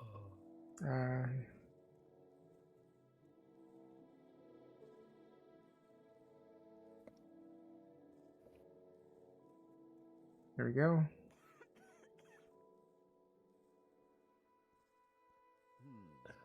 Maybe I have this like probably like there or something. All right. Looks good. All right. I'm gonna go grab some water. I'll BRB. Right on. No, today I just... I'm further away from all of the things that were draining me. Good. If that makes sense. I was about to say more, but Ansari's live with us in the call, right? And Twitch or Yes. something. All right. Well, where did I put that? And Siri is live. I'll just say I'm here if you want to talk about it or anything at all and whatnot. Oh yeah, that's always appreciated. I'm not gonna do that on live. But it is Coward. appreciated. But yeah. Hard. Too funny. Oh, my fortress is going incredibly well. I've run out of fucking bedrooms. 40, 80, 90, 40, 80,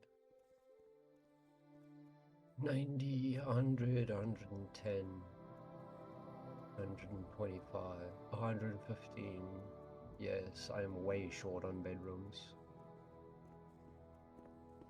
Let's hear it. Yeah. You want to know what we my don't have top enough is? bedrooms. We have to sleep together. This is unironically why I also have like a backup dormitory set up now. Yes? Oh, so many fucking bedrooms though. I got 131 pop. Yeah.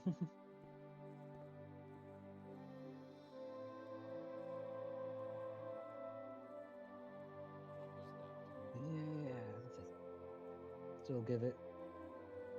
In an emergency, I guess you could have like a mass barracks, but people like having their own rooms. Yeah, that is kind of what like the dormitory is. Right. But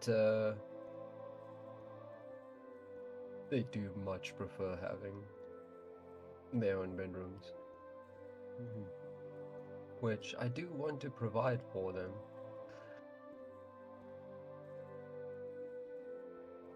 Because I had one dwarf go berserk earlier. That's not And good. they're dead. They're dead now. Why'd they go berserk? If you can check after they die, I don't know. Doesn't really tell you after they die, but I do know why they went berserk. Because, like, how do I say? The fey moods, the strange moods, right? You know how those work. Not entirely, but generally. So, dwarf will randomly go into a strange mood and claim a workshop. And it's not like you've told them to make something specific and they're not like reading off the work orders. They have the inspiration, quote unquote, to make something. And so they want specific materials.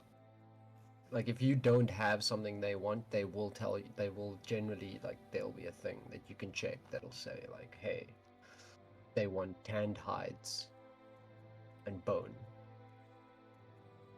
And this dwarf wanted something I could not provide. So, after a while, if you don't fulfill their strange mood somehow, they just fucking lose it. They're not having it. Any time now. He went wild, and then the king beat him to death. Yeah, that's how that happened. He lost his mind, and the king beat him to death. Let's see what it says about my king. How's the king feeling about that? Okay, I'm gonna find the king here. You're on your honor. Don't press your luck.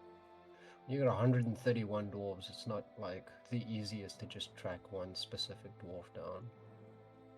Only one more, and you can fill out the dwarf decks. Currently, the king is drinking. Because it's a dwarf. That is his way. He is 72 years old. He has a lover. Nice. Amazing spatial sense, a great deal of patience, and a natural inclination towards language.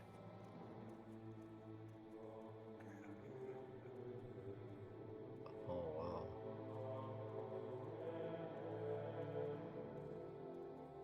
He personally believes that peace is always preferable to war due to a new romance at 50. What say you? This is a good thing for your king to have, I think.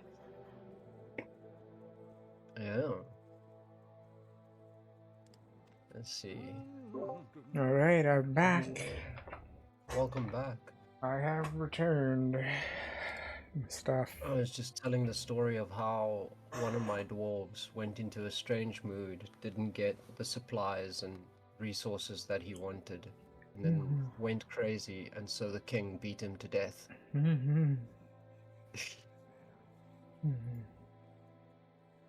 What a strange series of events. Awesome. Awesome possum. What would it take for you to get into Dwarf Fortress, Ansari? Is there like, I know there's like a multiplayer mod, probably, if I recall correctly, but it's like very scuffed. So I could do a I guess I could do a Dwarf Fortress stream one of these days, I guess, probably. Learning how to play Dwarf Fortress. Let's see if I can. I did recently buy it because I did intend to do the thing, do some dwarfing and fortressing. Oh my goodness. Oh my goodness. I could see you doing 20, 24, 25 hours in Dwarf Fortress. I could absolutely see it. This fucking dancer.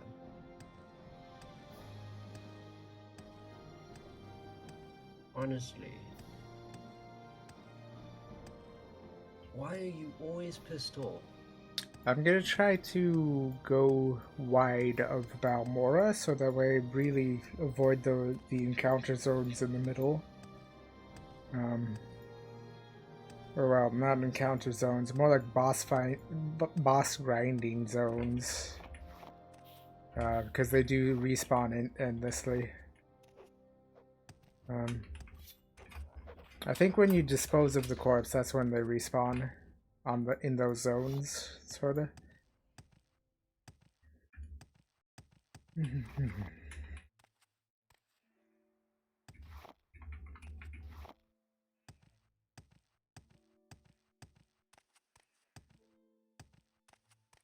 His mother,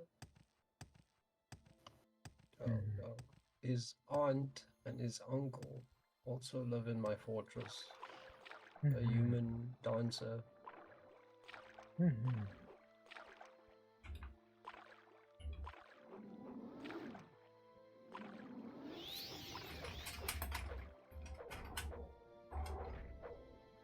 There we go. Ah, those fish got desynced from the server. That's why they disappeared.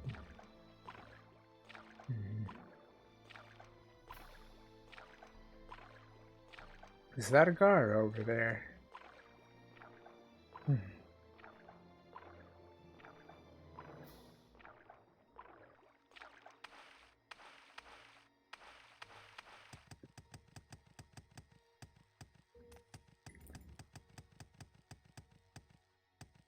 Yes, it is, Cigar.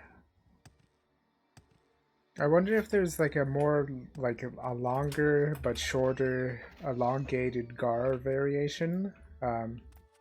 Somewhere in like the Elder Scrolls lore, because that would be cool. There we go, Balmora. That's how you avoid the those boss encounter zones. You just gotta like cross a river or a lake, kinda. Because technically, oh, right. There was a video that said like, are there any rivers in Morrowind? And it turns out, nope. Yeah. Yeah, there's a video titled that. Are there any rivers in Morrowind and stuff? And they like checked every single body of water to see Right, if I it's... actually watched that video. Yeah. Turns out what these things that that look like they might be rivers, those are called sloughs or something. Sloughs, yeah. Sloughs, yeah.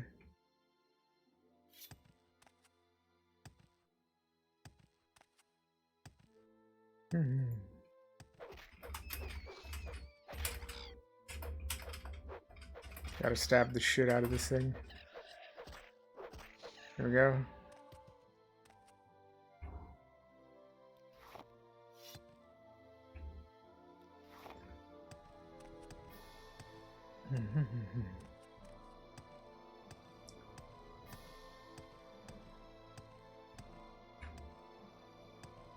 Apparently there's also like slough grass that I've been picking up every so often. There's the shadow of a cliff racer here, but I don't see it. Oh, is it that cliff racer? It must be the shadow of that cliff racer over there. This game has some weird shadows sometimes, but that's I think that's a bug that's I think it might be a bug that was fixed in OpenMW, but not in Test 3 MP, because Test 3 MP is a fork of OpenMW, so it is a little bit behind on the updates. You know, just such is the nature of adding multiplayer. You know.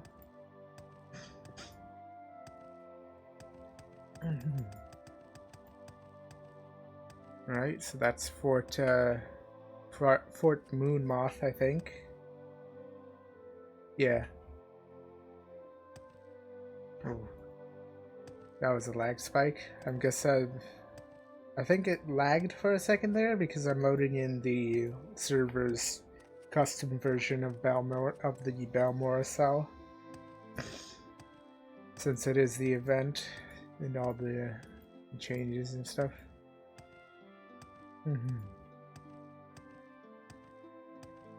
Alright, here we are. Achievement got. Locate Balmora.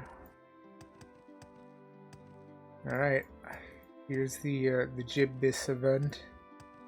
You can get some overpowered ass items from this place, sorta. I will go up this thing because it's been a while since I've been up this thing. Since last time. What's even up here? Just a thing to look out into the distance. Yeah. But why is it literally in the middle of the road? Kinda. That's kinda...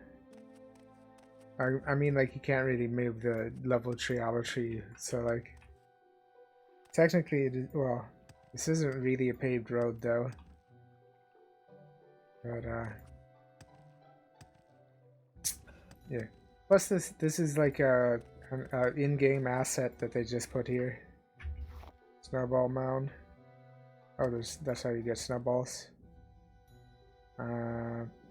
It's a weapon, right? Yep. Alright, let's throw some snowballs, but not at any people or NPCs because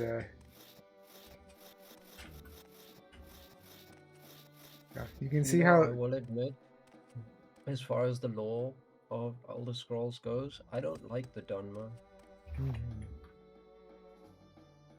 Can't loot any more snowballs right now.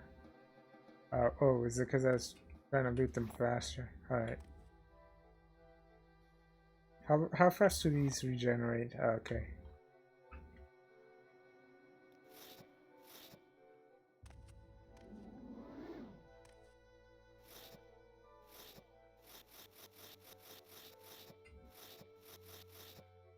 Wow. So if you just spam them out, they fly really slowly.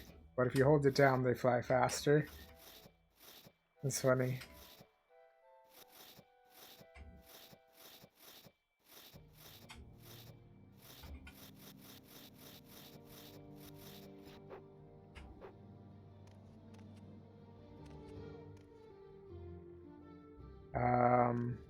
Oh, there we go.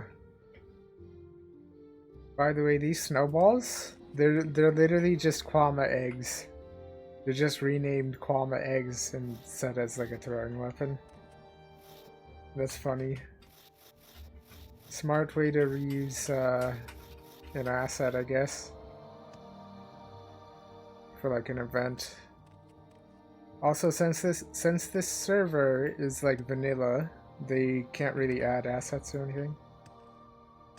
Oh, was this rock always here? Or was it just added here in the middle of the road here? I don't remember this particular rock being here, so I think that might have been added. Maybe it's like attached to this building asset or something. Was Morrowind made before or after they started using technology like Speed Tree in Elder Scrolls games? Speed Tree? What's that? Speed Tree is the software technology they used in Oblivion for, like, when you're running through the wilderness, right? Then you see all the trees and all the rocks and like all the various foliage and bushes and stuff like that. Those weren't manually put on the map by the developers. Those were automatically generated when the world was generated. Like as you run through it and it generates the world, those are automatic, like procedurally generated. That's the word. So, I think they've been using procedural generation since Daggerfall, so, or maybe even since Arena technically. But in Daggerfall it was much more lightweight. Is that the word? I don't remember if like all of the assets are like hand placed, but I know these rock assets. I think a lot of them might have been like sort of hand placed, sort of, or at least moved after the fact, especially like in towns and stuff. Public restroom. You know, look at somebody's made a pillow fort with public restroom. There we go. Pillow fort. Yeah. I was wondering what that thing was. That's kind of cool. I wonder how they managed to place them like this. Very impressive. Wait, do these guys have the...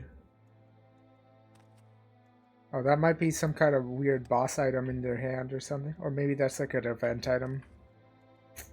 I have no idea what they're holding. What is this? Yo.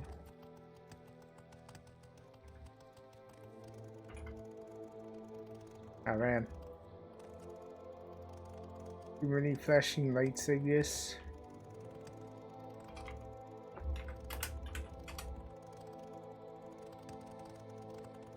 What's he doing?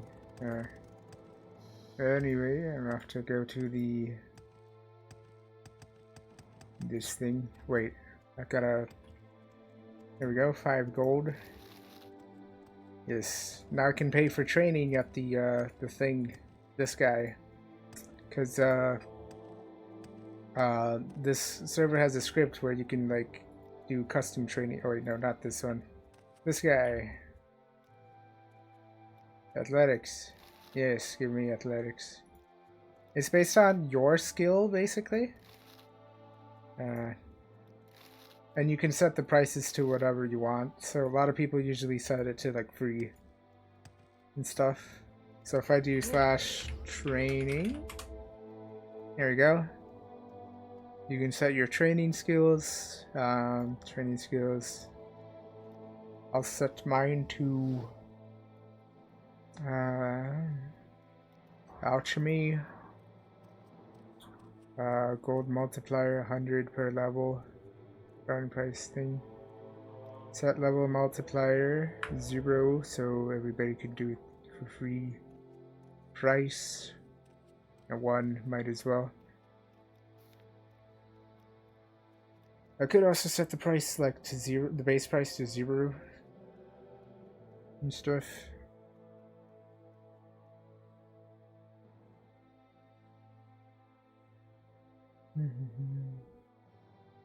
Athletics, that's also an important one.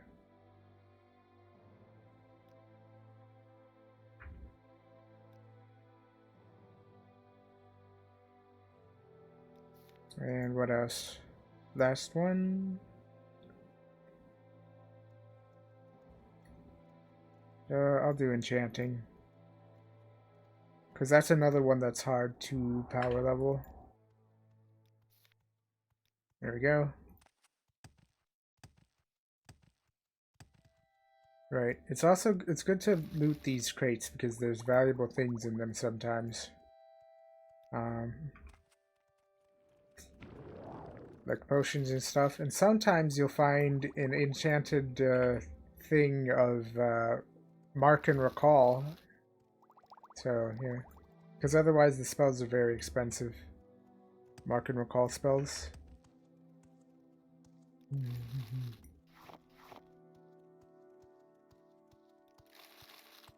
Scrounging for gold. Ooh, a spoon.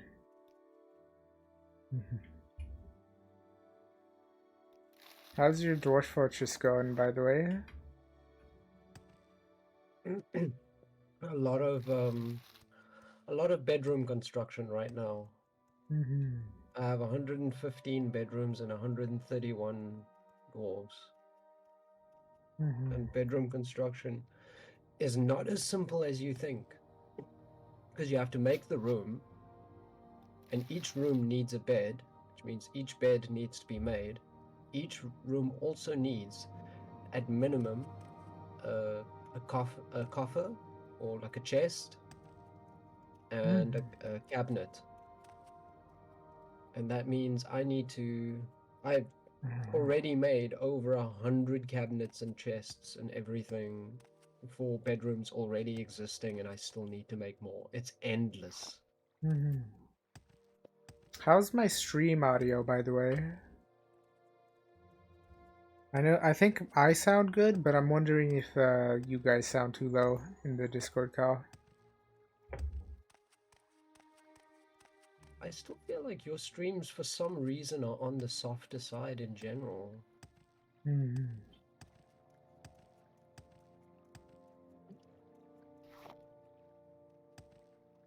It sounds good to me, alright. There we go, iTech would know.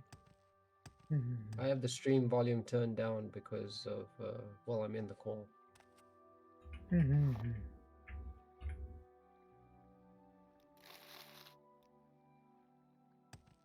So, by the way, if you've seen on the... alright, here it is. Here it is. The Holiday Walrus. This is a custom server walrus. This is for like the holiday events.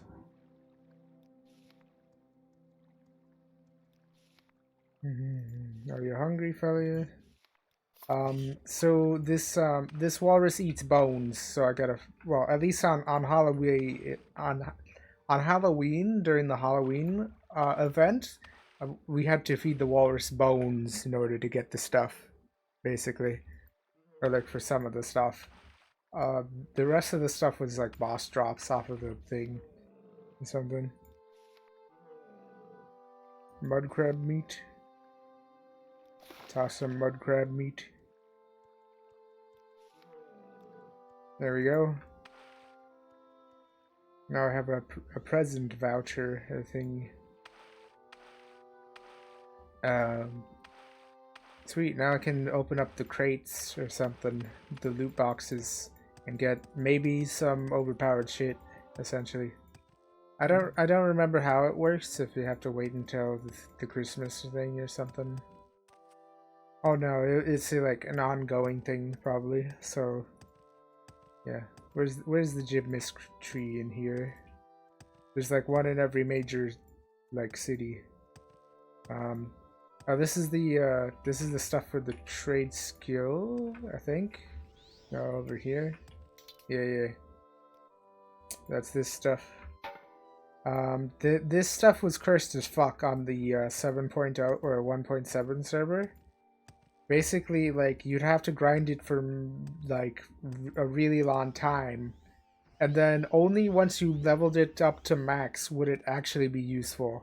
Like even a slight semblance of it being useful, essentially. Over here, All right. Bookseller. They said to go to the South Wall Corner Club, which is like over there probably. The corner club. Yeah, it's that building, I think. If I recall correctly. But I was looking for a Jib mystery over here, and I didn't see it. The thing with that we saw in Saint Denis, that's what I'm looking for. That's somebody else's house. That's part of the Fighters Guild quest, I think. Ooh, rat meat. That's for one of the quests for the Imperial cult. The rat meat. Rat meat. This makes me uncomfortable. It's a pretty good potion ingredient. They tell you to go all the way to Vivect and fight rats in the sewer, but you can just fight them along the road and pick up like rat meat from crates, or just buy it from an alchemist, which is much faster than going all the way to Vivek to pick up 5 rat meat. Lamau. Yeah, that's a long way to go for rat. Yeah. Most of the Imperial cult quests, we're just gonna pick up the ingredients for, like, and then just finish them really quickly. It is a requirement to be like to play play some of the Imperial cult quest line, because you need some reputation with the faction in order to get the in order to let you buy the Fortify skill spell from the guy there. Otherwise, you have to go through the Solstheim DLC area, which just takes longer. So yeah, that's this guy's house. I thought it was that building. Was it not that building? Let me double check that building. I know that Case Casadis' house is over there, but I want to do it through actually the kind of intended scripting of the quest, instead of just going to Case Casadis' house or finding it randomly. Case Casadis.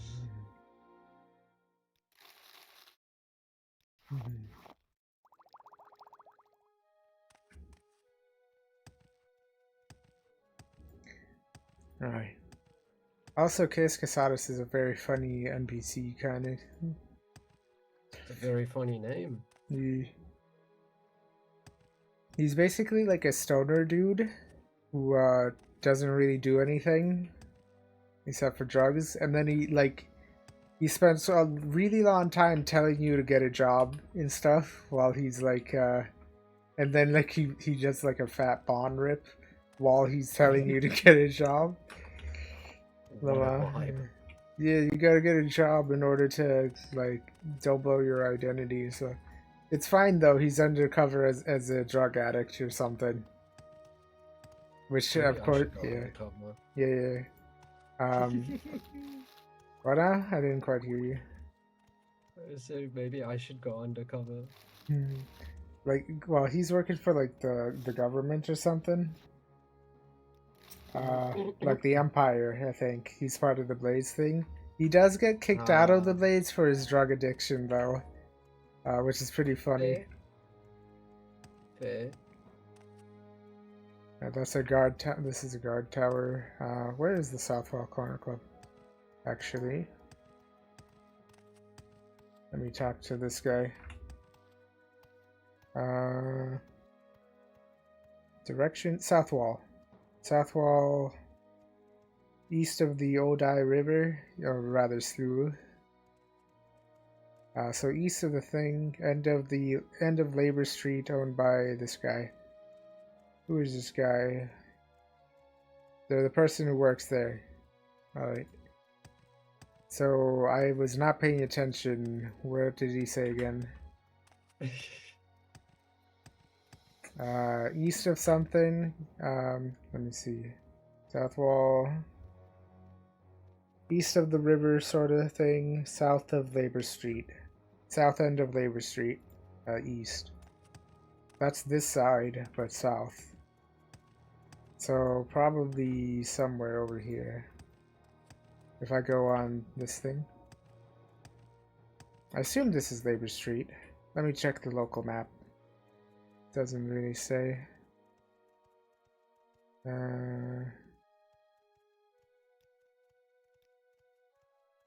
Is there a signpost for like the streets? I don't know. So the south end would be over here. What is this? Oh, here it is. Southwall Corner Club. Here we are. Alright, who is this person? Let me see.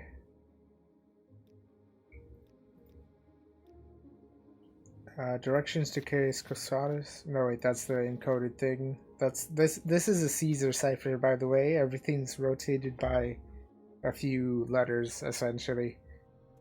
So you can actually read this if you know how to solve the cipher, which isn't too hard. Just move every letter by like a certain number or something. Oh. Certain number in the alphabet. What's it called? Substitution cipher. Kinda. I think, is it a Caesar cipher or a substitution cipher where you like move every letter like a position, like like move every letter a position, like based on like which letter they are in the alphabet or something. So like if it's like +1, A becomes B, B becomes C, sorta. C becomes D. That's what. That's how. My cryptography is a little out of practice. Do not attempt to read the document of the package, Lamau. And it has been sealed. Your tampering will be discovered and punished. Well, I was trying to read the directions, and I didn't notice it didn't change in the inventory. I don't think this will actually do anything, Lamau. I don't think they follow up on that because, like, if they do, everybody good to get punished, Lamau. Follow these directions, proceed to the thingy. Who does it say to talk to? He will be thingy. South wall. Okay, ask the people. Or who at the thing? Remember, thingy. Alright, I guess I'll ask anybody. Okay, I'm listening. Where is Case Casadas? Oh, wait, that's somebody else. Ask the owner. Okay, back. that guy. Whatever his name is. Alright, that's not a skill book, I think. This guy? Nope. This guy? Nope. Only he stands there. I don't think that's the owner. Go ahead, stranger. What do you think of the Argonian names in this? Argonian names in general get just absolutely weird. They're usually like a sentence like climbs trees or some shit, or like this guy only he stands there or some shit. Oh, that's actually an epic name. Imagine being called Only He Stands There. If I can help, I will, but don't take too much time. Go ahead, stranger. Ah, it's this guy. Let me see. Case Casares. That guy rents a little bed and basket just up the hill, north edge of the town. Go out the front door, not the upper door. To the terrace. Then right up the stairs. Okay. Then left at the top of the staircase, end of the street. Alright. Little secret. Somebody said Larius Venero over at Fort Moonmoth is looking for you. Said he wanted to talk to you, don't know what about. Alright, that's the thing to what else? Can I talk to this guy? Services? Alright, that talks about all the quests, the guilds in this thing. Alright. I don't really care about the guilds right now. Alright, yeah. I don't think we're gonna be doing anything with the guilds for quite a while. So yeah.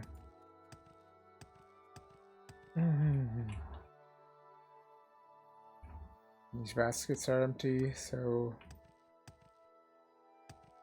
this right here, Case Casares' house. Let's hear. Alright.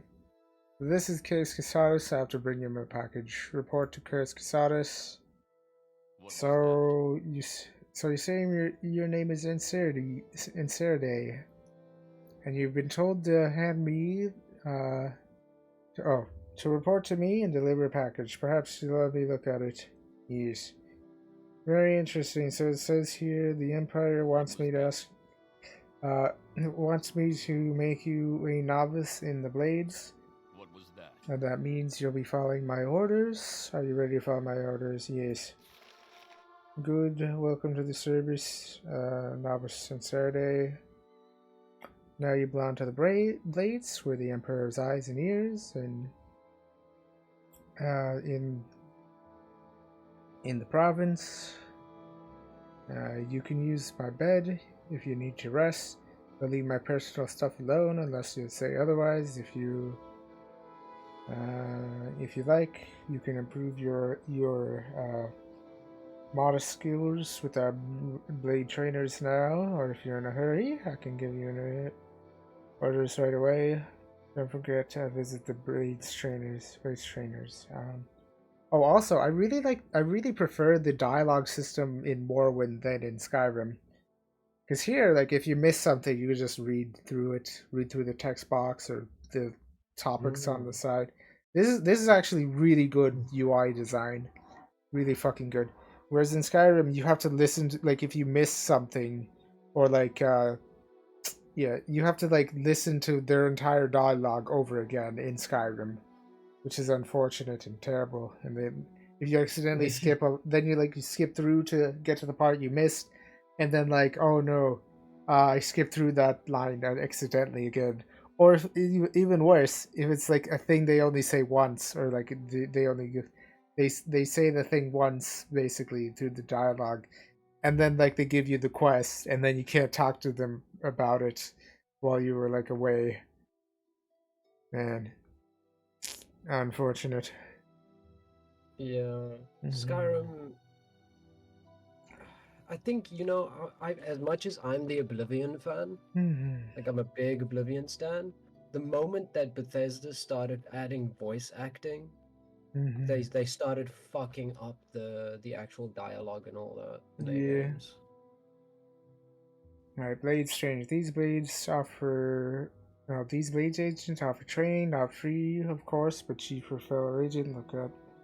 Look for Rithin, Terramin, and Nine Toes.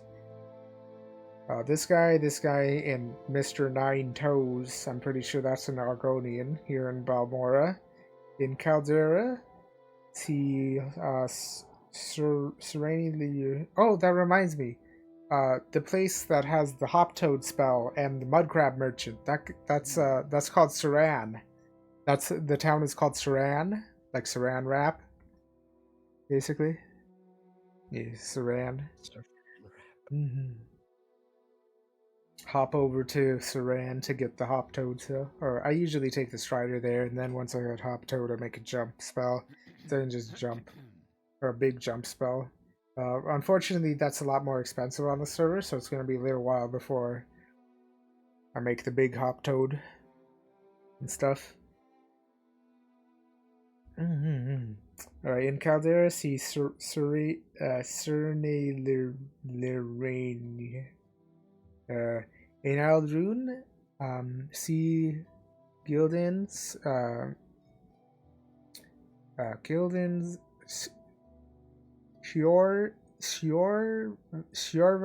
Horsemouth. I'm pretty sure that's a Nord. Lives in a hut west of Aldrune. And Elon, the scout. Elone. Yeah, Elone. The scout can be found in Ariel's trade house in Seydenid. Yeah, that was the guy that was in the blade thing. Alright, report to Casaris. Orders. Yes, give me 200 gold. There we go. Orders. First thing, Pilgrim, you're new. And you look it. Here's 200 drakes. Get yourself a decent weapon or armor or spell. The second thing, you need to cover your identity. Around here, freelance adventurer is a common profession. Sign up with the Fighters Guild, Mages Guild, or Imperial Cart, or the Imperial Legion. So we're going to go through these three, but not the Imperial Legion, because that's annoying. Sometimes it's buggy. Advance in the ranks, gain skill and experience, or go out on your own, look for freelance work. Or trouble, then once you're ready, get back. I'll have your orders. Alright, so now we're going to do the guilds. Remember when I said that we weren't going to do the guilds for quite a while? Well, it's been quite a while, so... Yep, here we go. Mages Guild. Yeah, it's next to the Fighters Guild. Blah, blah, blah. Whatever.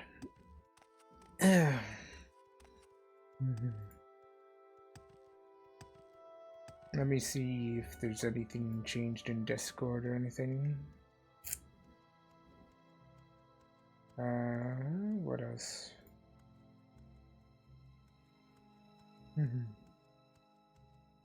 You've gone silent. Are you focusing on Dwarf Fortress or?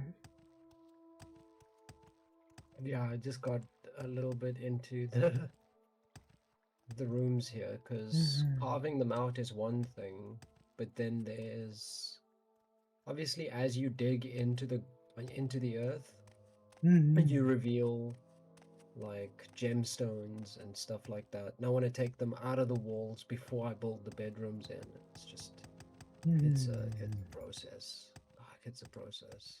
I found the Jib mystery. Let me see what I got. It said I gained a voucher for a thing, right? I don't need the directions to Case Casatus anymore.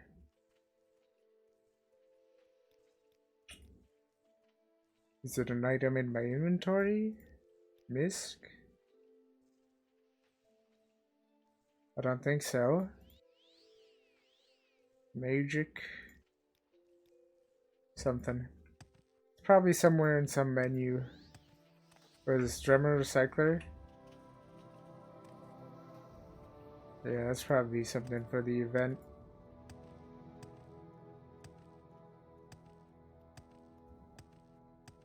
Alright. What is this? Belmar signpost?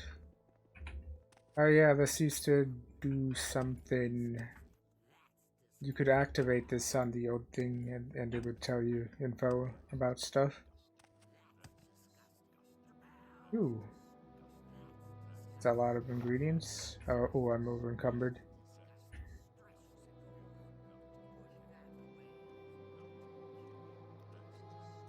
I don't need 30 rat meat on me. Well, I do, but I also don't. I'm gonna go with don't. How heavy is this? Yeah, they're 1 pound each, so I need to drop like 18.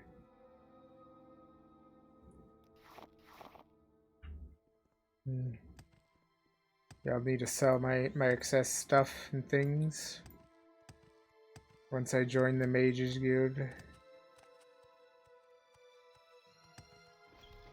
Go ahead.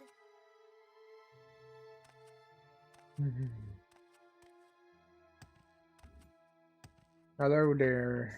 Join the Mages Guild, yes. Yeah, I can do the things. You're now the Mages Guild. Alright, advancements, duties, requirements. Great, now I can sell my useless garbage and hand in those quests. Alright, this is why we picked up all those mushrooms and flowers on the way here. Alright, duties. Mushrooms, yep, find those mushrooms. Mushrooms again, yes, here they are. Awesome, these are great samples, blah blah blah, duties, flowers. Oh wait, belt with this lady. Belt. Yeah, take the fake soul gem. I've over encumbered.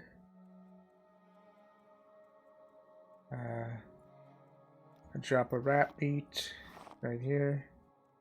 Wait, how heavy is this fake soul gem? What the fuck? Fucking cursed. I'll just sell some of this rat meat because this is too much rat meat.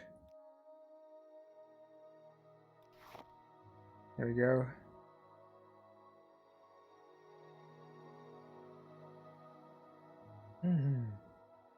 Might as well sell some of my other potions as well.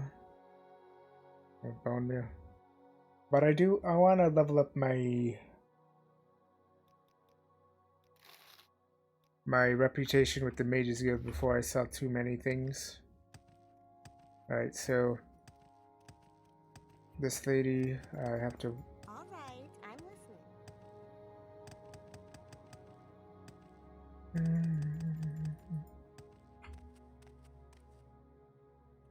I have to swap out the fake soul gem here, and then take the real one. And then... There we go, that's that quest. I had to do that before the lady got back to her post, basically. Which I spent like a lot of that time just inventory management, so that was close. Fake soul gem. Thank you.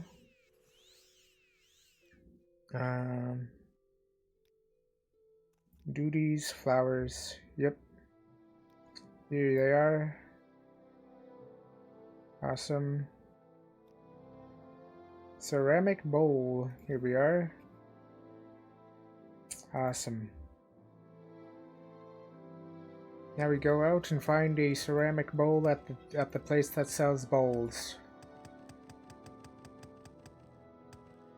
Go bowling. Yep. While I'm at it, I'll ask for some advancements. Yo, I've done some stuff. But with this guy, yep. Congratulations, you've ranked up. Advancements again. Yep. Advancements. not quite enough to get to Evoker. After these 2 quests, I'm out early. I can hear somebody power leveling in there. Alright. I'll head to the shop right over here. I do have to wait for my stamina to regen, so that way I have, I can sell things better. Weird mechanic, but okay. Yeah. You have to wait, because, like, you have to wait for your stamina to regen, because otherwise, like, you don't get as good of a prices and stuff. Is it like you're out of breath? Yes. Maybe that's yes. like That's what it's meant to simulate. You being out of breath. Interesting. I don't Actually, think I've seen a single game implement something like that. maybe Kingdom Come Deliverance has something similar. No, not with your stamina. Really? With how dirty you are. With how, like, you look, what clothes you're wearing. Like, if you're wearing full suit armor, you look threatening to people. And they don't necessarily like being threatened. So I've leveled up. I'll just rest here to regain my stamina instead of waiting at the thing. So yeah, I'll normally You haven't played Kingdom Come yet, have you? I haven't, not yet. So normally, by the way, the way the attributes work or luck, it affects everything at like 25% of like how much the main attribute works. But it's if you were to fortify your skill, that says like twice as much as like fortifying the attribute or something, or like 4 times as much or something like that. So that's why that's why it's so important to get the fortified skills. This guy's effects are too loud. Let me turn down the effects volume. There we go. Alright, so yeah, so as I was saying, fortifying a skill is like 4 times as effective as like I think it was either 2 or 4 times as effective as fortifying the main attribute, and then fortifying luck was like 25% as effective as the attribute or something like that. And I've actually leveled twice, so I'll do 2 levels. There we go. Oh, I made it to level 4 actually. Anytime now. There we go. I can't jump past this guy. Hello. Thank you so much. Oh, I need a rest in order to refill my. Oh, I just won't jump basically. Or I'll just walk to the store instead of jumping over there. Literally me in real life. I'll just fucking bolt to the store. There's still these medical supplies. I'll take some of them and sell them later, probably. They're useful for gold. Gold is what we'll scrounge up, I guess. There's also this limeware platter that we can take. They just give you that, which is worth quite a bit. And you can just sell it there. And of course, the sell there resets pretty often. And I think the chests, the guild supply chest specifically, resets much more often than like the sell and stuff. All right, let's talk to this guy. Why do you approach? Daedric weapon. Let's see. He's got a famous Daedric weapon. He says. What? You say these are not Daedric weapons? No, you're right. But this Revere is no liar. When you wish it, Revere's friend, demon, and devil weapons will be sharp as fine Daedric and as light as a netch air sack. Yeah, that's what those those big floaty purple things, those Yeah, creatures. usually overworld, right? Yes, those netch creatures that with the purple floaty things. That's what they're called. They're called netches. there is a quest in the Imperial cart to deliver like 5 nutch leather, so we will be destroying them pretty soon. There were niches in Skyrim as well. Yeah, they're only in Oh. Solstheim, which is funny. In Yeah, Morrowind, they're like everywhere and stuff, and they're pretty peaceful. Unless you attack them, then they can wreck you. But on the server, they're super weak and stuff. Now that I'm like level 4, I can basically one shot them pretty easily. The magic lasts a short time, but long enough to get through to punch through the toughest armor. Revere buys them at the thingy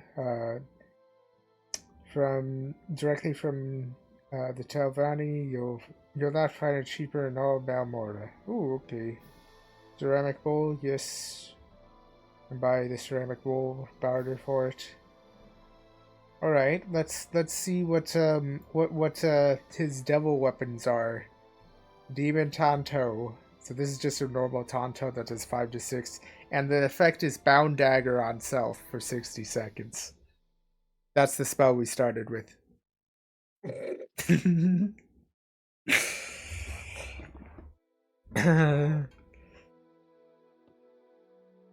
Yeah,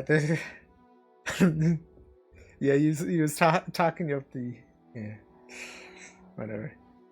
Decorative bowl, I think. Or was it decorative bowl or dwemer bowl?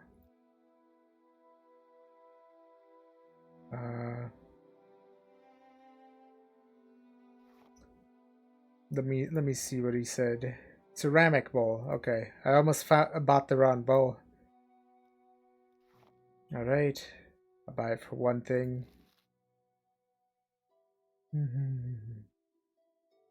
What else does he have? I think does he have any other interesting things? No.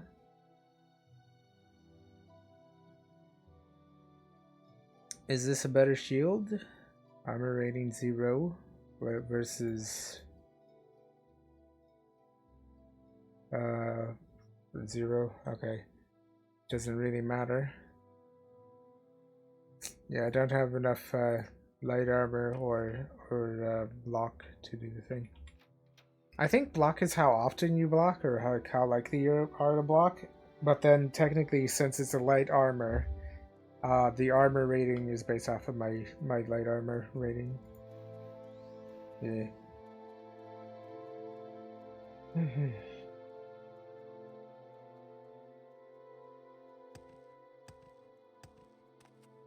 Oh, also I have this thing that restores. Yeah, that's the Fargoth's Ring of Healing. It's terrible. Only 1 to 5 points of healing. And then it drains and you have to wait for it to recharge, which the recharge rate is based on your enchanting level. You don't have to fill it with the enchanting soul gem if you just wait long enough. Or if your enchanting is high enough, I guess. But you can speed it up with just by refilling it with the soul gem, which I like. Which reminds me, another change that this server adds is you can't fill soul gems from summoned creatures.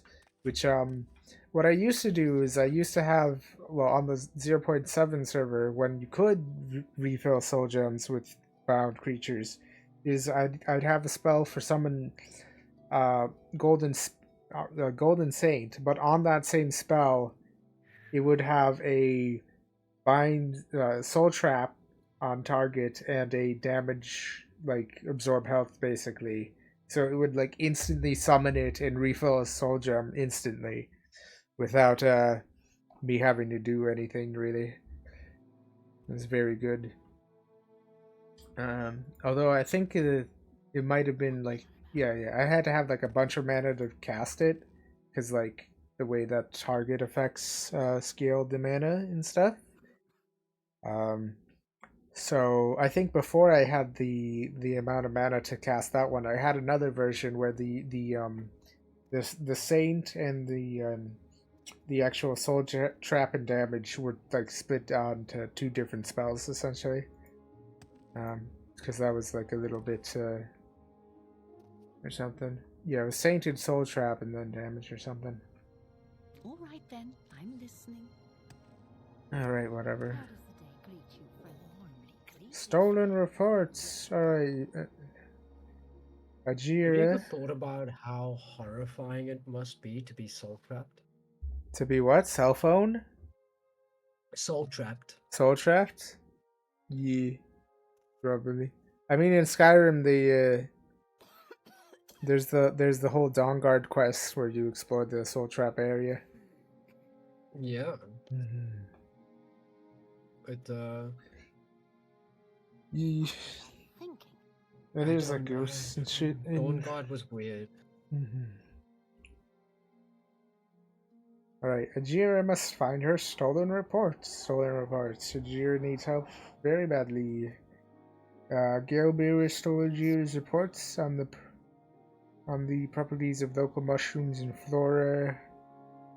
Ajira knows Gale Bearer did not leave the Mages Guild, so the reports must be nearby. Alright. But before that, here's your bowl. Yeah, here's your bowl. Thank you. Now find my reports. Alright, let me show you where these reports are. One of them's right under this desk right here, underneath this locked wardrobe. And then the other one's upstairs where I find the next to the dreg wax farming spot. Alright. It's right up here. Here it is. It's literally in between these two baskets. So this is the Dregwax farming spot. As you can see, you can loot all of these barrels and stuff. They've been looted. I know that in one of these barrels, it's basically guaranteed to always drop a Dregwax, which is like an easy 100 gold. So every time you enter the Mages Guild, you can easily get like 900 gold from like the platter and the wax and stuff. And then... let's see, Divine Intervention. I might take these and sell them, maybe. Now that I have those reports, I'll turn in the quest and then advance my rank in the thingy. Oh, if you're wondering why some of these travel NPCs are floating, like if I show you the South Strider NPC, they sometimes they're also floating. This is like a custom server effect to keep them in one spot, because turns out the idle animation actually moves them to the left like 1 pixel every time it's over. So NPCs will actually like fall off of platforms and stuff and take fall damage and die if the server runs for like long enough. So that's why all of the NPCs that are like travel related or like on platforms, that's why they're always floating. They're on a constant effect floating spell, essentially. Yeah. Stolen reports. Here we find the reports. Yes, here they are. Yes, these are the reports. Thingy. You worked very hard to have these potions. Awesome. Any more duties? Not until you find the drummers. Alright.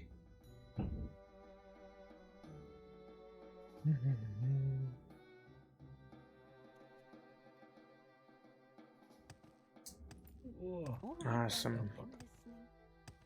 Now, I could do this lady's quest lines, but they're very cloak and dagger. You wouldn't want to do this lady's quest line because they're like kind of annoying.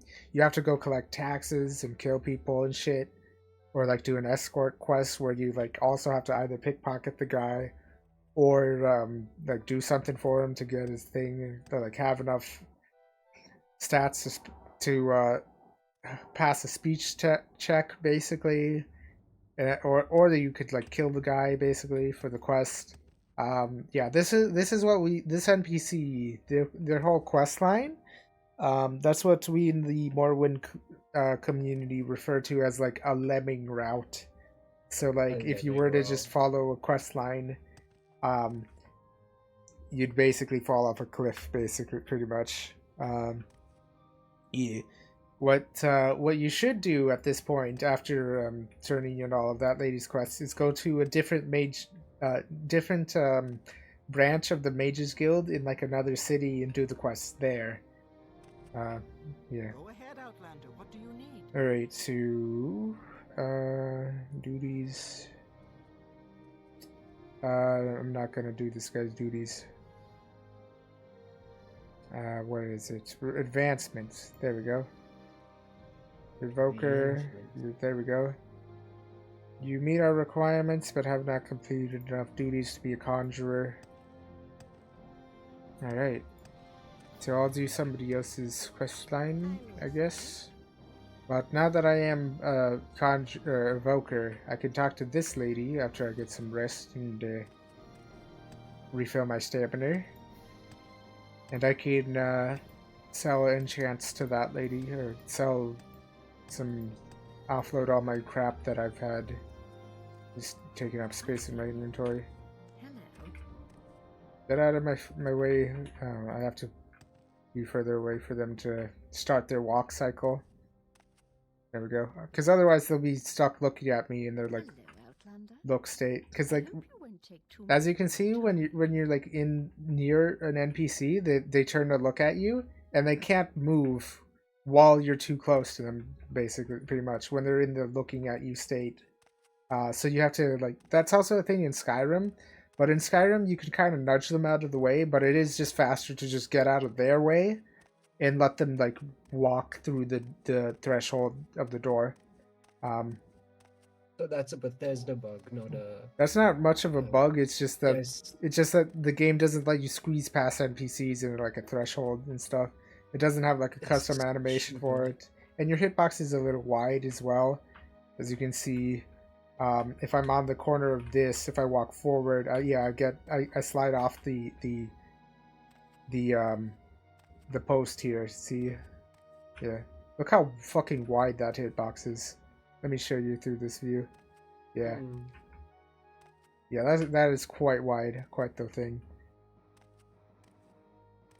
That's like massive. Like here, you'd think that I'd be able to like walk past this or like not get caught on the corner. But look how much I slide off of it, like all the way over here.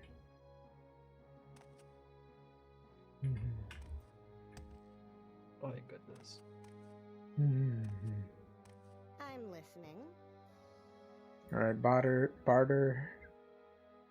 Now I can sell all my crap and junk and shit. This mace, this has been weighing me down. Look how heavy it is.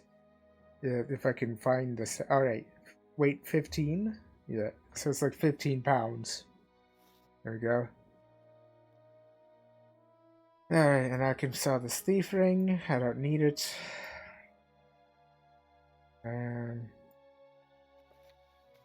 Oh, those are lightweight. Can I sell potions, actually? I don't think I can. Yeah, they're not a potion seller. I can't sell potions to somebody who doesn't buy them, essentially.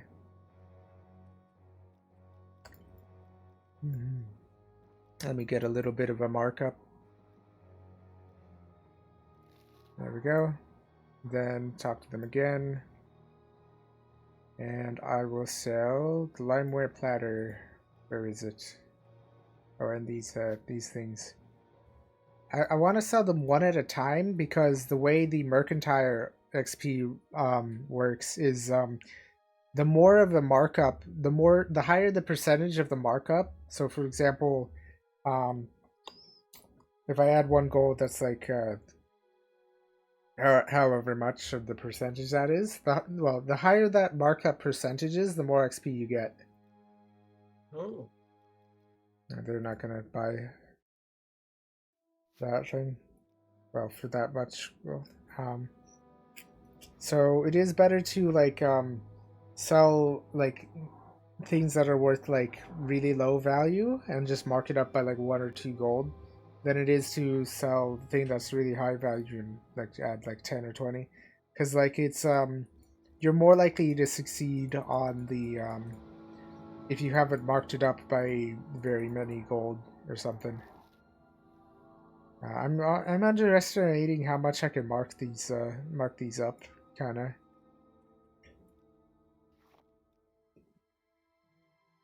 Alright, let me go to the potion seller and sell my potions.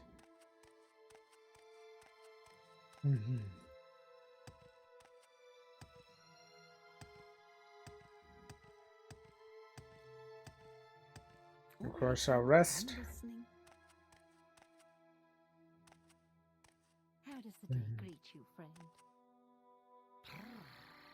Barter. This is an honor. I'll sell the skooma, because that's worth a lot. And maybe the dreg wax and the pearls, those are also worth quite a bit. Because the other lady also buys potions, but I don't think they have as much gold. Oh, actually, I'll sell these potions because they're quite heavy. I'll sell those one at a time.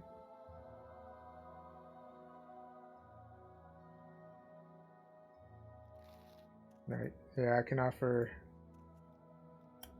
I keep underestimating how much I can mark these up. 16 gold. Okay, 15 gold, there we go. Yeah, I'll do 20 gold actually, and then I'll just be persistent. Okay, 17 gold. Alright, 15 gold. There we go. There we go. Skill increased. Yes, 17 gold. No, 16? There we go, 16. So, the way this works is, if I offer it and it says offer refused, I can try again. And if I keep trying, maybe they might. It's like a chance-based thing. Alright, so... And also, every time you fail to, like, persuade them into buying your thing, the reputation here goes down and stuff, but you can bring it back up with, like, speech and stuff if you, do persuasion and stuff. Or you can bribe them if they're, like, a dark elf or something. Or maybe like you can bribe anyone, but I don't remember. But yeah, if you want like more reputation. Alright, so I'll bring this to 15 gold. As somebody who lives in South Africa, I am well aware of how effective bribes can be. In like Dunmer culture, according to this game, bribes are like kind of like a gift sort of, or it's like part of the culture, I guess. Yeah, that's kind of the joke I'm making about South Africa as well, because the thing is like corruption is a term that infers that something is illegal, right? But when corruption becomes the norm, isn't that just culture? And in South Africa, almost fucking nothing works without corruption. Like, I did a little bit of work for a travel agency for a bit, and they needed to ship supplies, like, you know, building supplies and like legitimate stuff. They couldn't get it in to the other place. I'll just say where it was. It was Mozambique. They were building stuff in Mozambique.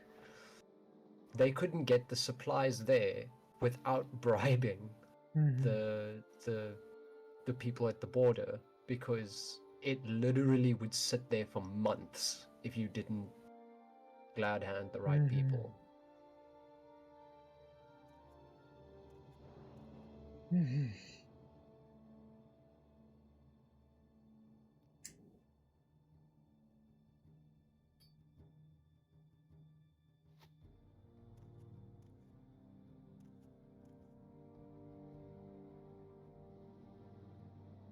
My inventory is still like super full, and like yeah, this is why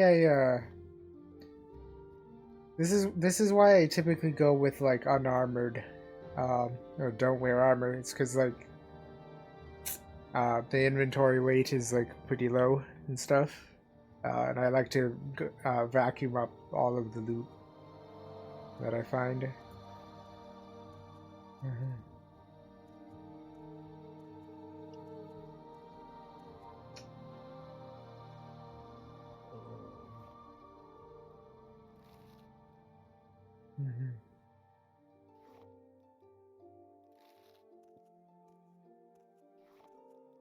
Let me see if I can get some mercantile. There we go. Added some more mercantile. What's my mercantile at? That was one of my majors. 35. Awesome.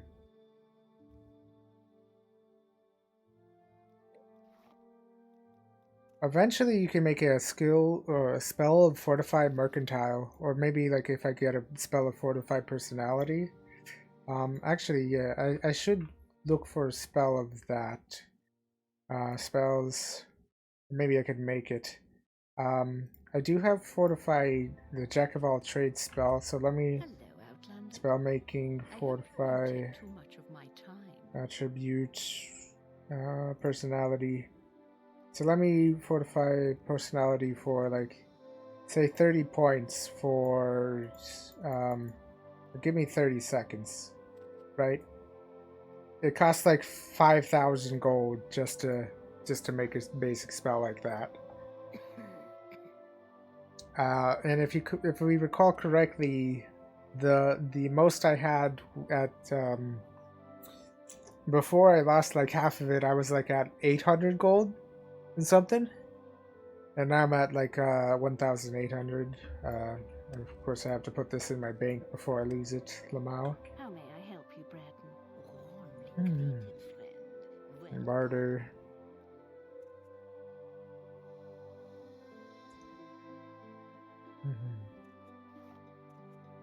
Sell these jewels off and stuff. Alright, now that I've built up... whenever you successfully sell something, it raises the reputation by like 1. Or like your with them by like 1. So... yeah, now I can start jacking up these prices a little bit more. Be a little more persistent. Now that the reputation has like recovered.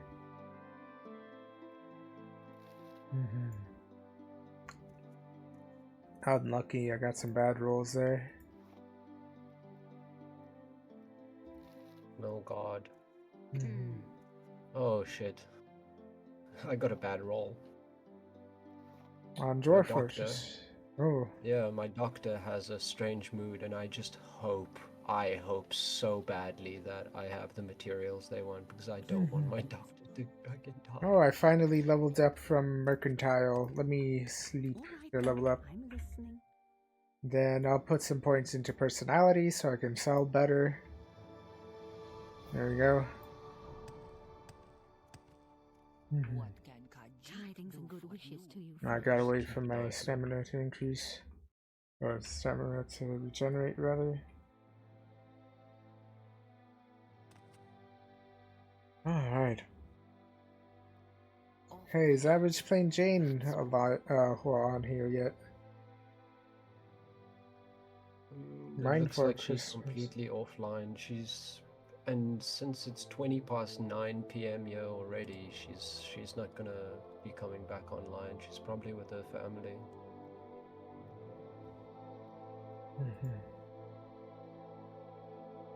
Oh, they can't afford the transaction. Let me see. You know, you do game dev, so I want to hear your opinion on this as well. But I don't actually. This is purely from a player perspective. But I don't like when they tell you this trader does not have enough money. Yeah, it is a little bit annoying. Like, I don't see. I can see it from a lore perspective. I understand that they're trying to bring it in a lore perspective, but in all or like honesty, an immersion it's still a thing, right? Yeah, immersion like perspective. okay, this trader is not gonna have 10 million, whatever. But it's like, from a gameplay perspective, it's just kind of annoying. Yeah. That's why for like my kind of games, the ones that I'm making, it's gonna have like much less of an emphasis on like trading and stuff, and more on sort of like other mechanics and things. I think if you saw like my goblin kind of game that I was working on, the coins, like it's like you have like 10 of them at a time or something, like on the coin rope. Mhm. So like it's much more, it's like simplified sort of. Mhm. So like since it's like simplified with like lower numbers for things, and like it would it's like easier to balance to like not have like as be as frustrating and stuff. Mhm.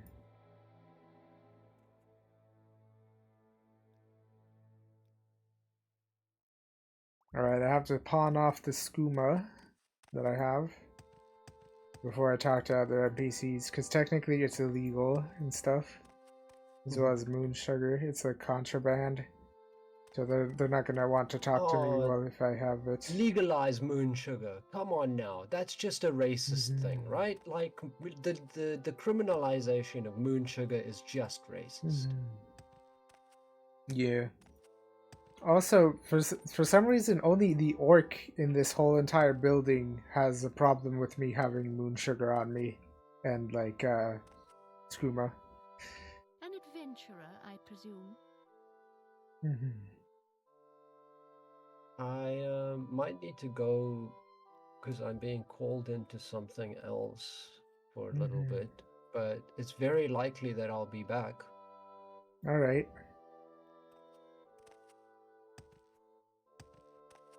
I'll see you, I guess. Maybe. Wait, is Infinity Sky still here? Yes, they are. I believe so. But yeah, I should, depending on how long you go, but knowing your streams, you could go a while. So I should be back a little bit later. Yeah.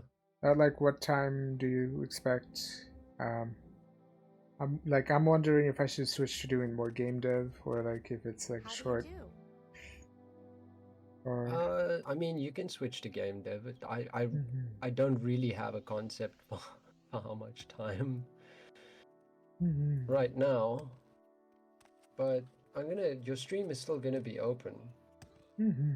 I'll leave the lurky rat. I'll actually drop the lurk rat in there now. All right. Gotta get those lurk rats in. But then I'll be back. All right. See you later. See you later.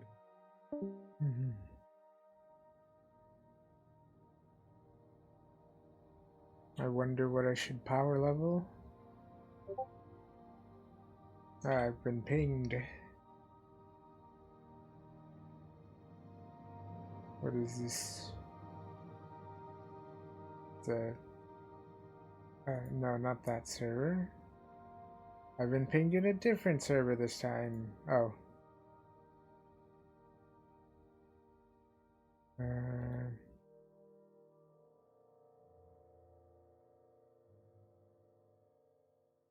Something about Arnold Schwarzenegger. Whatever. Alright, this guy, I can sell you my skooma. And I can give it a bit of a markup.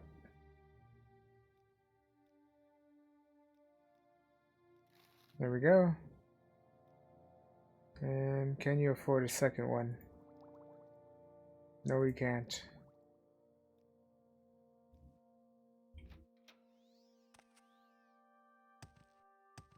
Ooh.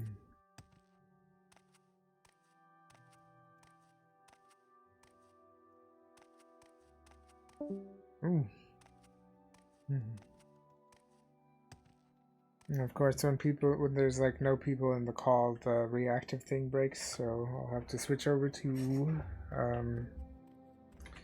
the other thing, PNG Tuber Plus.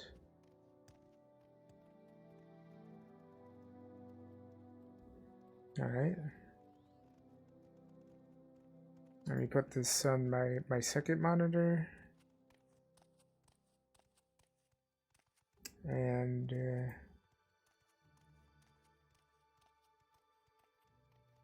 we are.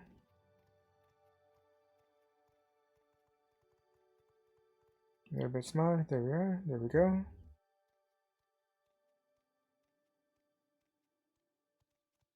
All right.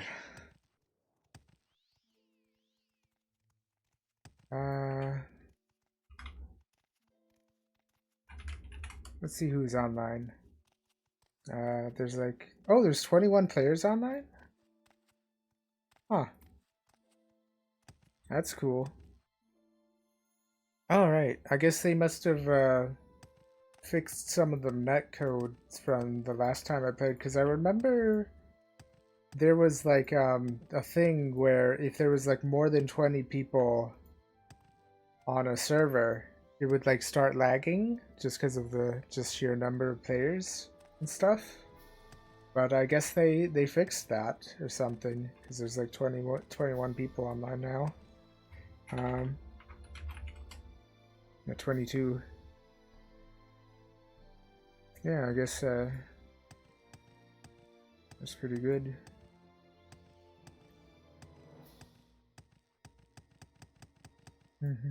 I'll ask in chat what's the best way to make money is.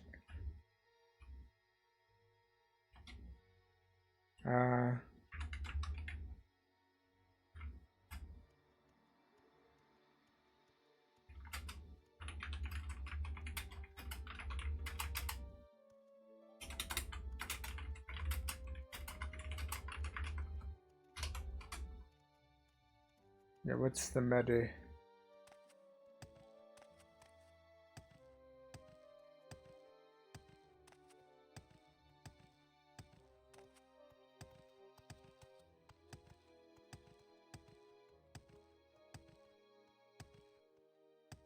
Oh wow, everybody's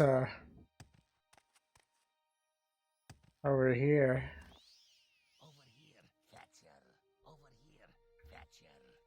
This snow is really fucking bright. Caves and quest weapons, mud crab and creeper. Alright.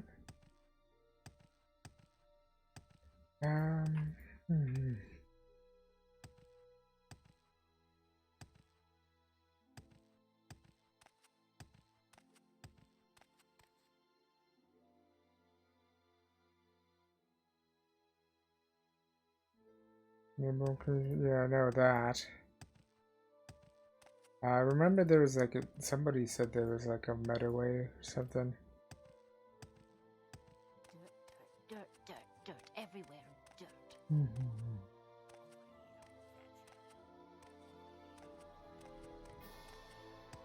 Are there any spell trainers that you can sell enchants?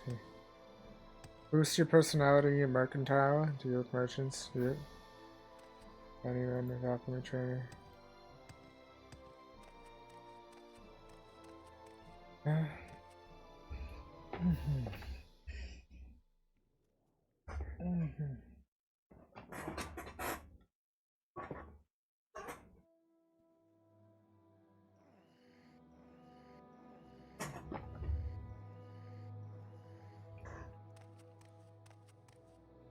I think what I'm gonna do is I'm going to rob the place that I normally rob of their enchants and stuff, the plantation, and then sell that to a spellcrafter after I craft a spell.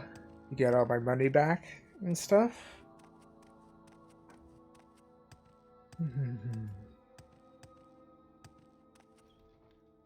Alright. Oh, I've crashed. Damn. Game crash. Fatal error.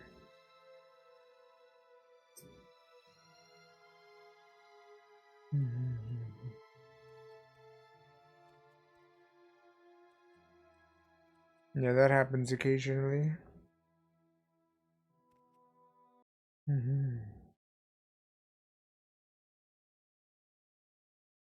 Yeah, usually that only happens to me if I played for quite a while. It has been like 5 hours. So let me start up some more TS3 MP and find the server again. There we go, join it.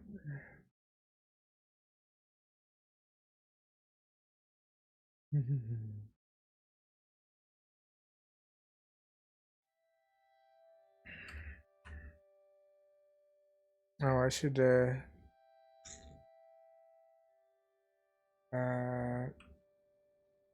change my screen so nobody can see my login information. Yeah.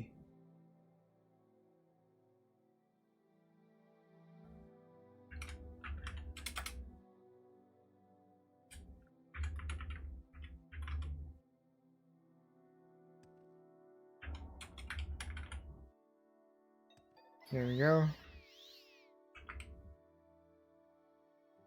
All right. And let me switch my resolution, or fix my resolution, I guess. Window border off, on. It was that one, right? Perfect. And my FOV is again super duper wide.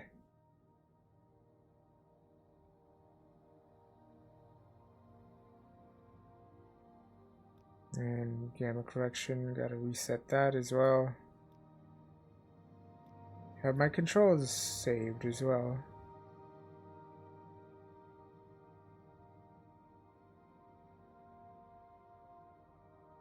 Wow, it crashed so hard that it didn't save my controls or something. Reset my controls. Yeah. Damn. I guess it saves on exit, and since it crashed, it didn't exit.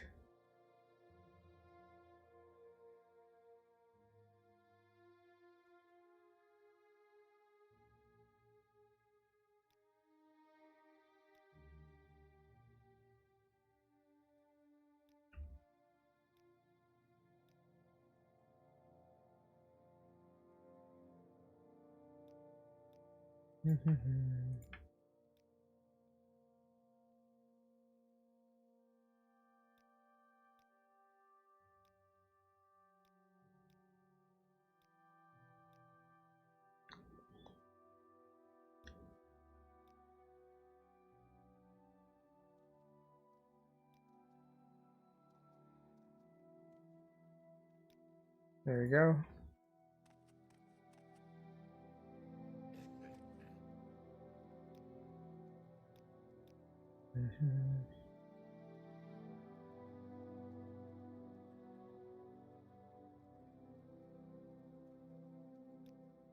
Toggle PUV, that's that one.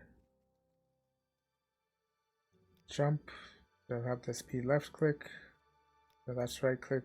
There we go.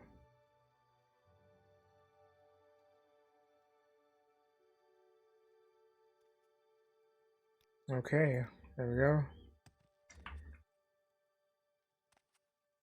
Alright, now we're going to join up with the temple. And, oh, my UI has also been reset and stuff. There we go. Perfect. Ah, boy.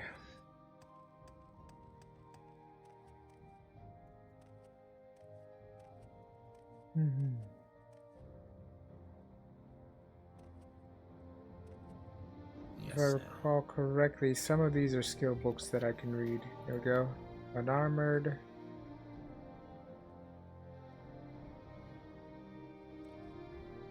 "36 lessons." Sermon 14 and 30 and 34.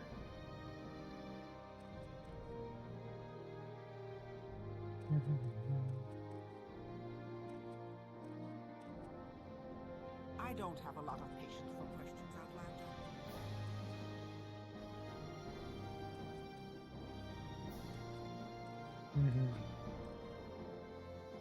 Join the temple. Yes, join the temple. Duties, 7 graces. The pilgrimage of 7 graces. Take this book, the pilgrim's path. It describes where the pilgrim sites are. After you have completed these pilgrimages, speak with me again. I warn you that Well, most of these are easy. The pilgrimages of Ghostgate and the Ruddy Man are more difficult. You may wish to do those last. Okay. It's been added to my inventory. There we go. Now that I've joined the temple, I have access to all of the facilities and stuff. Which means I can go downstairs and talk to the people there. Alright. Of course I have to wait for my wait for my stamina as well, because I don't have a restore fatigue spell, which is one of the spells that I'm looking for.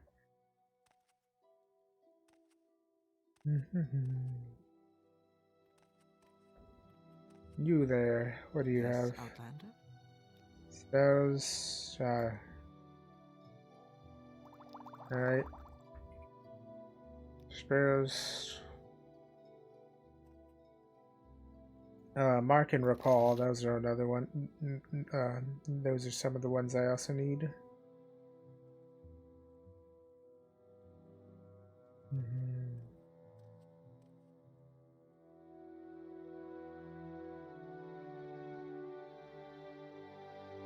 Fortify Endurance.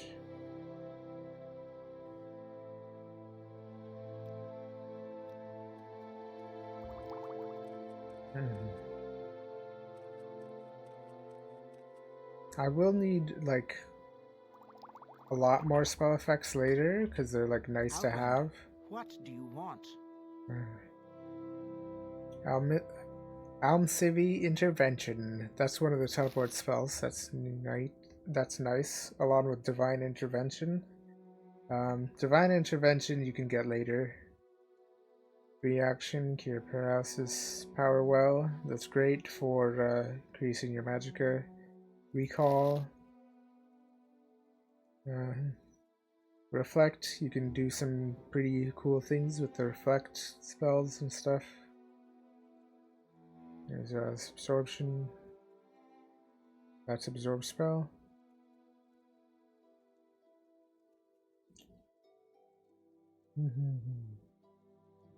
Fortify fatigue. That's fortify thing. Cure diseases. These are also pretty pretty good. Cure disease spells. I will need those at some point.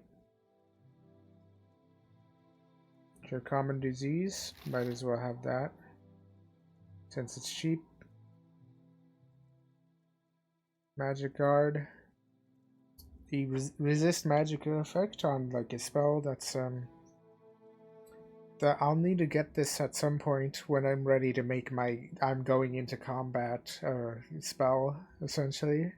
But otherwise the thing only lasts for like 10 seconds and it's kind of terrible. Where's that slave? Here not long ago. Vitality, let me see.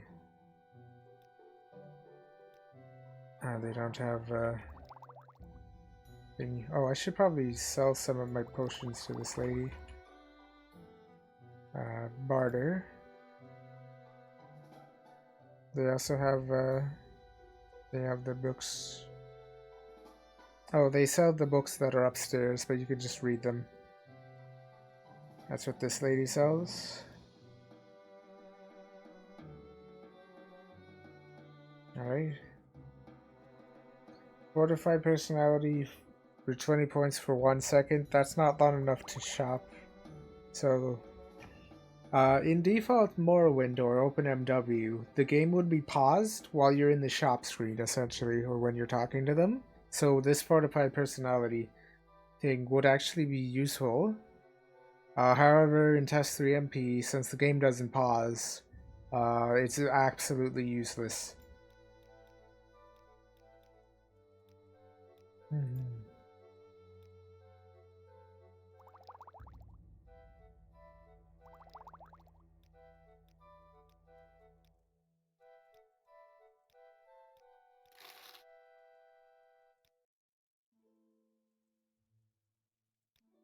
Spell absorption.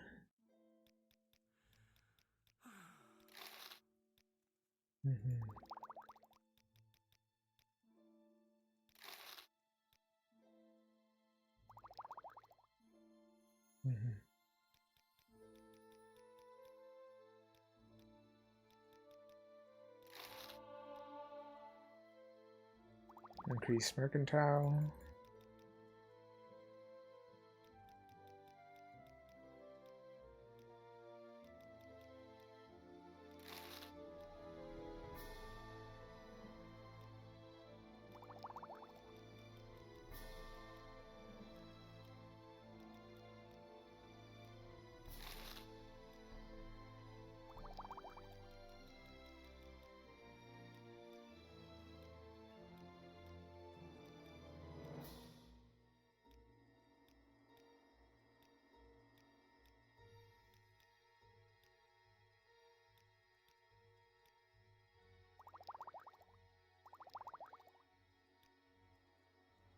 No, they can't afford it.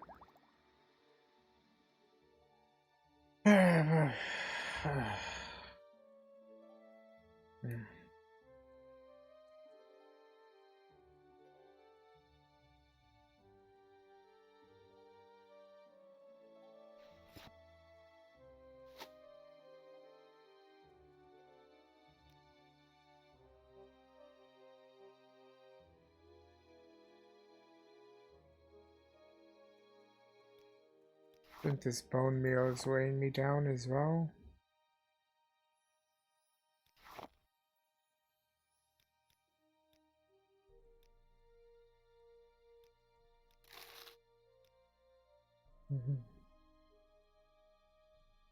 I probably could have used it for potions, but I'll do that later. Grab meat. Yeah, I should probably just get the alchemy set.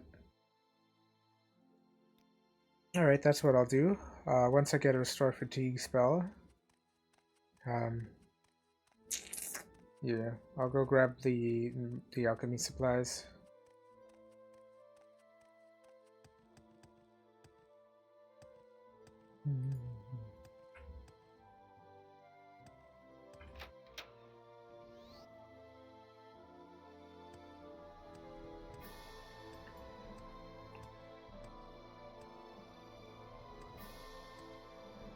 Yeah, I'll go grab a bunch of spells and stuff.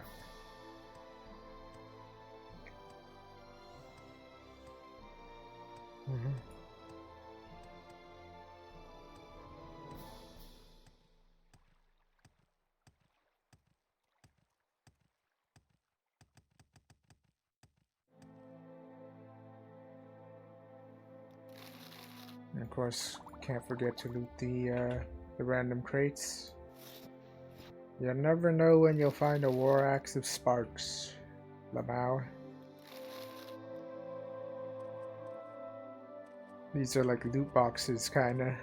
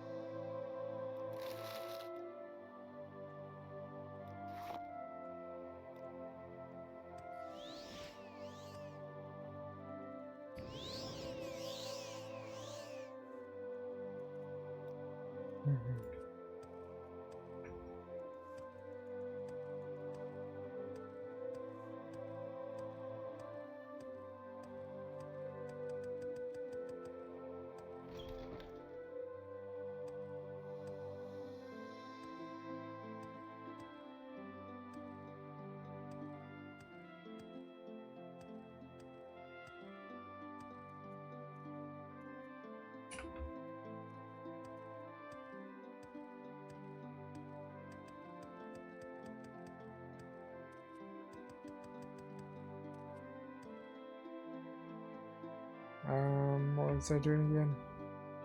Right, I was selling something, or looking for a restore fatigue spell and selling some stuff. I gotta check if that cat lady is. Did I pick up my skooma?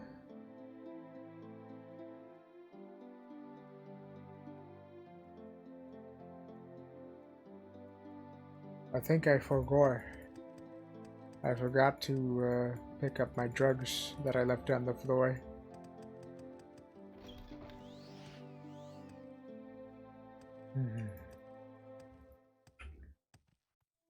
Almost to level 6.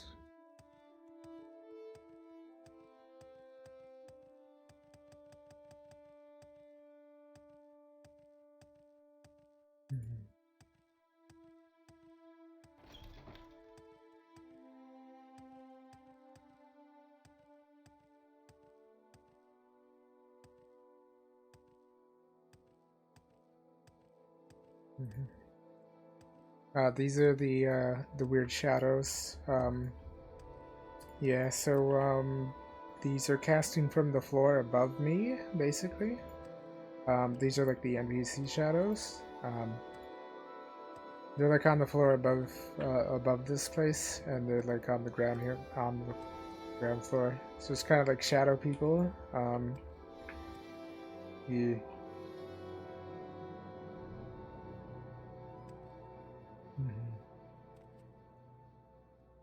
I think that bug might be fixed on the latest version of OpenMW, but like this is test 3 MP, so it's like a few updates behind.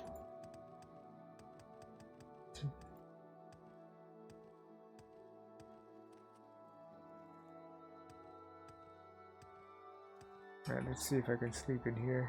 Awesome. Oh, I was looking for my skooma. Where was it?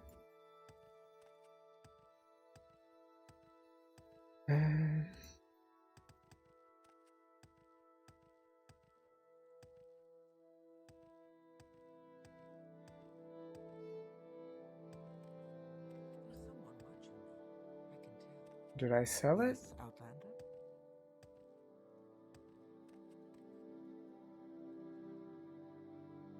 Where on earth did I leave my drugs? Oh, whatever. Let me double check this guy's spell list. Divine Aid, Willpower, Luck.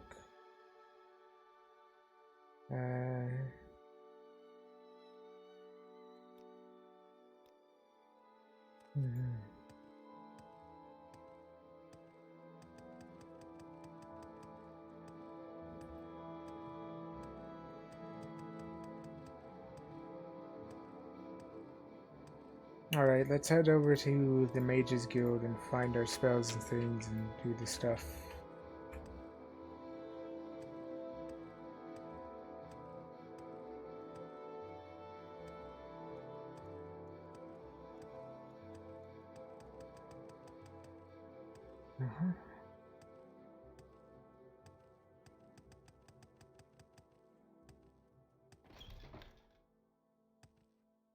I should really be casting. Did it reset my quick peas as well? Hold on. Yes, it did.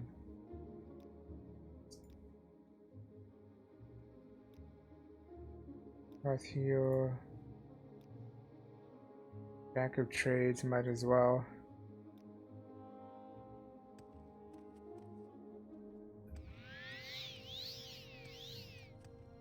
This is unexpected, but not unwelcome. Please go ahead.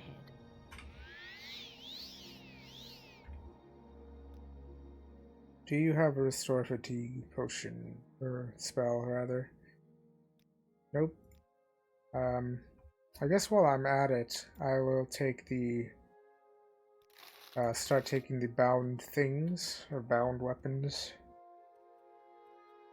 All right, I'm intrigued. Go ahead. Bound weapons and armor spells. Greetings. Bound spear.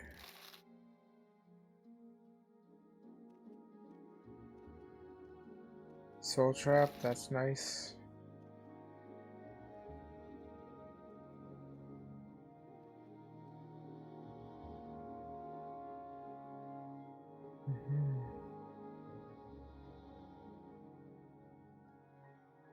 What was that?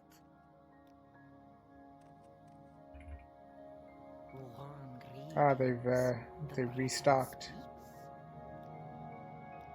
We'll cast Jack of Blades before, Jack of Trades before I thingy. Although it does last like 10 seconds, right? Oh no, that's like a minute. Should have plenty of time to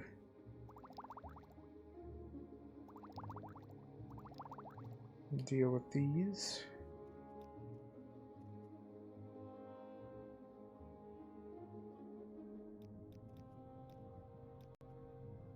Oh, crashed again.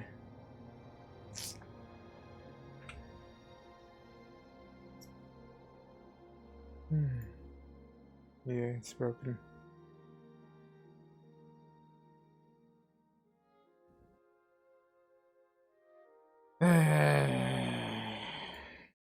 Alright. Alright, I have to start it again, I guess. Or actually, let's switch to playing Overwatch for a little while. While we wait for Jade to get here, and stuff. Because if it's gonna crash like too frequently, it's gonna be too disruptive for stream and stuff. If Steam would open, let me see.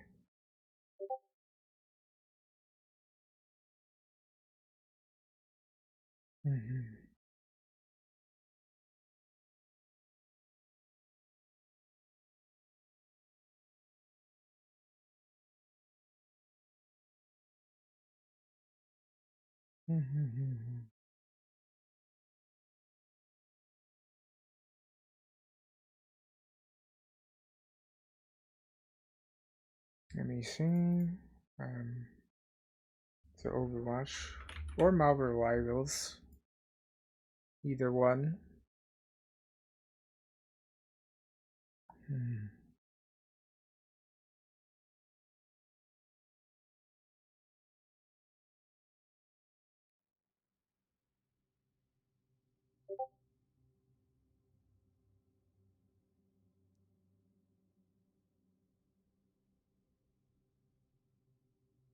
If it would switch to the thing, or it doesn't really want to.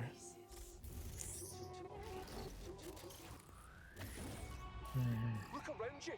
The system's not working. High time to try something. Yeah, whatever. Awesome. Let me see if I can get it to, there we go.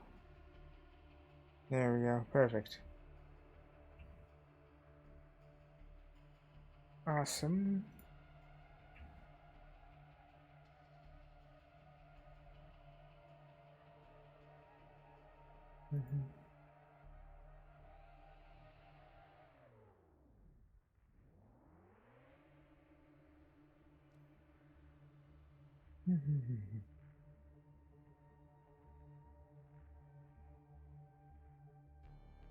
I wonder.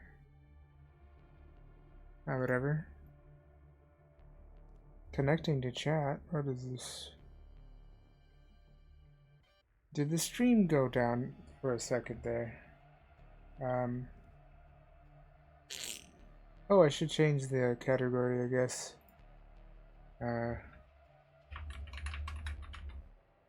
Overwatch 2.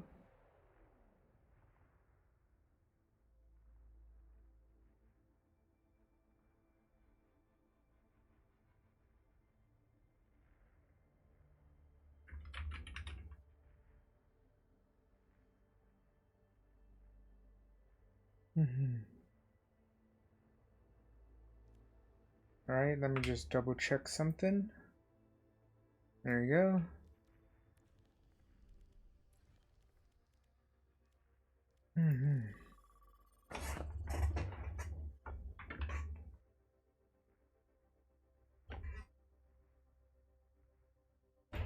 Alright.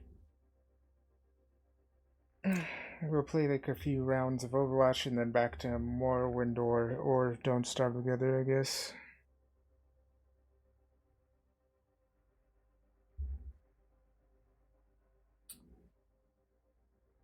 I was about to go grab the alchemy set in Caldera last time we went off, so like I guess remind me when we do that.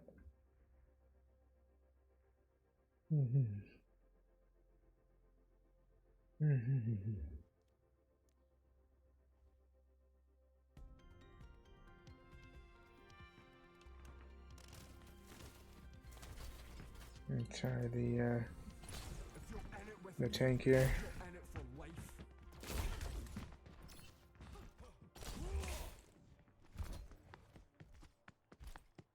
Let me see if I can turn down the volume a little.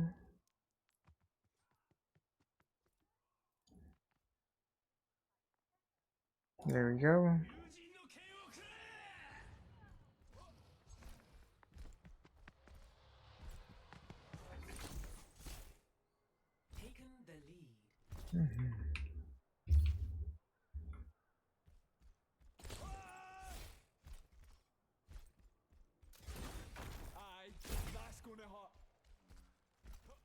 And I'm still waiting for the thingy, the queue time.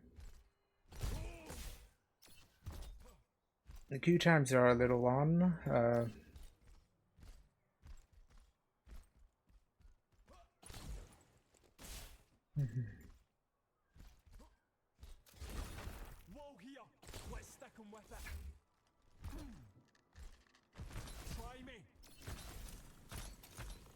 Oh, I'm glad that they made the purple thing a little bit the visual a little more prominent and stuff from the beta. Oh, and of course there's like a bar. Yeah, this guy plays almost exactly the same as the. Oh, yeah, that's different. It doesn't show you the like outline kind of the thing, where it's gonna go.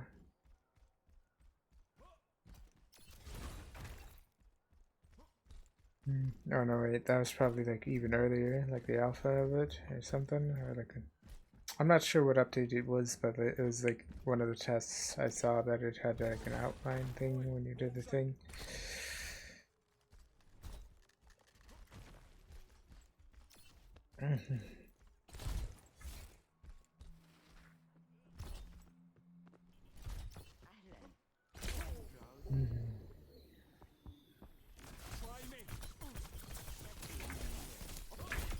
There we go.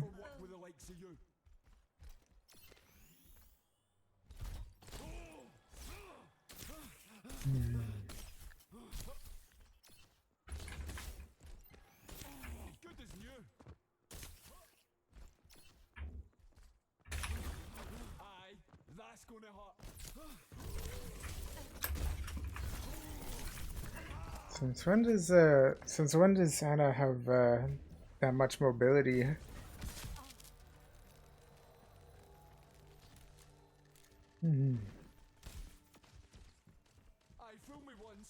Didn't even show the thing.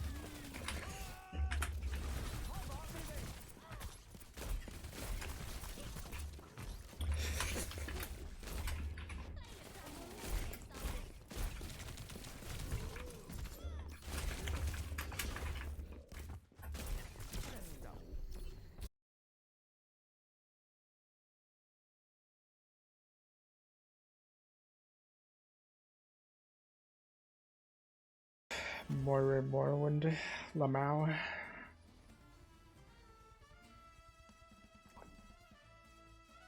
Of course, everybody's gonna pick the tank or the new guy because they were really fun in the beta.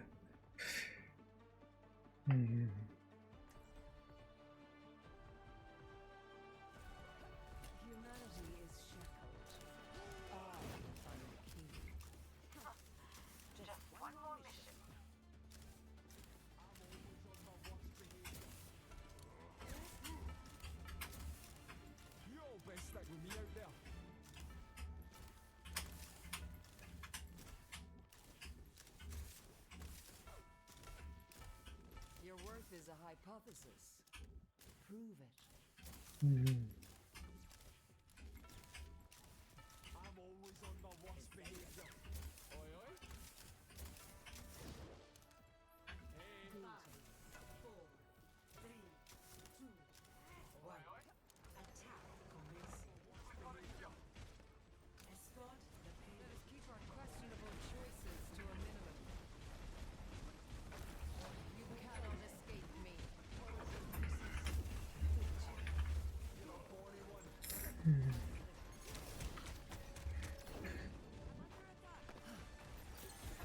Receive my aid.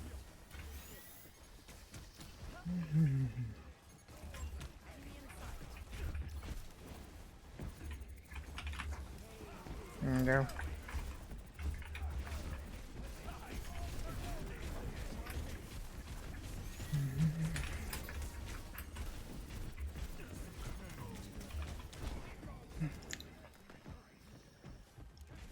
Where's the rest of the team? There we are. I can grab him from the distract him from the front. Okay, grab him here. Ah, shit. Ah, fuck.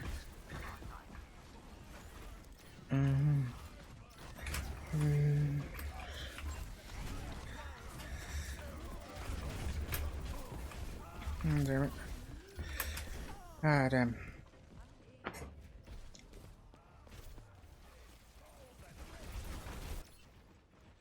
Bothersome.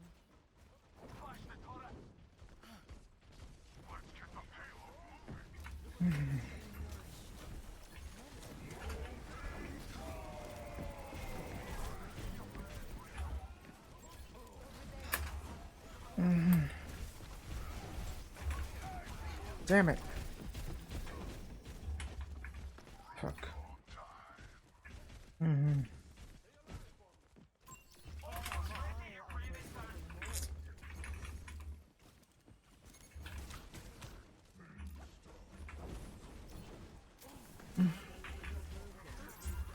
Damn it, fuck.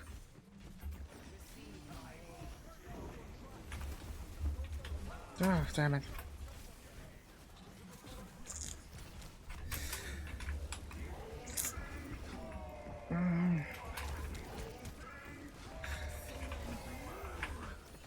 Oh, damn it.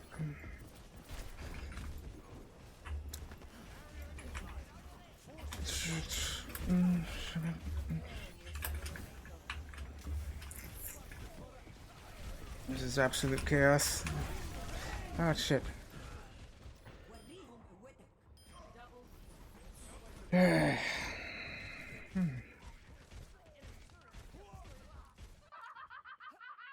dealt with cynics before. I offer something more.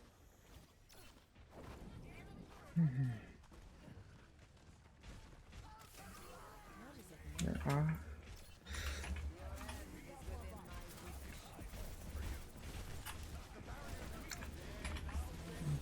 There we are.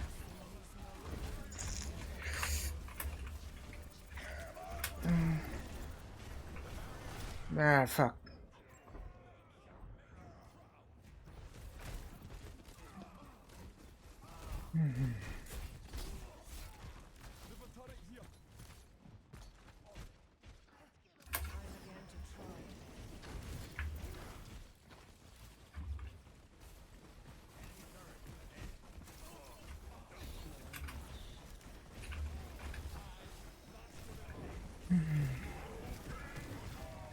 Oh, shit.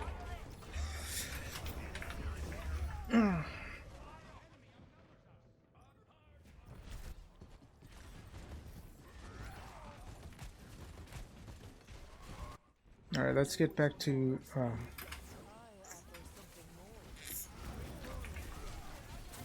Oh, shit.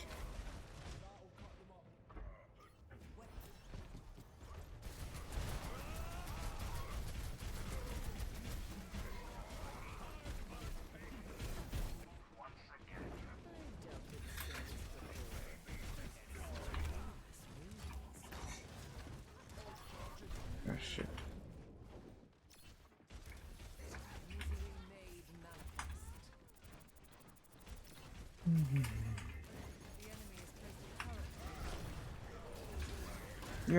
Get him, chase him.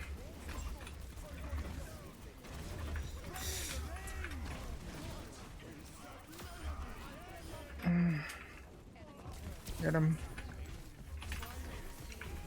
Shit.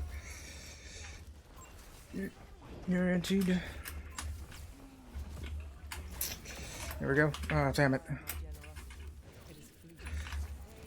Oh, there. He disconnected.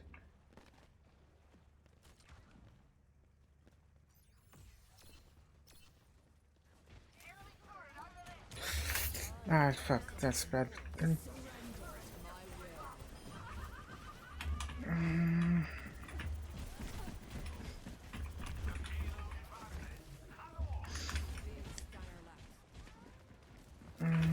There we go.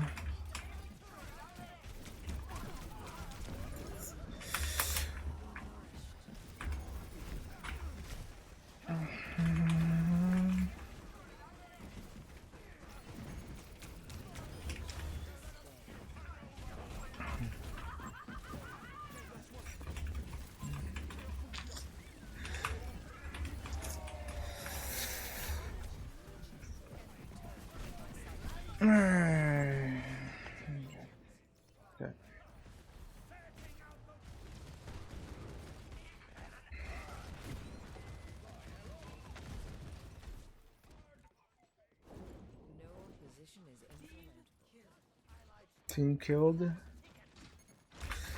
God damn it.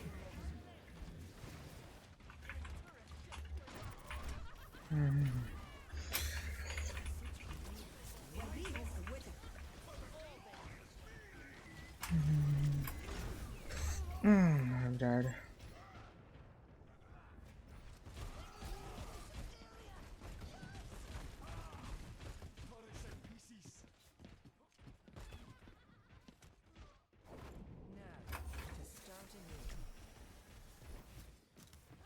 Damn, that's bad.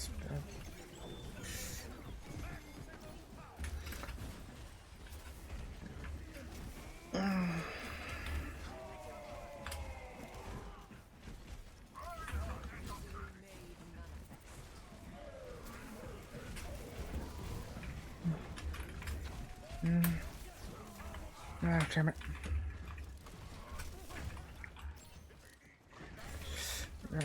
Healing. Come on, push forward.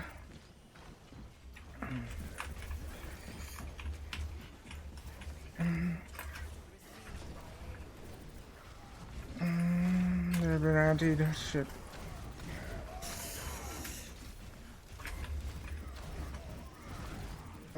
Lines. How much ahead did we push? Not very far.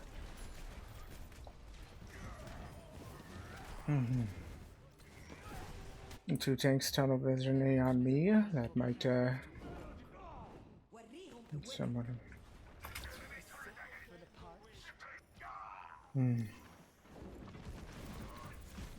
Yeah, he's been nanoed.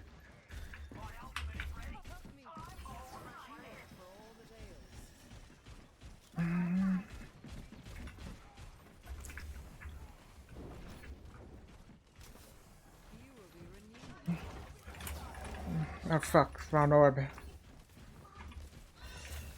Ah, I've been antied.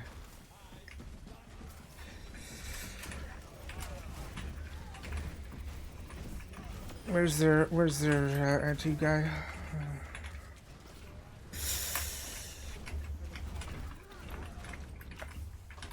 They're awesome.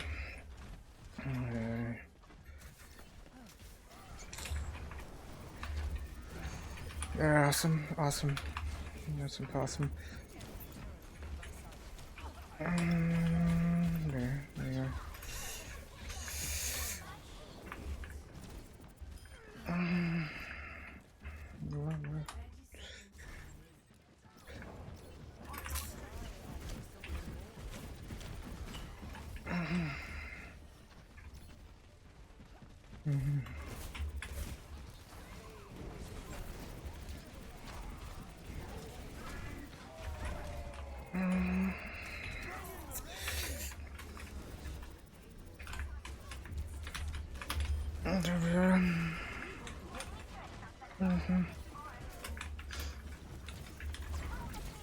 I can touch, I can touch, I can touch, I touched.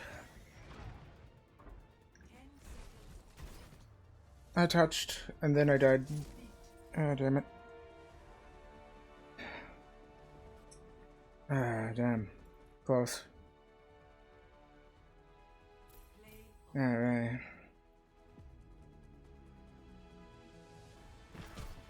Ah. Mm-hmm.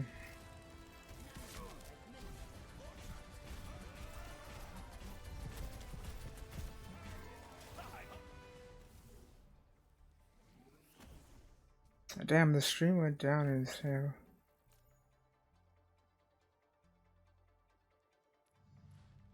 Alright, I think I'll have to end stream here for now, I guess.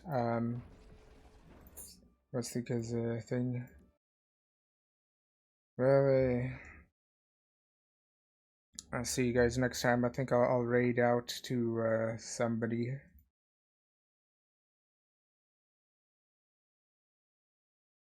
Mm-hmm.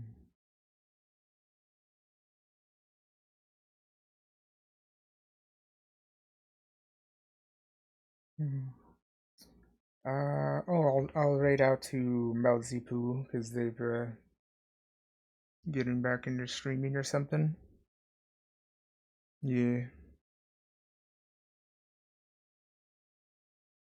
Mm-hmm. Alright, see you guys next time. Later today we'll be doing some Don't Starve Together, I guess when Jared gets back, and then maybe some more Morrowind and game dev and stuff. Yeah. Alright, I'll raid now. Alright, see you guys next time. Bye bye. Well, later today, rather. Yeah, see ya.